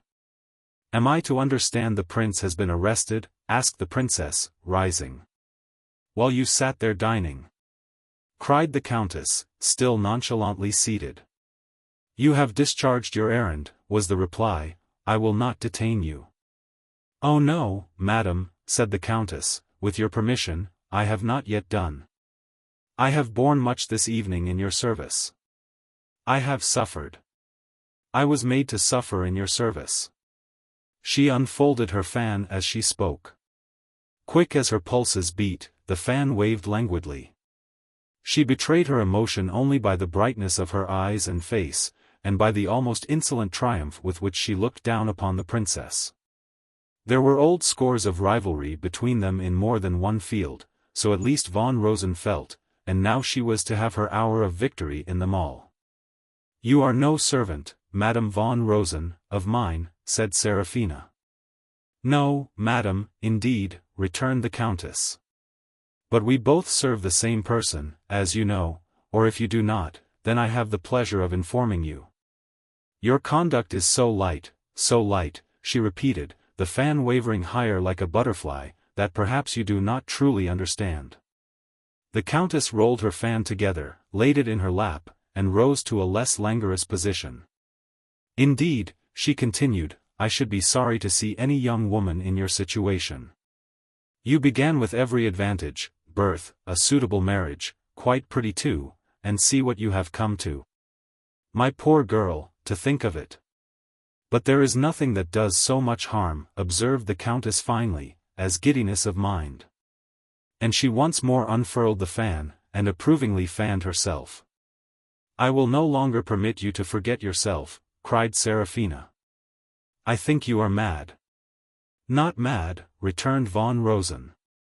"Sane enough to know you dare not break with me tonight, and to profit by the knowledge. I left my poor, pretty Prince Charming crying his eyes out for a wooden doll. My heart is soft. I love my pretty prince, you will never understand it, but I long to give my prince his doll, dry his poor eyes, and send him off happy." "Oh, you immature fool!" the countess cried, rising to her feet, and pointing at the princess the closed fan that now began to tremble in her hand. "Oh wooden doll," she cried, "have you a heart, or blood, of any nature? This is a man, child, a man who loves you. Oh, it will not happen twice. It is not common, beautiful and clever women look in vain for it. And you pitiful schoolgirl, tread this jewel underfoot. You, stupid with your vanity. Before you try to govern kingdoms, you should first be able to behave yourself at home. Home is the woman's kingdom. She paused and laughed a little, strangely to hear and look upon.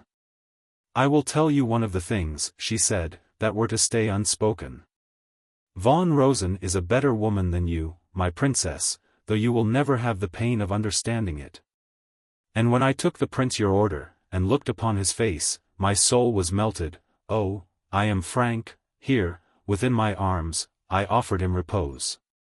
She advanced a step superbly as she spoke, with outstretched arms, and Seraphina shrank. "Do not be alarmed," the countess cried, "I am not offering that hermitage to you. In all the world there is but one who wants to, and him you have dismissed. If it will give her pleasure I should wear the martyr's crown," he cried, "I will embrace the thorns. I tell you, I am quite frank, I put the order in his power and begged him to resist. You, who have betrayed your husband, may betray me to Gondremark, my prince would betray no one. Understand it plainly," she cried, "'tis of his pure forbearance that you sit there, he had the power, I gave it him, to change the parts, and he refused, and went to prison in your place." The princess spoke with some distress. "Your violence shocks me and pains me," she began, "but I cannot be angry with what at least does honor to the mistaken kindness of your heart. It was right for me to know this. I will condescend to tell you. It was with deep regret that I was driven to this step.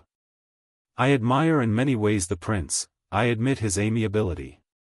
It was our great misfortune, it was perhaps somewhat of my fault, that we were so unsuited to each other, but I have a regard, a sincere regard, for all his qualities.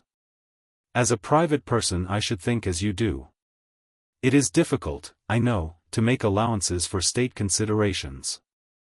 I have only with deep reluctance obeyed the call of a superior duty. And so soon as I dare do it for the safety of the state, I promise you the prince shall be released. Many in my situation would have resented your freedoms. I am not," and she looked for a moment rather piteously upon the countess, "I am not altogether so inhuman as you think." "And you can put these troubles of the state," the countess cried, "to weigh with a man's love? Madame von Rosen, these troubles are affairs of life and death to many.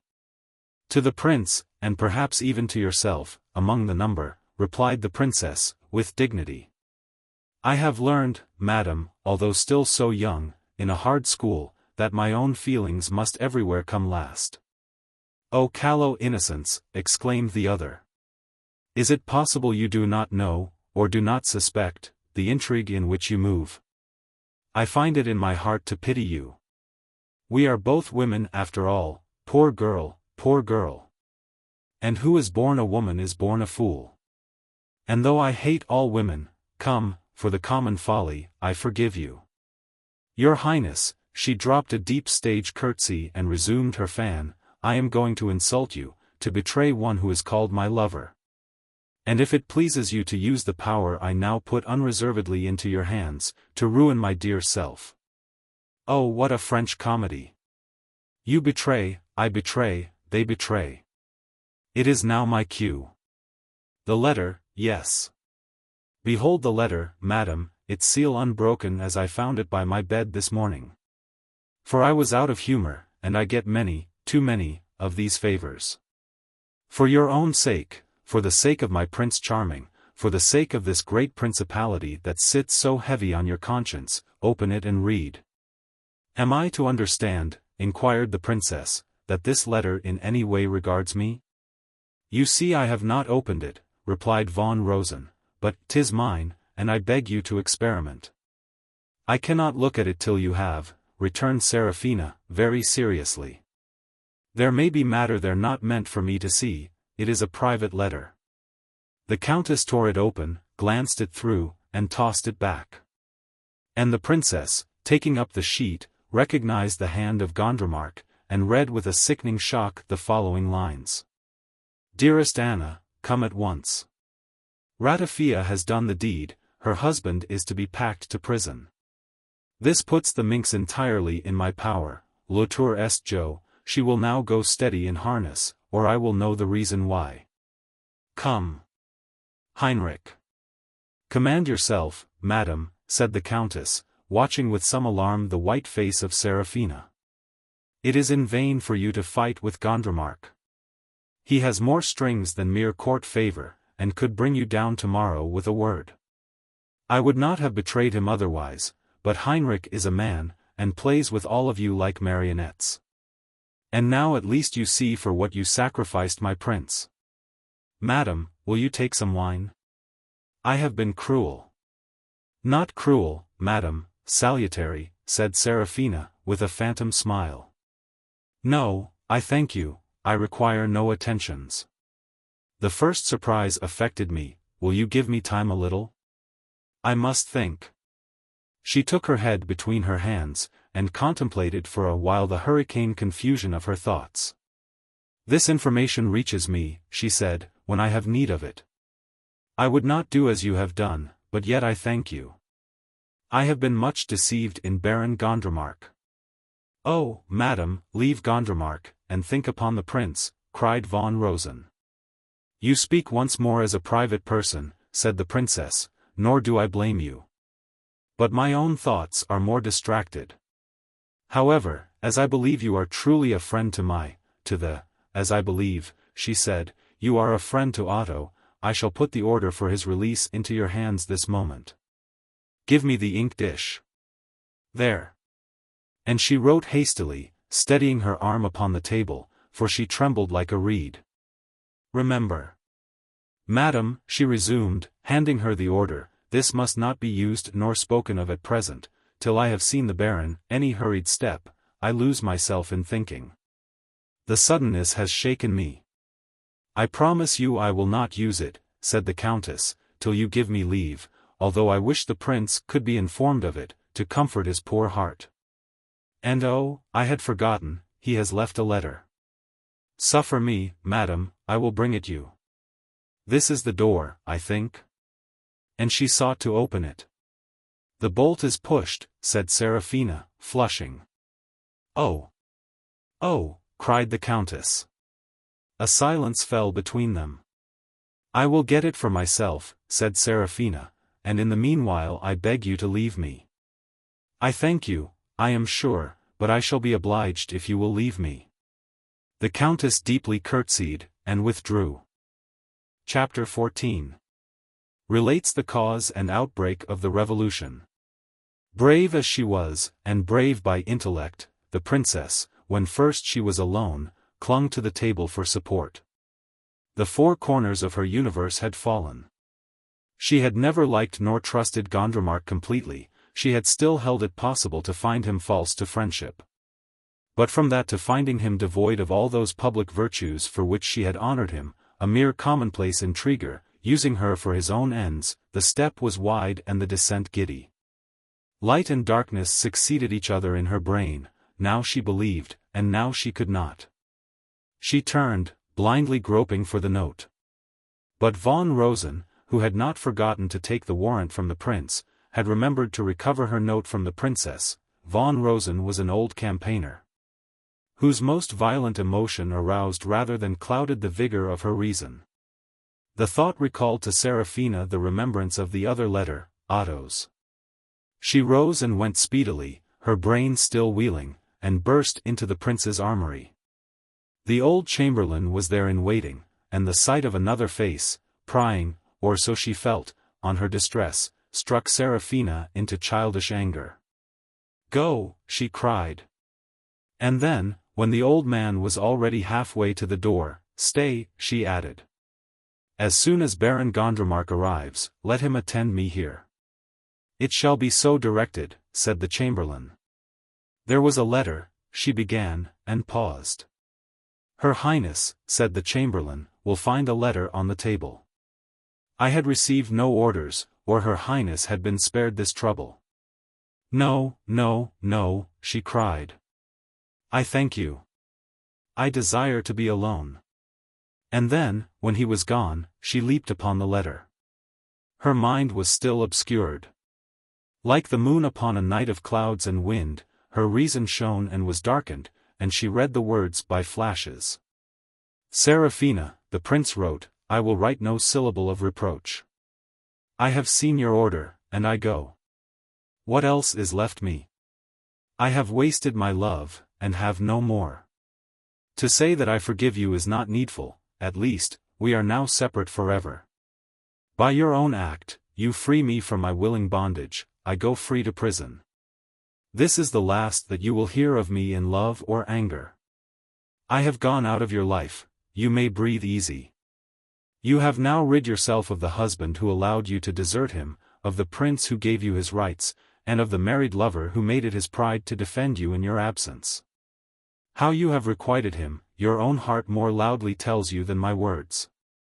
There is a day coming when your vain dreams will roll away like clouds, and you will find yourself alone. Then you will remember. Otto. She read with a great horror on her mind, that day, of which he wrote, was come. She was alone, she had been false, she had been cruel. Remorse rolled in upon her, and then with a more piercing note, vanity bounded on the stage of consciousness.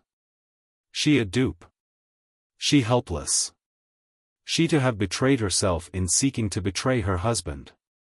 She to have lived these years upon flattery, grossly swallowing the bolus, like a clown with sharpers. She, Seraphina. Her swift mind drank the consequences. She foresaw the coming fall, her public shame, she saw the odium, disgrace, and folly of her story flaunt through Europe. She recalled the scandal she had so royally braved, and alas! She had now no courage to confront it with. To be thought the mistress of that man, perhaps for that. She closed her eyes on agonizing vistas. Swift as thought she had snatched a bright dagger from the weapons that shone along the wall. She would escape. From that worldwide theatre of nodding heads and buzzing whisperers, in which she now beheld herself unpitiably martyred, one door stood open. At any cost, through any stress of suffering, that greasy laughter should be stifled. She closed her eyes, breathed a wordless prayer, and pressed the weapon to her bosom. At the astonishing sharpness of the prick, she gave a cry and awoke to a sense of undeserved escape. A little ruby spot of blood was the reward of that great act of desperation. But the pain had braced her like a tonic, and her whole design of suicide had passed away. At the same instant regular feet drew near along the gallery, and she knew the tread of the big baron, so often gladly welcome, and even now rallying her spirits like a call to battle. She concealed the dagger in the folds of her skirt, and drawing her stature up, she stood firm-footed, radiant with anger, waiting for the foe. The baron was announced, and entered. To him, Seraphina was a hated task, like the schoolboy with his Virgil, he had neither will nor leisure to remark her beauties. But when he now beheld her standing illuminated by her passion, new feelings flashed upon him, a frank admiration, a brief sparkle of desire. He noted both with joy, they were means. If I have to play the lover, thought he, for that was his constant preoccupation, I believe I can put soul into it. Meanwhile, with his usual ponderous grace, he bent before the lady. I propose, she said in a strange voice, not known to her till then, that we release the prince and do not prosecute the war. Ah, madam, he replied, 'tis as I knew it would be. Your heart, I knew, would wound you when we came to this distasteful but most necessary step. Ah, madam, believe me, I am not unworthy to be your ally. I know you have qualities to which I am a stranger, and count them the best weapons in the armory of our alliance, the girl and the queen, pity, love, tenderness, laughter. The smile that can reward. I can only command, I am the frowner. But you. And you have the fortitude to command these comely weaknesses, to tread them down at the call of reason. How often have I not admired it even to yourself? Aye, even to yourself, he added tenderly, dwelling, it seemed, in memory on hours of more private admiration. But now, madam. But now, Herr von Gondremark, the time for these declarations has gone by, she cried. Are you true to me? Are you false? Look in your heart and answer, it is your heart I want to know. It has come, thought Gondremark. You, madam, he cried, starting back, with fear, you would have said, and yet a timid joy. You. Yourself, You bid me look into my heart? Do you suppose I fear? She cried, and looked at him with such a heightened color, such bright eyes, and a smile of so abstruse a meaning, that the Baron discarded his last doubt. "Ah, madam!" he cried, plumping on his knees. "Seraphina! Do you permit me? Have you divined my secret? It is true, I put my life with joy into your power, I love you, love with ardor, as an equal, as a mistress, as a brother in arms, as an adored, desired, sweet-hearted woman. O bride!" he cried, waxing dithyrambic, "bride of my reason and my senses, have pity on my love." She heard him with wonder, rage, and then contempt. His words offended her to sickness. His appearance, as he grovelled bulkily upon the floor, moved her to such laughter as we laugh in nightmares. "Oh shame!" she cried. "Absurd and odious! What would the Countess say?" That great Baron Gondremark, the excellent politician, remained for some little time upon his knees in a frame of mind which perhaps we are allowed to pity. His vanity, within his iron bosom, bled and raved. If he could have blotted all, if he could have withdrawn part, if he had not called her bride, with a roaring in his ears, he thus regretfully reviewed his declaration. He got to his feet tottering. And then, in that first moment when a dumb agony finds a vent in words, and the tongue betrays the inmost and worst of a man, he permitted himself a retort which, for 6 weeks to follow, he was to repent at leisure. "Ah," said he, "the Countess? Now I perceive the reason of your Highness's disorder."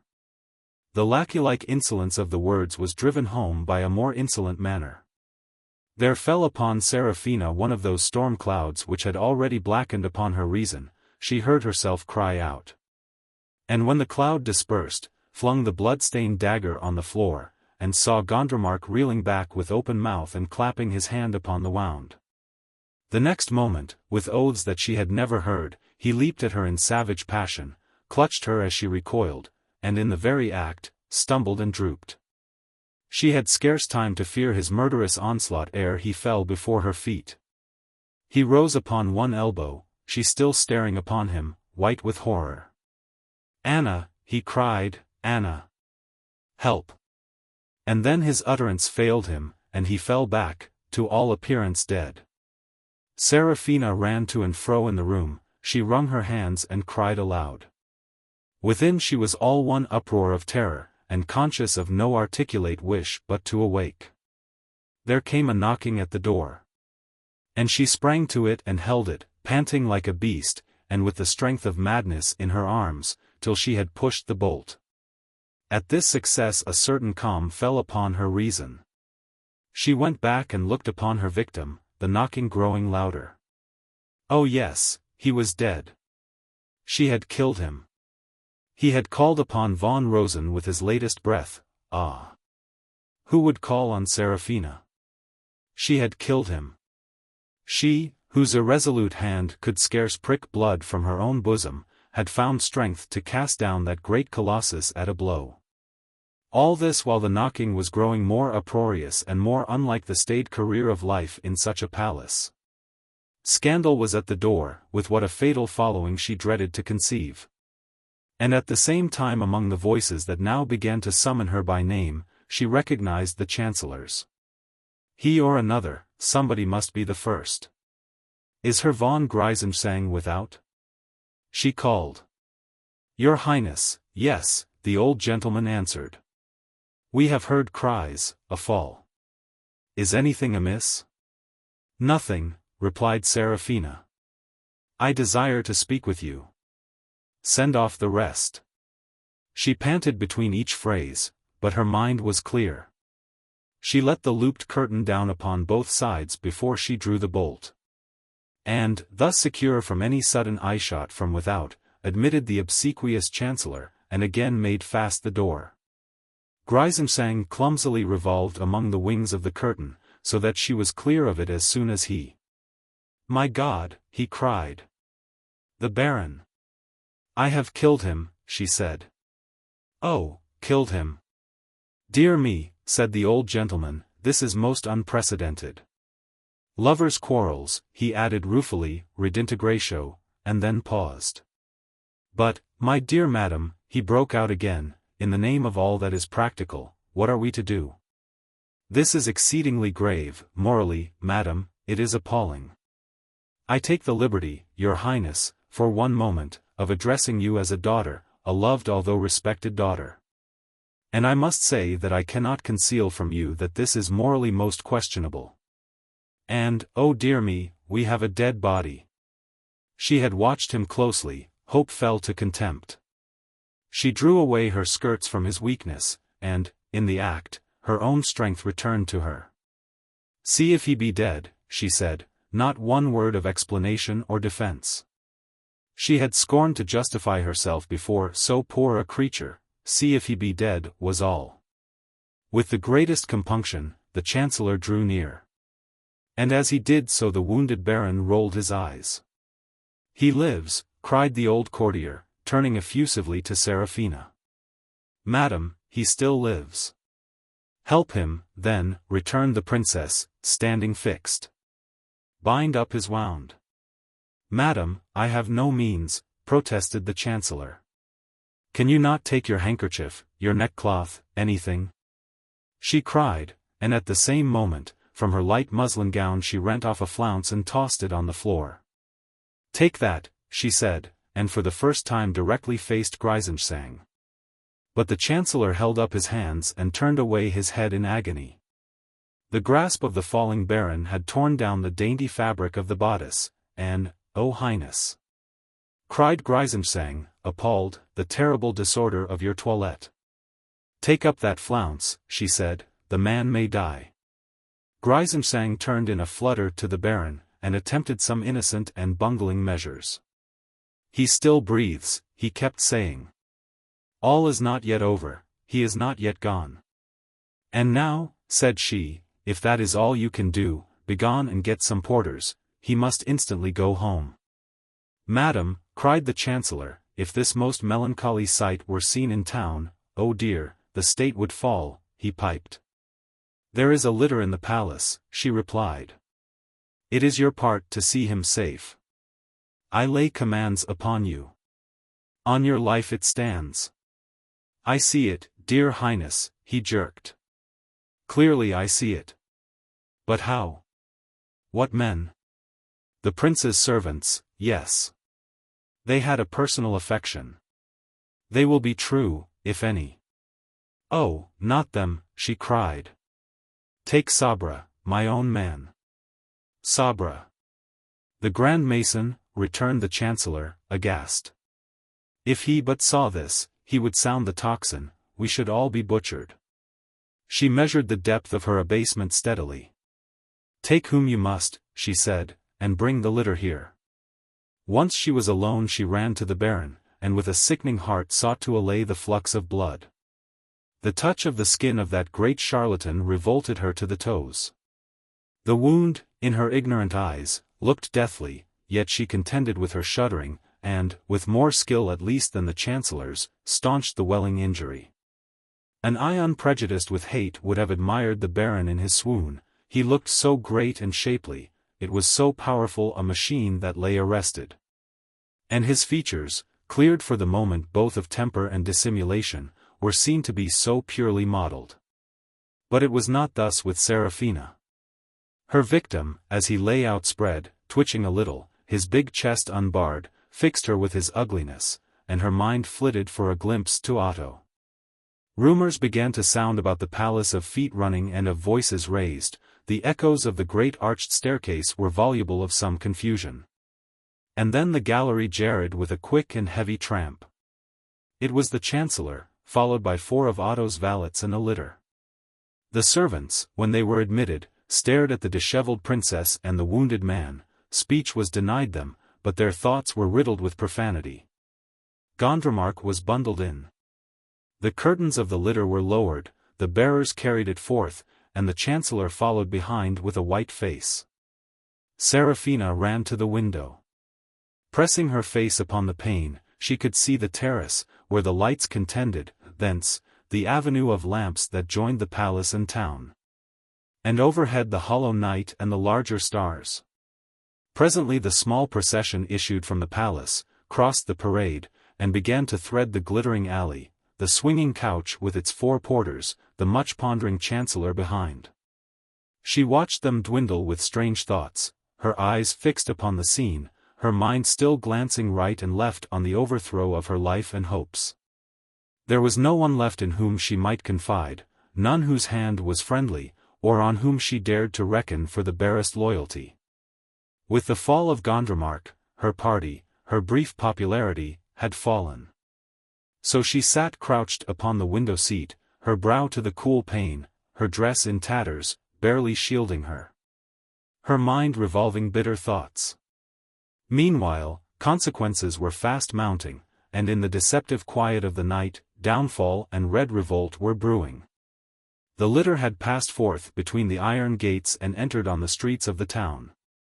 By what flying panic, by what thrill of air communicated, who shall say?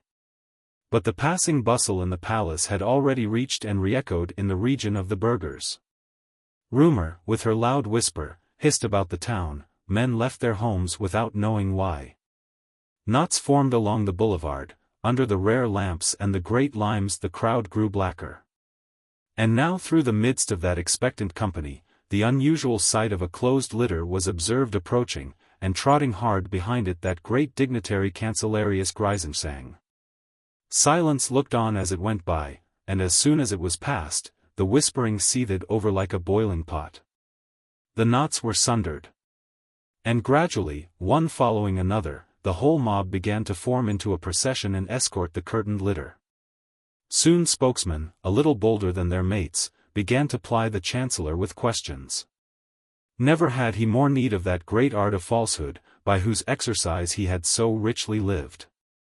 And yet now he stumbled, the master passion, fear, betraying him. He was pressed, he became incoherent, and then from the jolting litter came a groan. In the instant hubbub and the gathering of the crowd as to a natural signal, the clear-eyed quavering chancellor heard the catch of the clock before it strikes the hour of doom. And for 10 seconds he forgot himself. This shall atone for many sins. He plucked a bearer by the sleeve. Bid the princess flee. All is lost, he whispered. And the next moment he was babbling for his life among the multitude. 5 minutes later the wild-eyed servant burst into the armory. All is lost, he cried. The chancellor bids you flee. And at the same time, looking through the window, Seraphina saw the black rush of the populace begin to invade the lamplit avenue. Thank you, George, she said. I thank you. Go. And as the man still lingered, I bid you go, she added. Save yourself. Down by the private passage, and just some 2 hours later, Amalia Seraphina, the last princess, followed Otto Johann Friedrich, the last prince of Grünewald. Book. Chapter 3.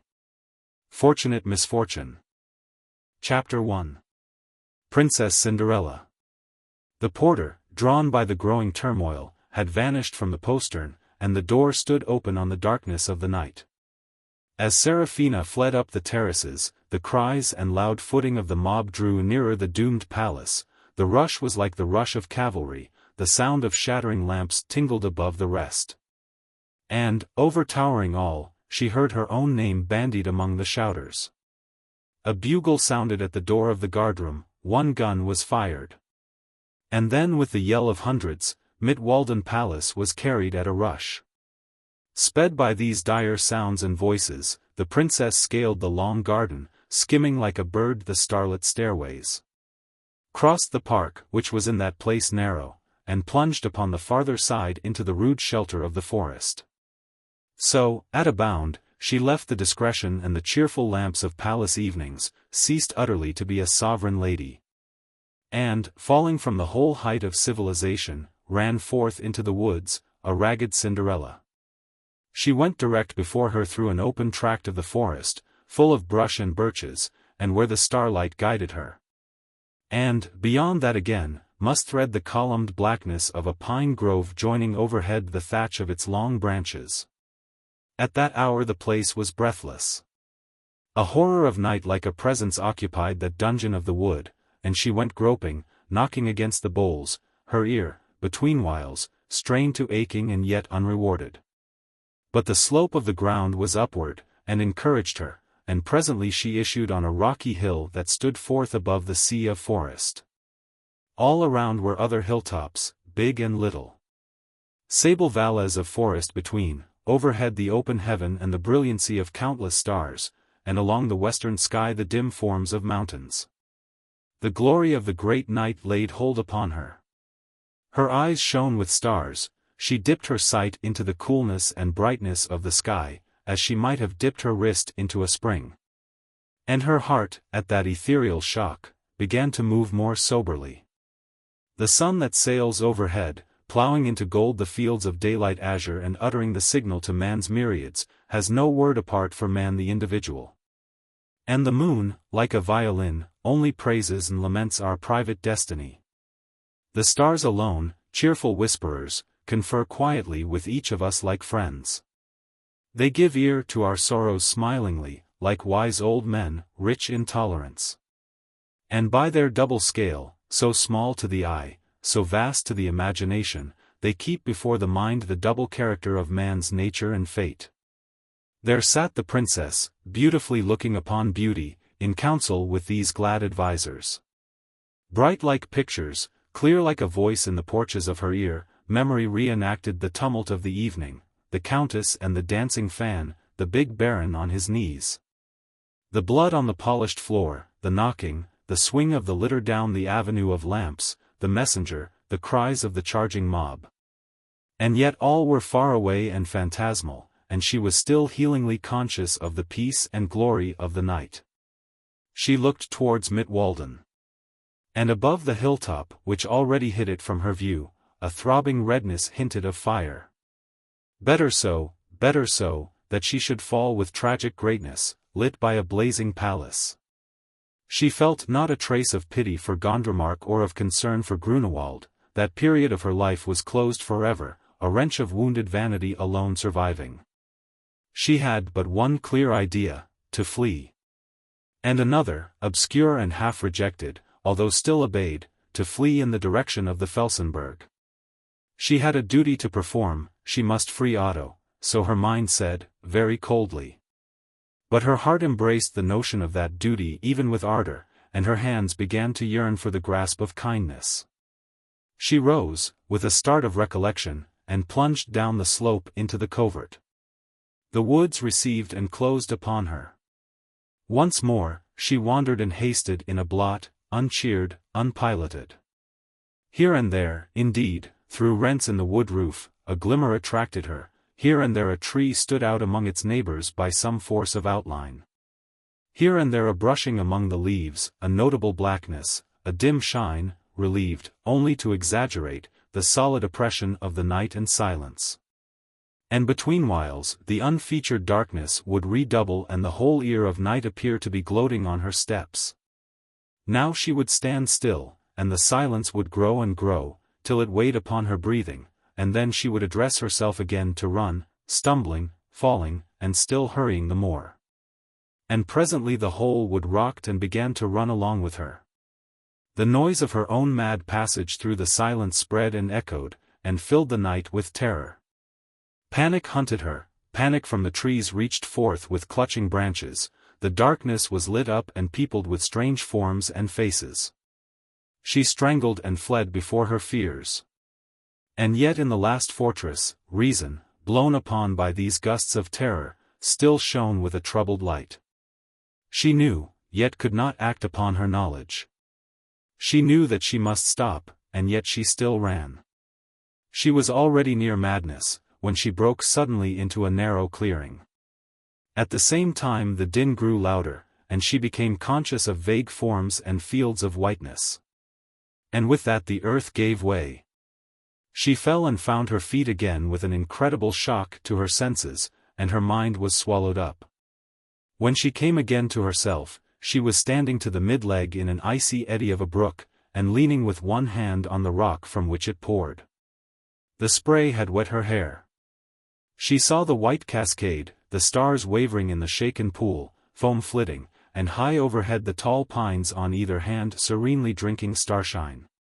And in the sudden quiet of her spirit she heard with joy the firm plunge of the cataract in the pool. She scrambled forth dripping. In the face of her proved weakness, to adventure again upon the horror of blackness in the groves were a suicide of life or reason. But here, in the alley of the brook, with the kind stars above her, and the moon presently swimming into sight, she could await the coming of day without alarm. This lane of pine trees ran very rapidly downhill and wound among the woods. But it was a wider thoroughfare than the brook needed, and here and there were little dimpling lawns and coves of the forest, where the starshine slumbered. Such a lawn she paced, taking patience bravely, and now she looked up the hill and saw the brook coming down to her in a series of cascades. And now approached the margin, where it welled among the rushes silently, and now gazed at the great company of heaven with an enduring wonder. The early evening had fallen chill, but the night was now temperate. Out of the recesses of the wood there came mild airs as from a deep and peaceful breathing. And the dew was heavy on the grass and the tight-shut daisies. This was the girl's first night under the naked heaven. And now that her fears were overpast, she was touched to the soul by its serene amenity and peace. Kindly the host of heaven blinked down upon that wandering princess. And the honest brook had no words but to encourage her. At last she began to be aware of a wonderful revolution, compared to which the fire of Mittwalden Palace was but the crack and flash of a percussion cap. The countenance with which the pines regarded her began insensibly to change. The grass too, short as it was, and the whole winding staircase of the brook's course, began to wear a solemn freshness of appearance. And this slow transfiguration reached her heart, and played upon it, and transpierced it with a serious thrill. She looked all about. The whole face of nature looked back, brimful of meaning, finger on lip, leaking its glad secret. She looked up. Heaven was almost emptied of stars. Such as still lingered shone with a changed and waning brightness, and began to faint in their stations. And the color of the sky itself was the most wonderful. For the rich blue of the night had now melted and softened and brightened, and there had succeeded in its place a hue that has no name, and that is never seen but as the herald of morning. "Oh!" she cried, joy catching at her voice, "Oh! It is the dawn." In a breath she passed over the brook, and looped up her skirts and fairly ran in the dim alleys. As she ran, her ears were aware of many pipings, more beautiful than music. In the small dish-shaped houses in the fork of giant arms, where they had lain all night, lover by lover, warmly pressed, the bright-eyed, big-heart singers began to awaken for the day. Her heart melted and flowed forth to them in kindness. And they, from their small and high perches in the clerestories of the wood cathedral, peered down sidelong at the ragged princess as she flitted below them on the carpet of the moss and tassel. Soon she had struggled to a certain hilltop, and saw far before her the silent inflooding of the day. Out of the east it welled and whitened, the darkness trembled into light. And the stars were extinguished like the street lamps of a human city. The whiteness brightened into silver, the silver warmed into gold, the gold kindled into pure and living fire. And the face of the east was barred with elemental scarlet. The day drew its first long breath, steady and chill, and for leagues around the wood sighed and shivered. And then, at one bound, the sun had floated up, and her startled eyes received day's first arrow, and quailed under the buffet. On every side, the shadows leaped from their ambush and fell prone. The day was come, plain and garish, and up the steep and solitary eastern heaven, the sun, victorious over his competitors, continued slowly and royally to mount. Seraphina drooped for a little, leaning on a pine, the shrill joy of the woodlands mocking her. The shelter of the night, the thrilling and joyous changes of the dawn, were over. And now, in the hot eye of the day, she turned uneasily and looked sighingly about her. Some way off among the lower woods, a pillar of smoke was mounting and melting in the gold and blue. There, surely enough, were human folk, the hearth-surrounders. Man's fingers had laid the twigs, it was man's breath that had quickened and encouraged the baby flames. And now, as the fire caught, it would be playing ruddily on the face of its creator. At the thought, she felt cold and little and lost in that great out-of-doors. The electric shock of the young sunbeams and the unhuman beauty of the woods began to irk and daunt her. The covert of the house, the decent privacy of rooms, the swept and regulated fire, all that denotes or beautifies the home life of man, began to draw her as with cords. The pillar of smoke was now risen into some stream of moving air, it began to lean out sideways in a pennon. And thereupon, as though the change had been a summons, Seraphina plunged once more into the labyrinth of the wood. She left day upon the high ground. In the lower groves there still lingered the blue early twilight and the seizing freshness of the dew. But here and there, above this field of shadow, the head of a great outspread pine was already glorious with day. And here and there, through the breaches of the hills, the sunbeams made a great and luminous entry. Here Seraphina hastened along forest paths.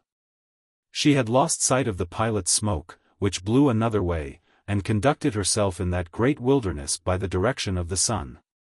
But presently fresh signs bespoke the neighborhood of man. Felled trunks, white slivers from the axe, bundles of green boughs, and stacks of firewood. These guided her forward, until she came forth at last upon the clearing whence the smoke arose. A hut stood in the clear shadow, hard by a brook which made a series of inconsiderable falls. And on the threshold the princess saw a sunburnt and hard-featured woodman, standing with his hands behind his back and gazing skyward. She went to him directly, a beautiful, bright-eyed, and haggard vision, splendidly arrayed and pitifully tattered, the diamond eardrops still glittering in her ears. And with the movement of her coming, one small breast showing and hiding among the ragged covert of the laces. At that ambiguous hour, and coming as she did from the great silence of the forest, the man drew back from the princess as from something elfin. "I am cold," she said, "and weary. Let me rest beside your fire." The woodman was visibly calm-moved, but answered nothing. "I will pay," she said, and then repented of the words, catching perhaps a spark of terror from his frightened eyes. But, as usual, her courage rekindled brighter for the check. She put him from the door and entered, and he followed her in superstitious wonder. Within, the hut was rough and dark. But on the stone that served as hearth, twigs and a few dry branches burned with the brisk sounds and all the variable beauty of fire. The very sight of it composed her. She crouched hard by on the earth floor and shivered in the glow, and looked upon the eating blaze with admiration. The woodman was still staring at his guest, at the wreck of the rich dress, the bare arms, the bedraggled laces and the gems. He found no word to utter. "Give me food," said she, "here, by the fire." He set down a pitcher of coarse wine, bread, a piece of cheese, and a handful of raw onions. The bread was hard and sour, the cheese like leather. Even the onion, which ranks with the truffle and the nectarine in the chief place of honor of earth's fruits, is not perhaps a dish for princesses when raw. But she ate, if not with appetite, with courage, and when she had eaten, did not disdain the pitcher. In all her life before, she had not tasted of gross food nor drunk after another. But a brave woman far more readily accepts a change of circumstances than the bravest man. All that while, the woodman continued to observe her furtively, many low thoughts of fear and greed contending in his eyes. She read them clearly, and she knew she must be gone. Presently she arose and offered him a florin. "Will that repay you?" she asked. But here the man found his tongue. "I must have more than that," said he. "It is all I have to give you," she returned, and passed him by serenely. Yet her heart trembled, for she saw his hand stretched forth as if to arrest her, and his unsteady eyes wandering to his axe. A beaten path led westward from the clearing, and she swiftly followed it. She did not glance behind her. But as soon as the least turning of the path had concealed her from the woodman's eyes, she slipped among the trees and ran till she deemed herself in safety. By this time the strong sunshine pierced in 1,000 places the pine thatch of the forest, fired the red bowls, irradiated the cool isles of shadow, and burned in jewels on the grass. The gum of these trees was dearer to the senses than the gums of Araby. Each pine, in the lusty morning sunlight, burned its own wood incense. And now and then a breeze would rise and toss these rooted censers, and send shade and sun-gem flitting, swift as swallows, thick as bees. And wake a brushing bustle of sounds that murmured and went by. On she passed, and up and down, in sun and shadow. Now aloft on the bare ridge among the rocks and birches, with the lizards and the snakes, and anon in the deep grove among sunless pillars. Now she followed wandering wood-paths, in the maze of valleys, and again, from a hilltop, beheld the distant mountains and the great birds circling under the sky. She would see afar off a nestling hamlet, and go round to avoid it. Below, she traced the course of the foam of mountain torrents. Nearer hand, she saw where the tender springs welled up in silence or oozed in green moss. Or in the more favored hollows a whole family of infant rivers would combine, and tinkle in the stones, and lie in pools to be a bathing place for sparrows. Or fall from the sheer rock in rods of crystal. Upon all these things, as she still sped along in the bright air, she looked with a rapture of surprise and a joyful fainting of the heart. They seemed so novel, they touched so strangely home, they were so hued and scented, they were so beset and canopied by the dome of the blue air of heaven. At length, when she was well weary, she came upon a wide and shallow pool. Stones stood in it, like islands, bulrushes fringed the coast, the floor was paved with the pine needles. And the pines themselves, whose roots made promontories, looked down silently on their green images. She crept to the margin and beheld herself with wonder, a hollow and bright-eyed phantom, in the ruins of her palace robe. The breeze now shook her image, now it would be marred with flies. And at that she smiled, and from the fading circles, her counterpart smiled back to her and looked kind. She sat long in the warm sun, and pitted her bare arms that were all bruised and marred with falling, and marveled to see that she was dirty. And could not grow to believe that she had gone so long in such a strange disorder. Then, with a sigh, she addressed herself to make a toilette by that forest mirror, washed herself pure from all the stains of her adventure, took off her jewels and wrapped them in her handkerchief. Rearranged the tatters of her dress, and took down the folds of her hair. She shook it round her face, and the pool repeated her thus veiled. Her hair had smelt like violets, she remembered Otto saying. And so now she tried to smell it, and then shook her head, and laughed a little, sadly, to herself. The laugh was returned upon her in a childish echo. She looked up, and lo! 2 children looking on, a small girl and a yet smaller boy, standing, like playthings, by the pool, below a spreading pine. Seraphina was not fond of children, and now she was startled to the heart. "Who are you?" she cried hoarsely. The mites huddled together and drew back. And Seraphina's heart reproached her that she should have frightened things so quaint and little, and yet alive with senses. She thought upon the birds and looked again at her 2 visitors. So little larger and so far more innocent. On their clear faces, as in a pool, she saw the reflection of their fears. With gracious purpose she arose. "Come," she said, "do not be afraid of me," and took a step towards them. But alas! At the first moment, the 2 poor babes in the wood turned and ran helter-skelter from the princess. The most desolate pang was struck into the girl's heart. Here she was, 22, soon 23, and not a creature loved her, none but Otto, and would even he forgive? If she began weeping in these woods alone, it would mean death or madness. Hastily she trod the thoughts out like a burning paper. Hastily rolled up her locks, and with terror dogging her, and her whole bosom sick with grief, resumed her journey. Past 10 in the forenoon, she struck a high road, marching in that place uphill between 2 stately groves, a river of sunlight. And here, dead weary, careless of consequences, and taking some courage from the human and civilized neighborhood of the road, she stretched herself on the green margin in the shadow of a tree. Sleep closed on her, at first with a horror of fainting, but when she ceased to struggle, kindly embracing her. So she was taken home for a little, from all her toils and sorrows, to her father's arms. And there in the meanwhile her body lay exposed by the highway side, in tattered finery.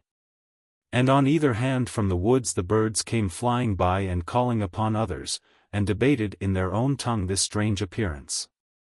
The sun pursued his journey.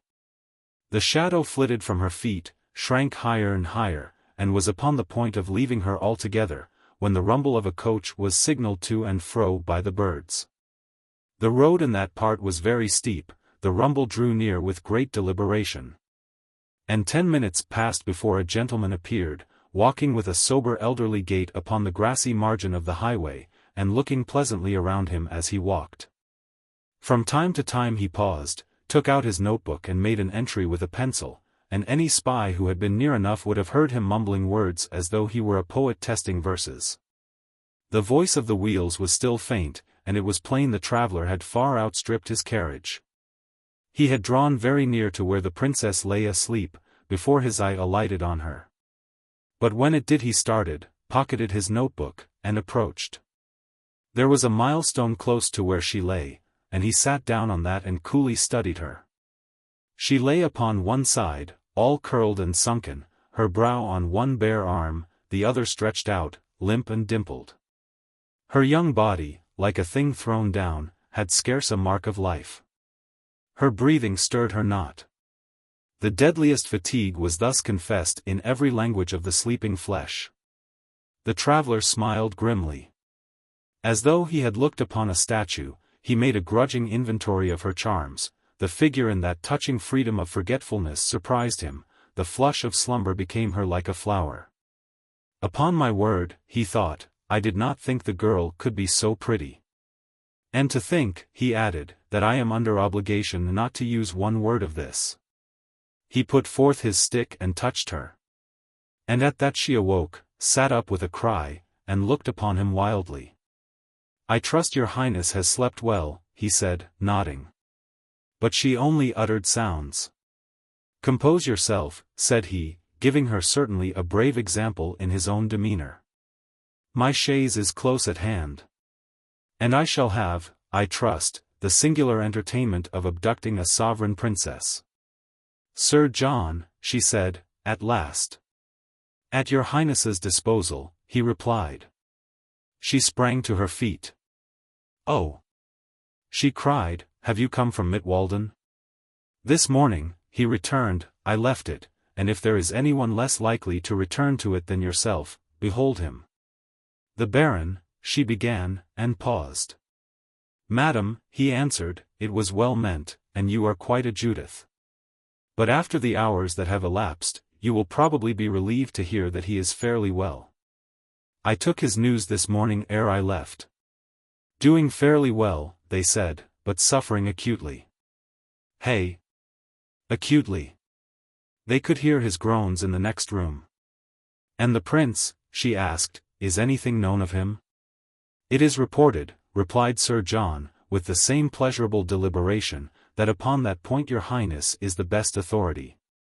Sir John, she said eagerly, you were generous enough to speak about your carriage. Will you, I beseech you, will you take me to the Felsenburg? I have business there of an extreme importance. I can refuse you nothing, replied the old gentleman, gravely and seriously enough. Whatever, madam, it is in my power to do for you, that shall be done with pleasure. As soon as my chaise shall overtake us, it is yours to carry you where you will. But, added he, reverting to his former manner, I observe you ask me nothing of the palace. I do not care, she said. I thought I saw it burning. Prodigious, said the baronet. You thought? And can the loss of 40 toilets leave you cold? Well, madam, I admire your fortitude. And the state, too? As I left, the government was sitting, the new government, of which at least 2 members must be known to you by name, Sabra, who had, I believe, The benefit of being formed in your employment, a footman, am I right? And our old friend the Chancellor, in something of a subaltern position. But in these convulsions the last shall be first, and the first last. Sir John, she said, with an air of perfect honesty, I am sure you mean most kindly, but these matters have no interest for me. The baronet was so utterly discountenanced that he hailed the appearance of his chaise with welcome, and, by way of saying something, proposed that they should walk back to meet it. So it was done. And he helped her in with courtesy, mounted to her side, and from various receptacles, for the chaise was most completely fitted out, produced fruits and truffled liver, beautiful white bread, and a bottle of delicate wine. With these he served her like a father, coaxing and praising her to fresh exertions. And during all that time, as though silenced by the laws of hospitality, he was not guilty of the shadow of a sneer. Indeed, his kindness seemed so genuine that Seraphina was moved to gratitude. Sir John, she said, you hate me in your heart, why are you so kind to me? Ah, my good lady, said he, with no disclaimer of the accusation, I have the honor to be much your husband's friend, and somewhat his admirer. You, she cried. They told me you wrote cruelly of both of us. Such was the strange path by which we grew acquainted, said Sir John.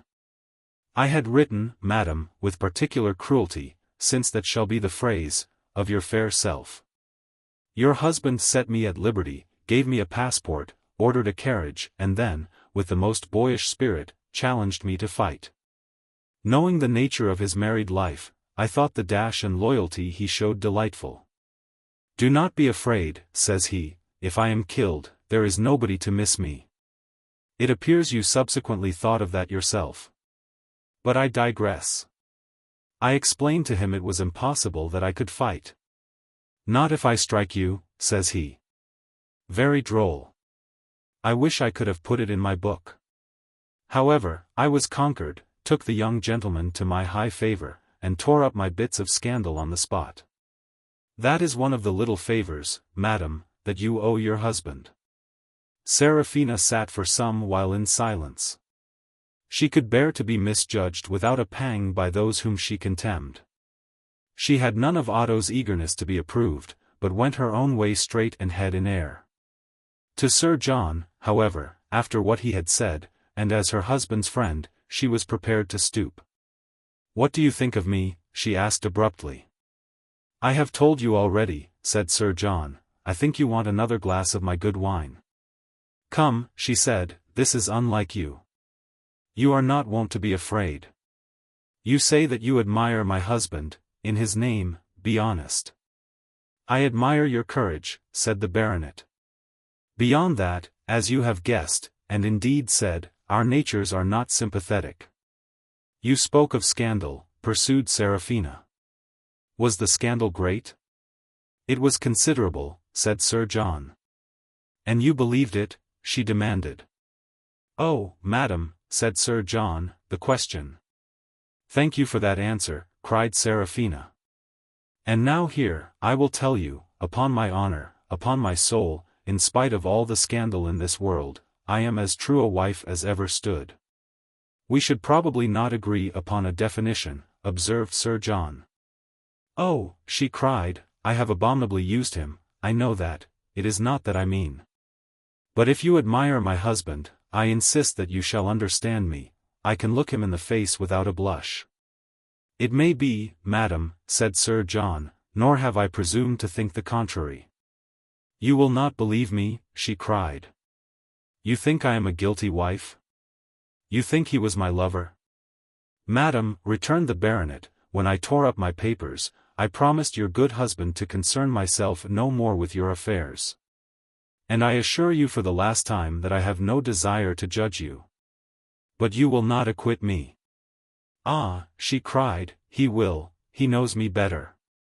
Sir John smiled. You smile at my distress? Asked Seraphina. At your woman's coolness, said Sir John. A man would scarce have had the courage of that cry, which was, for all that, very natural, and I make no doubt quite true. But remark, madam, since you do me the honor to consult me gravely, I have no pity for what you call your distresses. You have been completely selfish, and now reap the consequence. Had you once thought of your husband, instead of singly thinking of yourself, you would not now have been alone, a fugitive, with blood upon your hands. And hearing from a morose old Englishman truth more bitter than scandal. I thank you, she said, quivering. This is very true. Will you stop the carriage? No, child, said Sir John, not until I see you mistress of yourself. There was a long pause, during which the carriage rolled by rock and woodland.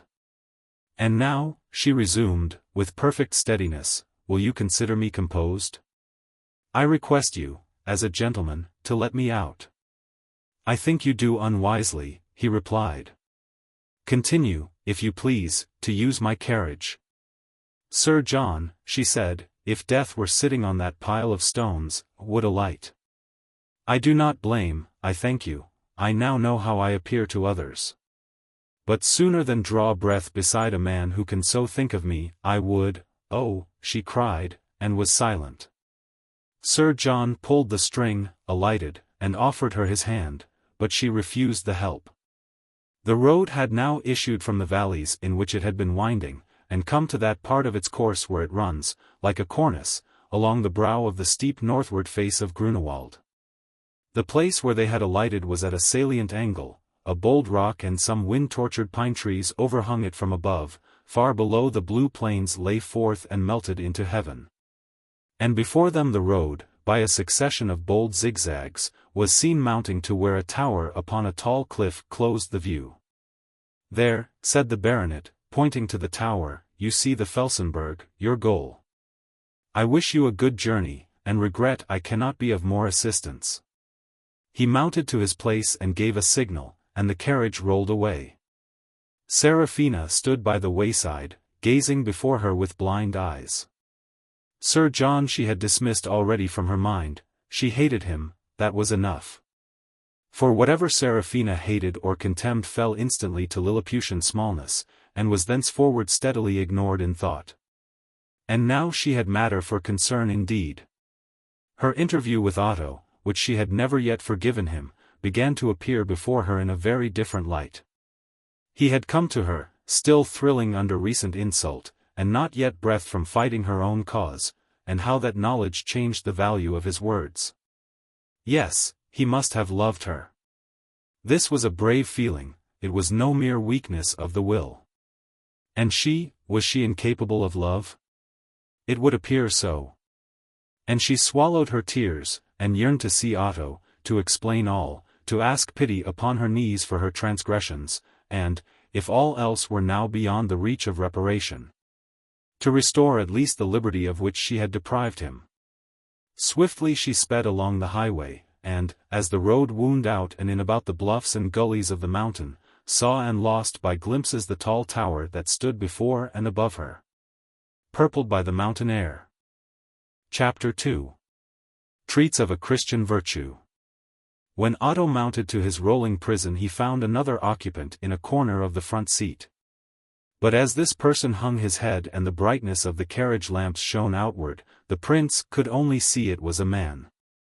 The colonel followed his prisoner and clapped to the door. And at that the four horses broke immediately into a swinging trot. Gentlemen, said the colonel, after some little while had passed, if we are to travel in silence, we might as well be at home. I appear, of course, in an invidious character, but I am a man of taste, fond of books and solidly informing talk, and unfortunately condemned for life to the guardroom. Gentlemen, this is my chance, don't spoil it for me. I have here the pick of the whole court, barring lovely woman, I have a great author in the person of the doctor. Gotthold, cried Otto. It appears, said the doctor bitterly, that we must go together. Your Highness had not calculated upon that. What do you infer, cried Otto, that I had you arrested? The inference is simple, said the doctor. Colonel Gordon, said the prince, oblige me so far, and set me right with Herr von Hohenstockwitz. Gentlemen, said the colonel, you are both arrested on the same warrant in the name of the Princess Seraphina, acting regent, countersigned by Prime Minister Freiherr von Gondremark. And dated the day before yesterday, the 12th. I reveal to you the secrets of the prison house, he added. Otto, said Gotthold, I ask you to pardon my suspicions. Gotthold, said the prince, I am not certain I can grant you that. Your Highness is, I am sure, far too magnanimous to hesitate, said the colonel. But allow me, we speak at home in my religion of the means of grace, and I now propose to offer them.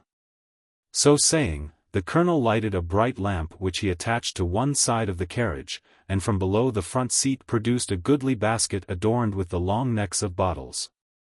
Tu spem reducis, how does it go, doctor? He asked gaily. I am, in a sense, your host, and I am sure you are both far too considerate of my embarrassing position to refuse to do me honor. Gentlemen, I drink to the prince. Colonel, said Otto, we have a jovial entertainer. I drink to Colonel Gordon. Thereupon all three took their wine very pleasantly. And even as they did so, the carriage with a lurch turned into the high road and began to make better speed. All was bright within, the wine had colored Gotthold's cheek. Dim forms of forest trees, dwindling and spiring, scarves of the starry sky, now wide and now narrow, raced past the windows. Through one that was left open the air of the woods came in with a nocturnal raciness, and the roll of wheels and the tune of the trotting horses sounded merrily on the ear. Toast followed toast. Glass after glass was bowed across and emptied by the trio. And presently there began to fall upon them a luxurious spell, under the influence of which little but the sound of quiet and confidential laughter interrupted the long intervals of meditative silence. Otto, said Gotthold, after one of these seasons of quiet, I do not ask you to forgive me. Were the parts reversed, I could not forgive you. Well, said Otto, it is a phrase we use.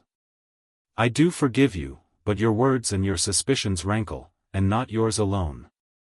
It is idle, Colonel Gordon, in view of the order you are carrying out, to conceal from you the dissensions of my family. They have gone so far that they are now public property. Well, gentlemen, can I forgive my wife? I can, of course, and do, but in what sense? I would certainly not stoop to any revenge. As certainly I could not think of her but as one changed beyond my recognition. Allow me, returned the colonel. You will permit me to hope that I am addressing Christians? We are all conscious, I trust, that we are miserable sinners. I disown the consciousness, said Gotthold. Warmed with this good fluid, I deny your thesis. How, sir? You never did anything wrong? And I heard you asking pardon but this moment, not of your God, sir, but of a common fellow-worm, the colonel cried. I own you have me. You are expert in argument, Herr Oberst, said the doctor. Begad, sir, I am proud to hear you say so, said the colonel. I was well grounded indeed at Aberdeen. And as for this matter of forgiveness, it comes, sir, of loose views and, what is if anything more dangerous, a regular life. A sound creed and a bad morality, that's the root of wisdom. You two gentlemen are too good to be forgiving. The paradox is somewhat forced, said Gotthold. Pardon me, Colonel, said the prince. I readily acquit you of any design of offense, but your words bite like satire. Is this a time, do you think, when I can wish to hear myself called good, now that I am paying the penalty, and am willing like yourself to think it just, of my prolonged misconduct?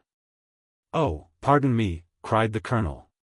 You have never been expelled from the Divinity Hall, you have never been broke. I was, broke for a neglect of military duty. To tell you the open truth, your Highness, I was the worse of drink, it's a thing I never do now, he added, taking out his glass. But a man, you see, who has really tasted the defects of his own character, as I have, and has come to regard himself as a kind of blind teetotum knocking about life, begins to learn a very different view about forgiveness. I will talk of not forgiving others, sir, when I have made out to forgive myself, and not before, and the date is like to be a long one. My father, the Reverend Alexander Gordon, was a good man, and damned hard upon others. I am what they call a bad one, and that is just the difference. The man who cannot forgive any mortal thing is a green hand in life. And yet I have heard of you, Colonel, as a duellist, said Gotthold. A different thing, sir, replied the soldier. Professional etiquette. And I trust without unchristian feeling. Presently after the colonel fell into a deep sleep and his companions looked upon each other, smiling. An odd fish, said Gotthold. And a strange guardian, said the prince. Yet what he said was true. Rightly looked upon, mused Gotthold, it is ourselves that we cannot forgive, when we refuse forgiveness to our friend. Some strand of our own misdoing is involved in every quarrel. Are there not offenses that disgrace the pardoner? Asked Otto. Are there not bounds of self-respect? Otto, said Gotthold, does any man respect himself? To this poor waif of a soldier of fortune we may seem respectable gentlemen, but to ourselves, what are we unless a pasteboard portico and a deliquium of deadly weaknesses within? Yes, said Otto, but you, Gotthold, you, with your interminable industry, your keen mind, your books, serving mankind, scorning pleasures and temptations. You do not know how I envy you. Otto, said the doctor, in one word, and a bitter one to say, I am a secret tippler. Yes, I drink too much. The habit has robbed these very books, to which you praise my devotion, of the merits that they should have had. It has spoiled my temper. When I spoke to you the other day, how much of my warmth was in the cause of virtue? How much was the fever of last night's wine? I, as my poor fellow Suitor said, and as I vaingloriously denied, we are all miserable sinners, put here for a moment, knowing the good, choosing the evil. Standing naked and ashamed in the eye of God. Is it so? Said Otto. Why, then, what are we? Are the very best. There is no best in man, said Gotthold. I am not better, it is likely I am not worse, than you or that poor sleeper. I was a sham, and now you know me, that is all. And yet it has not changed my love, returned Otto softly. Our misdeeds do not change us. Gotthold, fill your glass. Let us drink to what is good in this bad business, let us drink to our old affection. And, when we have done so, forgive your too just grounds of offense, and drink with me to my wife, whom I have so misused, who has so misused me, and whom I have left, I fear, I greatly fear, in danger. What matters it how bad we are, if others can still love us, and we can still love others? Replied the doctor. It is very well said. It is the true answer to the pessimist, and the standing miracle of mankind. So you still love me? And so you can forgive your wife? Why, then, we may bid conscience down, dog, like an ill-trained puppy yapping at shadows. The pair fell into silence, the doctor tapping on his empty glass. The carriage swung forth out of the valleys on that open balcony of high road that runs along the front of Grünewald, looking down on Gerolstein. Far below, a white waterfall was shining to the stars from the falling skirts of forest, and beyond that, the night stood naked above the plain. On the other hand, the lamplight skimmed the face of the precipices, and the dwarf pine trees twinkled with all their needles, and were gone again into the wake. The granite roadway thundered under wheels and hoofs, and at times, by reason of its continual winding, Otto could see the escort on the other side of a ravine, riding well together in the night. Presently the Felsenberg came plainly in view, some way above them, on a bold projection of the mountain, and planting its bulk against the starry sky. See, Gotthold, said the prince, our destination. Gotthold awoke as from a trance. I was thinking, said he, if there is any danger, why did you not resist? I was told you came of your free will, but should you not be there to help her? The color faded from the prince's cheeks. Chapter 3. Providence von Rosen, Act the Last. In which she gallops off. When the busy countess came forth from her interview with Seraphina. It is not too much to say that she was beginning to be terribly afraid. She paused in the corridor and reckoned up her doings with an eye to Gondremark. The fan was in requisition in an instant, but her disquiet was beyond the reach of fanning.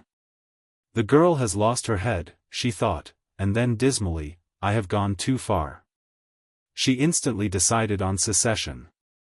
Now the Mons Sacer of the Frau von Rosen was a certain rustic villa in the forest, called by herself, in a smart attack of poesy, Tannenzauber, and by everybody else plain Kleinbrunn. Thither, upon the thought, she furiously drove, passing Gondremark at the entrance to the Palace Avenue, but feigning not to observe him. And as Kleinbrunn was 7 good miles away, and in the bottom of a narrow dell, she passed the night without any rumor of the outbreak reaching her. And the glow of the conflagration was concealed by intervening hills. Frau von Rosen did not sleep well. She was seriously uneasy as to the results of her delightful evening, and saw herself condemned to quite a lengthy sojourn in her deserts and a long defensive correspondence, ere she could venture to return to Gondremark. On the other hand, she examined, by way of pastime, the deeds she had received from Otto, and even here saw cause for disappointment. In these troublous days she had no taste for landed property, and she was convinced, besides, that Otto had paid dearer than the farm was worth. Lastly, the order for the prince's release fairly burned her meddling fingers. All things considered, the next day beheld an elegant and beautiful lady, in a riding habit and a flapping hat, draw bridle at the gate of the Felsenberg. Not perhaps with any clear idea of her purpose, but with her usual experimental views on life. Governor Gordon, summoned to the gate, welcomed the omnipotent countess with his most gallant bearing, though it was wonderful how old he looked in the morning. "Ah, Governor," she said, "we have surprises for you, sir," and nodded at him meaningly. Madam, leave me my prisoners," he said. "And if you will but join the band, begad, I'll be happy for life." "You would spoil me, would you not?" she asked. I would try," returned the governor, and he offered her his arm. She took it, picked up her skirt, and drew him close to her. "I have come to see the prince," she said. "Now, infidel." "On business. A message from that stupid Gondremark, who keeps me running like a courier." "Do I look like one, Herr Gordon?" And she planted her eyes in him. "You look like an angel, ma'am," returned the governor, with a great air of finished gallantry. The countess laughed. "An angel on horseback," she said. "Quick work." "You came, you saw, you conquered," flourished Gordon, in high good humor with his own wit and grace. "We toasted you, madam, in the carriage, in an excellent good glass of wine. Toasted you fathom deep, the finest woman, with, begad, the finest eyes in Grünewald. I never saw the like of them but once, in my own country, when I was a young fool at college. Thomasina Haig her name was. I give you my word of honor, she was as like you as 2 peas." "And so you were merry in the carriage?" asked the countess, gracefully dissembling a yawn. We had a very pleasant conversation. But we took perhaps a glass more than that fine fellow of a prince has been accustomed to," said the governor, "and I observed this morning that he seems a little off his mettle. We'll get him mellow again ere bedtime. This is his door." "Well," she whispered, "let me get my breath." No, wait. Have the door ready to open." And the countess, standing like one inspired, shook out her fine voice in Lascia Chio Pianga. And when she had reached the proper point, and lyrically uttered forth her sighings after liberty, the door, at a sign, was flung wide open, and she swam into the prince's sight, bright-eyed, and with her color somewhat freshened by the exercise of singing. It was a great dramatic entrance, and to the somewhat doleful prisoner within the sight was sunshine. "Ah, madam," he cried, running to her, "you here?" She looked meaningly at Gordon. And as soon as the door was closed she fell on Otto's neck. "To see you here," she moaned and clung to him. But the prince stood somewhat stiffly in that enviable situation, and the countess instantly recovered from her outburst. Poor child, she said, poor child. Sit down beside me here, and tell me all about it. My heart really bleeds to see you. How does time go? Madam, replied the prince, sitting down beside her, his gallantry recovered, the time will now go all too quickly till you leave. But I must ask you for the news. I have most bitterly condemned myself for my inertia of last night.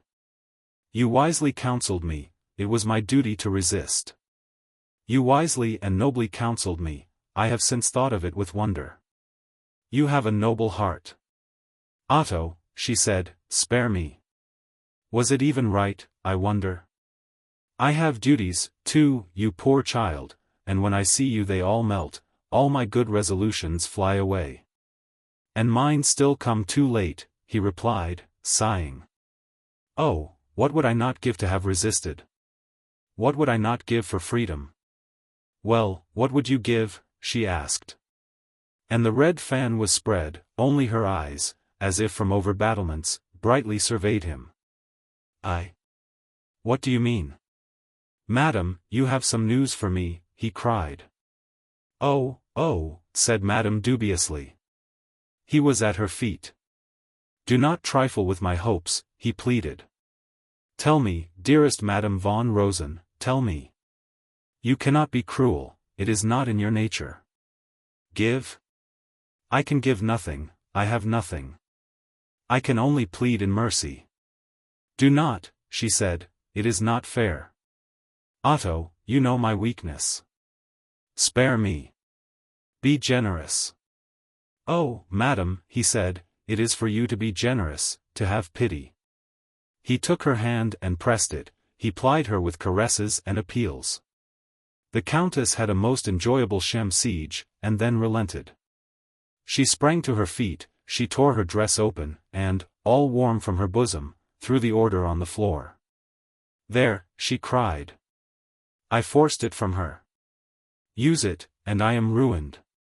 And she turned away as if to veil the force of her emotions. Otto sprang upon the paper, read it, and cried out aloud. Oh, God bless her, he said, God bless her. And he kissed the writing. Von Rosen was a singularly good-natured woman, but her part was now beyond her. Ingrate, she cried, I wrung it from her, I betrayed my trust to get it, and 'tis she you thank. Can you blame me? Said the prince. I love her. I see that, she said. And I? You, Madame von Rosen? You are my dearest, my kindest, and most generous of friends, he said, approaching her. You would be a perfect friend, if you were not so lovely. You have a great sense of humor, you cannot be unconscious of your charm, and you amuse yourself at times by playing on my weakness. And at times I can take pleasure in the comedy. But not today, today you will be the true, the serious, the manly friend, and you will suffer me to forget that you are lovely and that I am weak. Come, dear Countess, let me today repose in you entirely. He held out his hand, smiling, and she took it frankly. I vow you have bewitched me, she said, and then with a laugh, I break my staff. She added, and I must pay you my best compliment. You made a difficult speech. You are as adroit, dear prince, as I am, charming. And as she said the word with a great curtsy, she justified it. You hardly keep the bargain, madam, when you make yourself so beautiful, said the prince, bowing. It was my last arrow, she returned. I am disarmed. Blank cartridge, O mon prince. And now I tell you, if you choose to leave this prison, you can, and I am ruined. Choose. Madame von Rosen, replied Otto, I choose, and I will go. My duty points me, duty still neglected by this featherhead. But do not fear to be a loser. I propose instead that you should take me with you, a bear in chains, to Baron Gondremark. I am become perfectly unscrupulous, to save my wife I will do all he can ask or fancy. He shall be filled, were he huge as Leviathan and greedy as the grave, I will content him. And you, the fairy of our pantomime, shall have the credit. Done, she cried. Admirable. Prince Charming no longer, Prince Sorcerer, Prince Solon. Let us go this moment. Stay, she cried, pausing. I beg, dear Prince, to give you back these deeds. 'Twas you who liked the farm, I have not seen it, and it was you who wished to benefit the peasants. And, besides, she added, with a comical change of tone, should prefer the ready money. Both laughed. Here I am, once more a farmer, said Otto, accepting the papers, but overwhelmed in debt. The Countess touched a bell, and the governor appeared. Governor, she said, I am going to elope with His Highness. The result of our talk has been a thorough understanding, and the coup d'état is over. Here is the order. Colonel Gordon adjusted silver spectacles upon his nose. Yes, he said, the princess, very right. But the warrant, madam, was countersigned. By Heinrich, said von Rosen. Well, and here am I to represent him. Well, your highness, resumed the soldier of fortune, I must congratulate you upon my loss. You have been cut out by beauty, and I am left lamenting. The doctor still remains to me, Probus, Doctus, Lepidus, Jucundus, a man of books.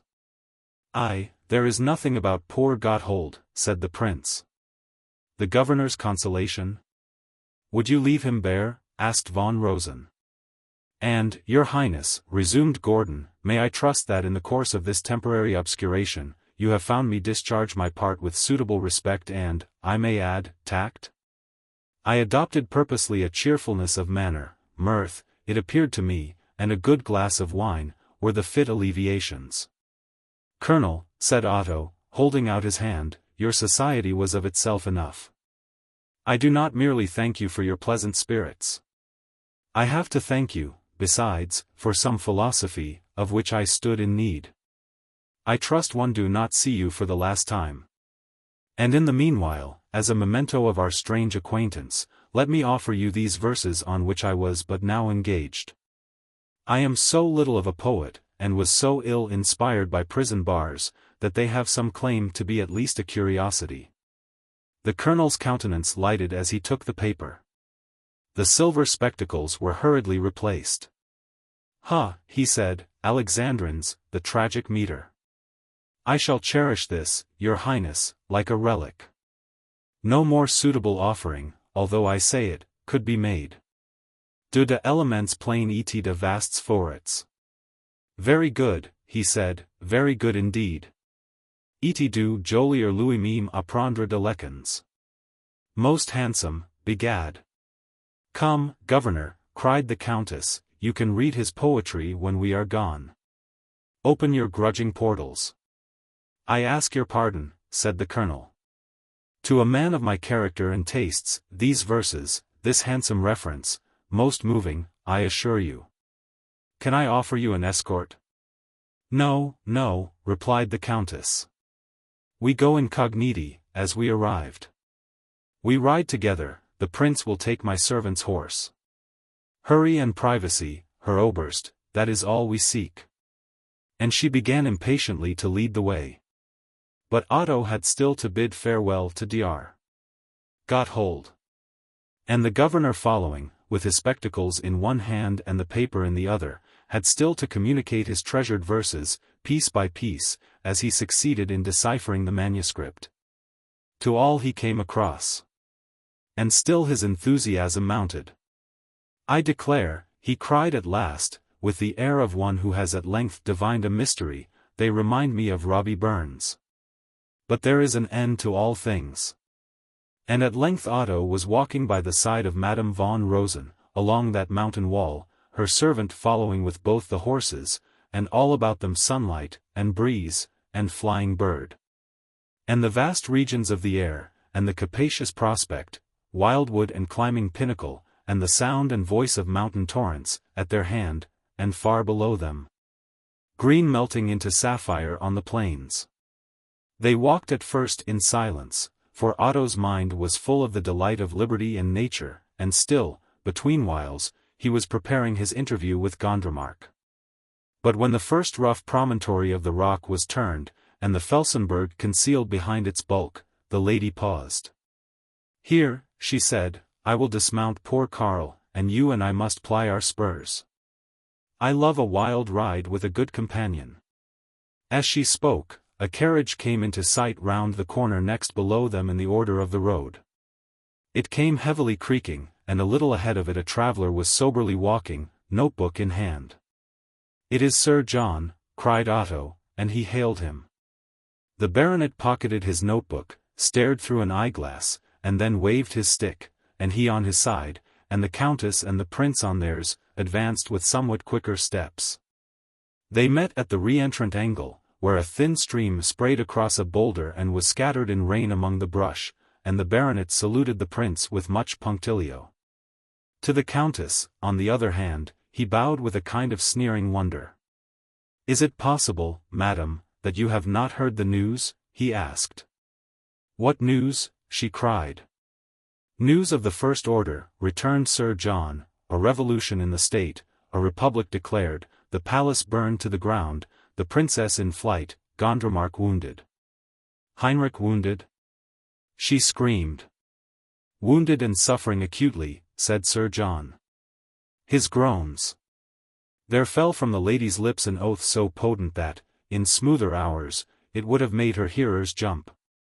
She ran to her horse, scrambled to the saddle, and, yet half-seated, dashed down the road at full gallop.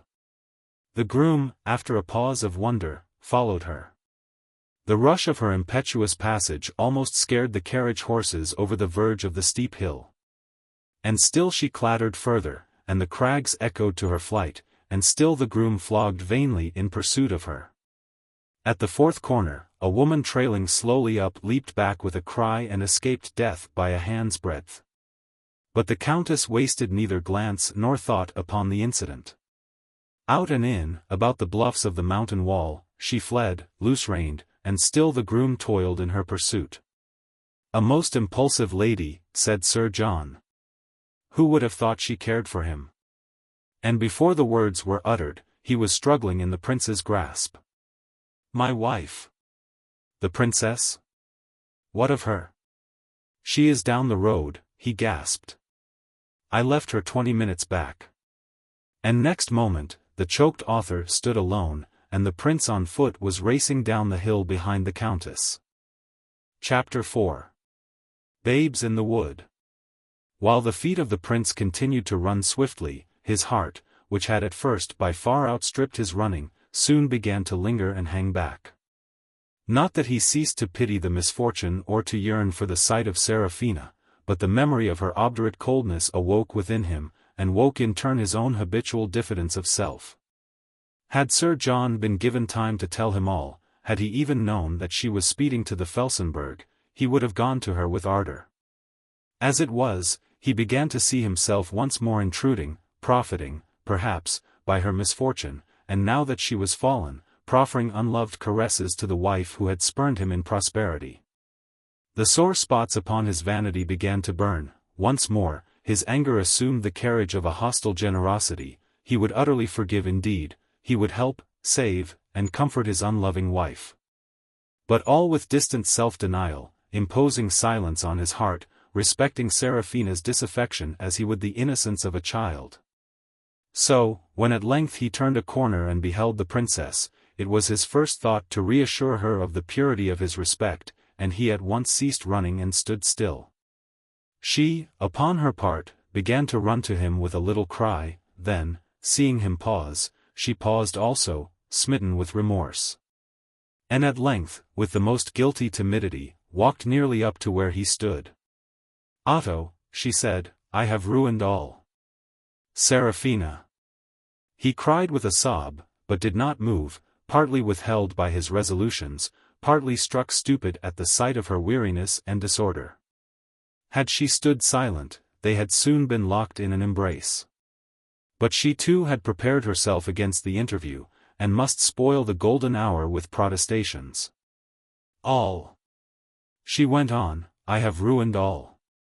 But, Otto, in kindness you must hear me, not justify, but own, my faults. I have been taught so cruelly. I have had such time for thought, and see the world so changed. I have been blind, stone blind, I have let all true good go by me, and lived on shadows. But when this dream fell, and I had betrayed you, and thought I had killed, she paused. I thought I had killed Gondremark, she said with a deep flush, and I found myself alone, as you said. The mention of the name of Gondremark pricked the prince's generosity like a spur. Well, he cried, and whose fault was it but mine? It was my duty to be beside you, loved or not. But I was a skulker in the grain, and found it easier to desert than to oppose you. I could never learn that better part of love, to fight love's battles. But yet the love was there. And now when this toy kingdom of ours has fallen, first of all by my demerits, and next by your inexperience, and we are here alone together. As poor as Job and merely a man and a woman, let me conjure you to forgive the weakness and to repose in the love.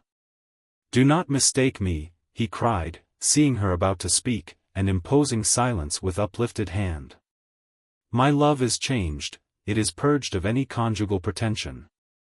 It does not ask, does not hope, does not wish for a return in kind. You may forget forever that part in which you found me so distasteful, and accept without embarrassment the affection of a brother. You are too generous, Otto, she said.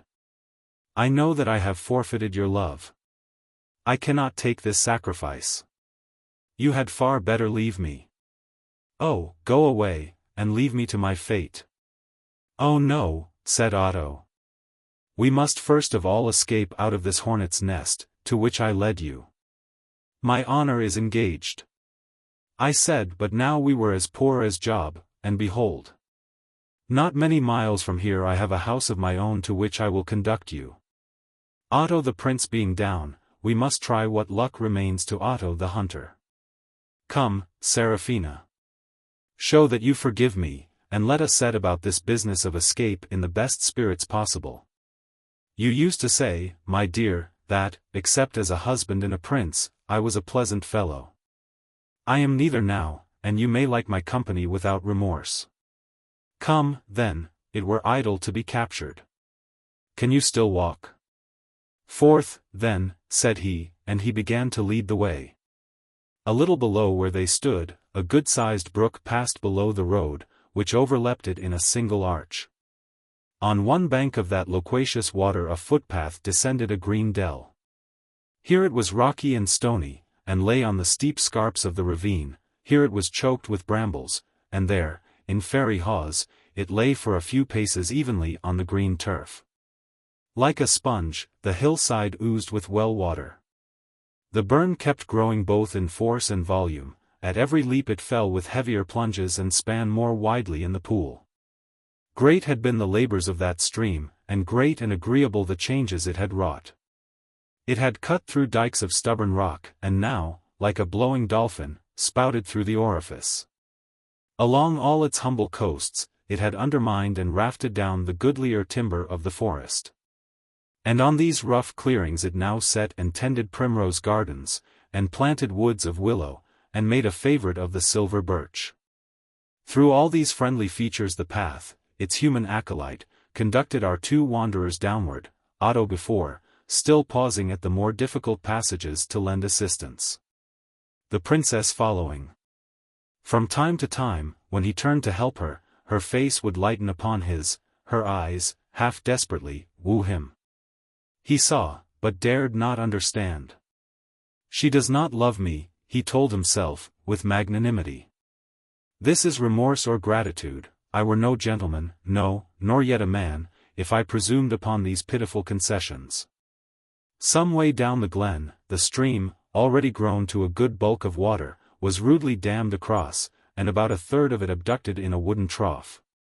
Gaily the pure water, air's first cousin, fleeted along the rude aqueduct, whose sides and floor it had made green with grasses.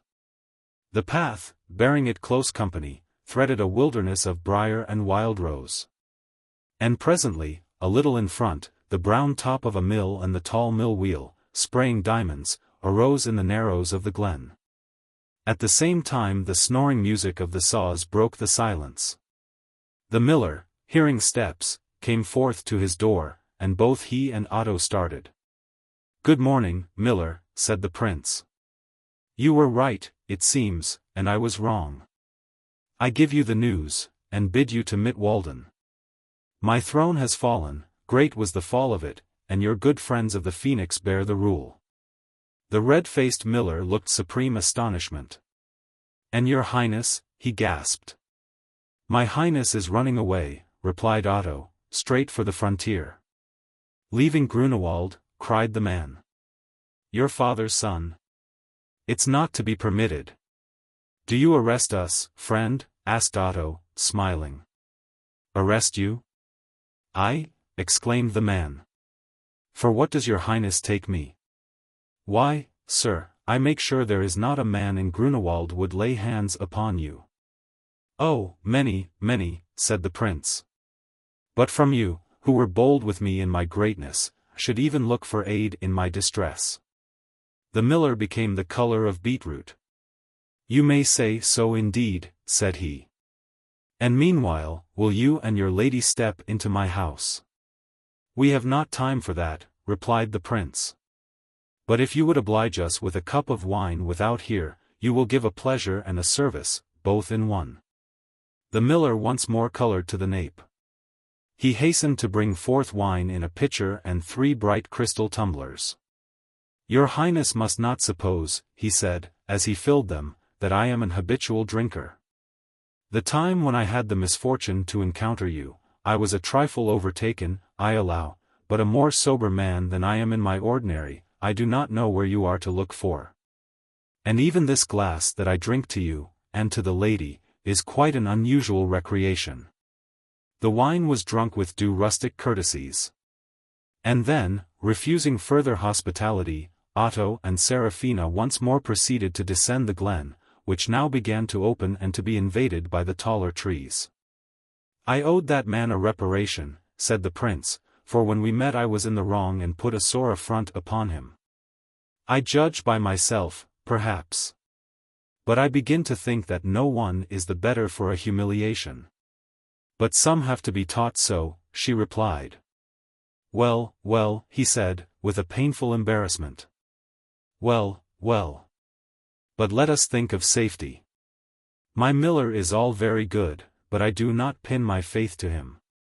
To follow down this stream will bring us, but after innumerable windings, to my house. Here, up this glade, there lies a crosscut, the world's end for solitude, the very deer scarce visit it. Are you too tired, or could you pass that way? Choose the path, Otto." "I will follow you," she said. "No," he replied, with a singular imbecility of manner and appearance, "but I meant the path was rough. It lies, all the way, by glade and dingle, and the dingles are both deep and thorny." "Lead on," she said. "Are you not Otto the hunter?" They had now burst across a veil of underwood, and were come into a lawn among the forest, very green and innocent, and solemnly surrounded by trees. Otto paused on the margin, looking about him with delight, then his glance returned to Seraphina, as she stood framed in that sylvan pleasantness and looking at her husband with undecipherable eyes. A weakness both of the body and mind fell on him like the beginnings of sleep, the cords of his activity were relaxed, his eyes clung to her. "Let us rest," he said.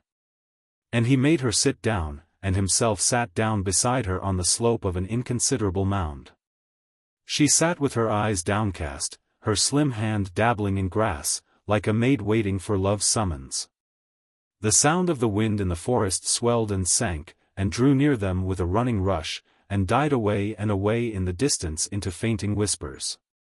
Nearer hand, a bird out of the deep covert uttered broken and anxious notes. All this seemed but a halting prelude to speech. To Otto it seemed as if the whole frame of nature were waiting for his words, and yet his pride kept him silent.